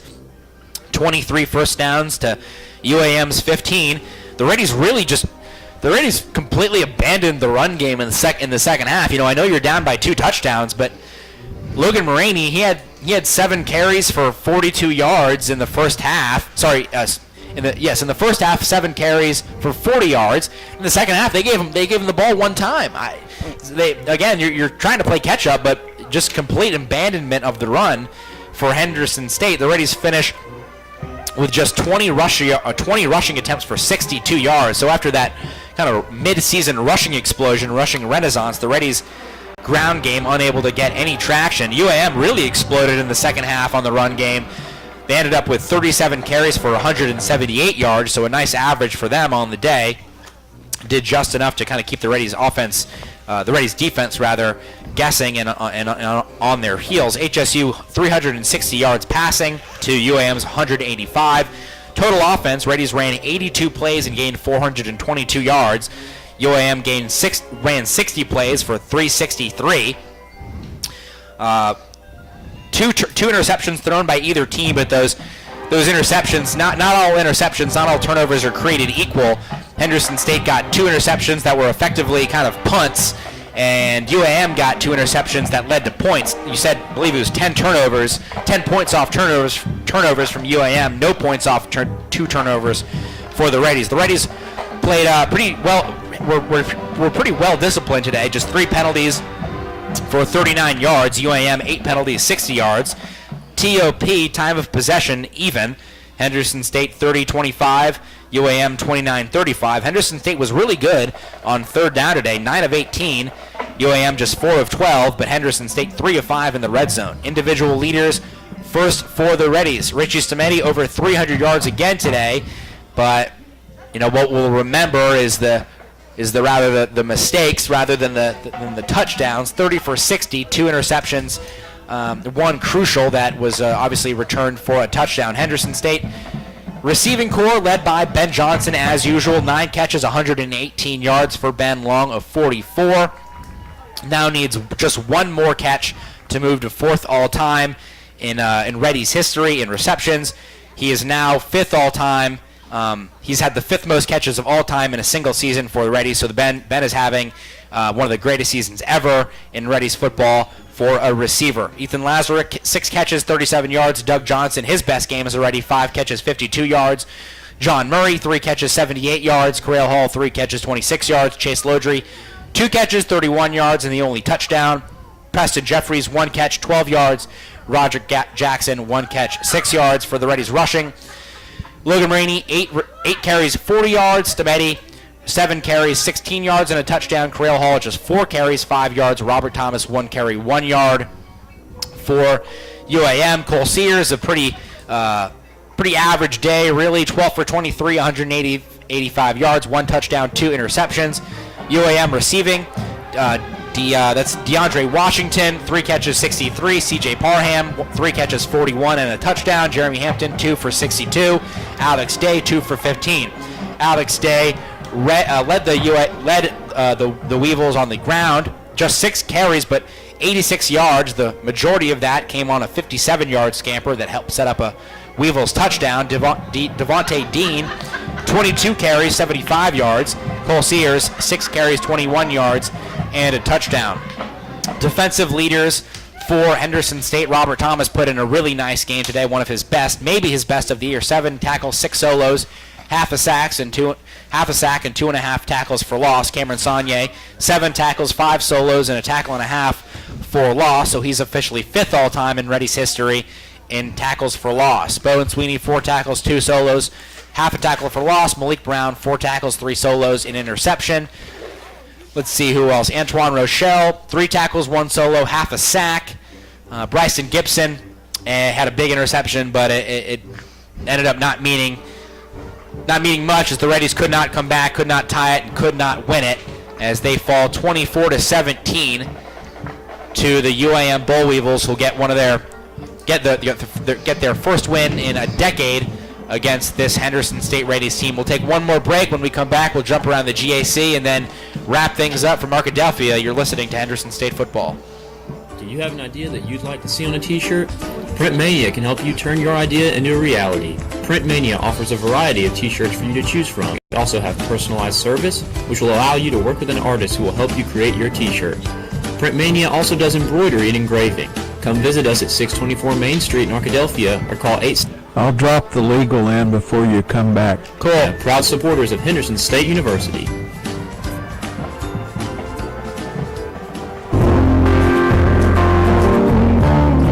What if I told you that you could help someone start a small business, make a family's dream of owning their first home a reality, or even help a young child learn the value of saving to become the first in their family to go to college? Well, if you're banking with Southern Bancorp, you're already doing this and more. Southern Bancorp is a bank unlike any other in Arkansas. We were founded to focus our energy and our efforts on building up rural communities by providing responsible financial services to help them grow.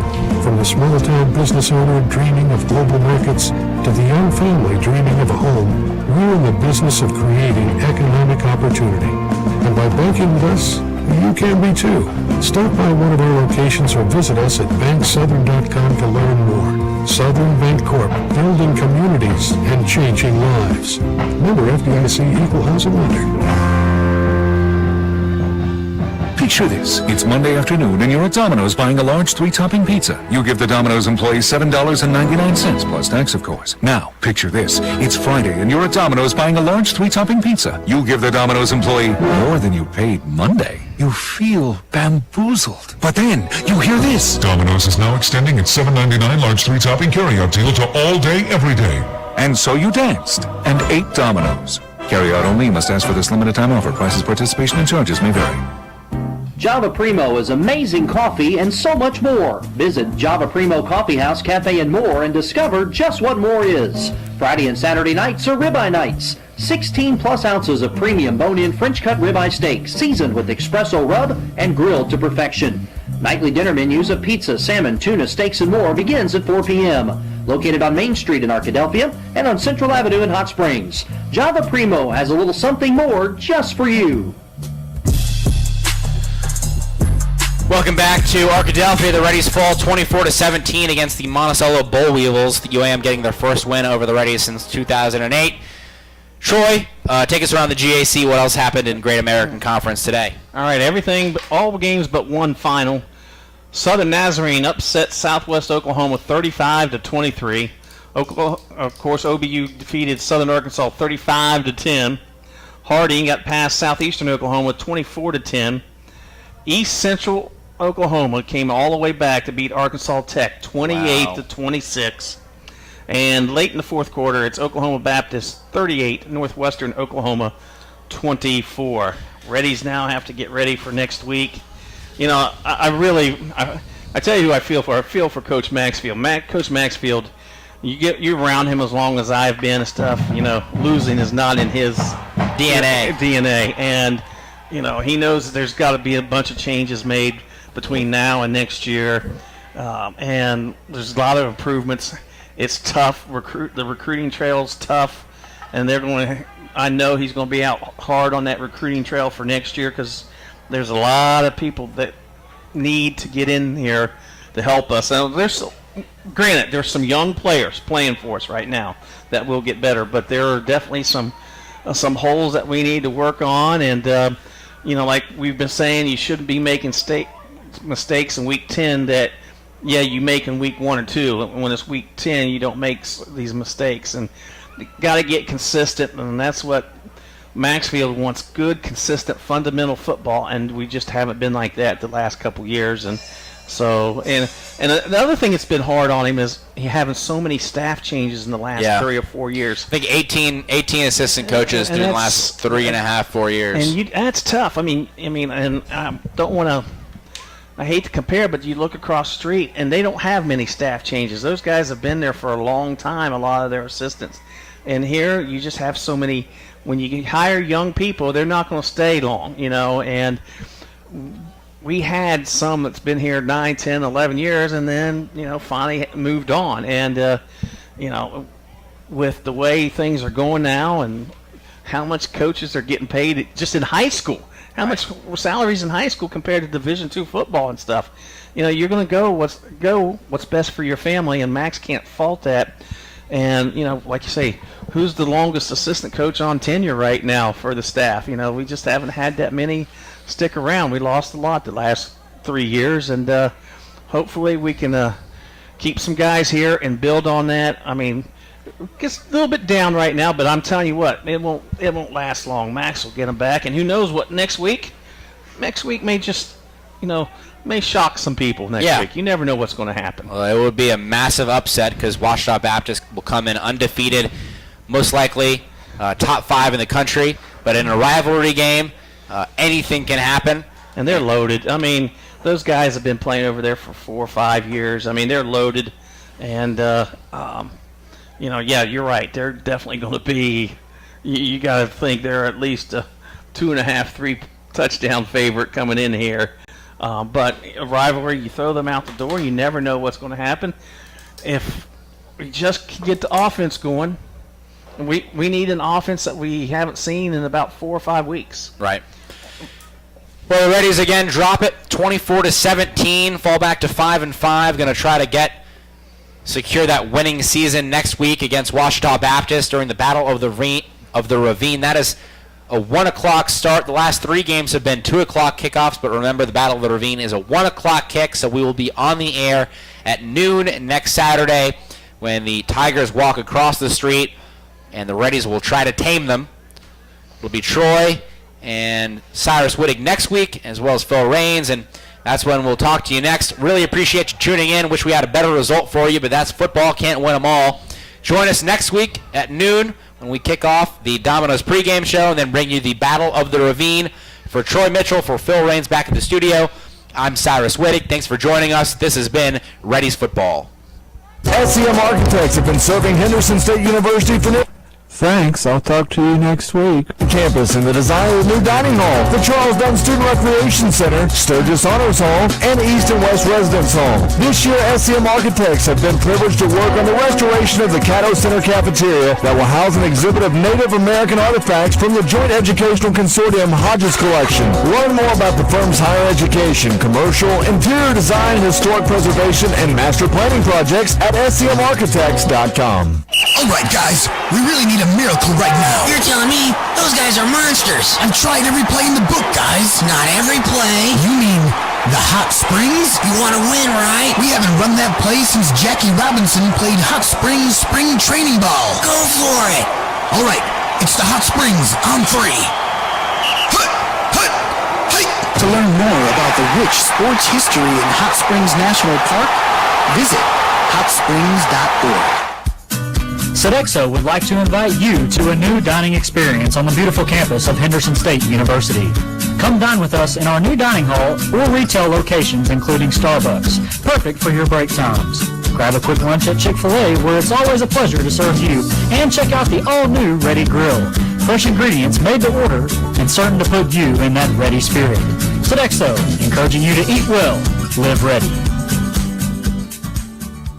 SCM Architects have been serving Henderson State University for nearly 20 years. You'll recognize the firm's work on campus in the design of the new dining hall, the Charles Dunn Student Recreation Center, Sturgis Honors Hall, and East and West Residence Hall. This year, SCM Architects have been privileged to work on the restoration of the Caddo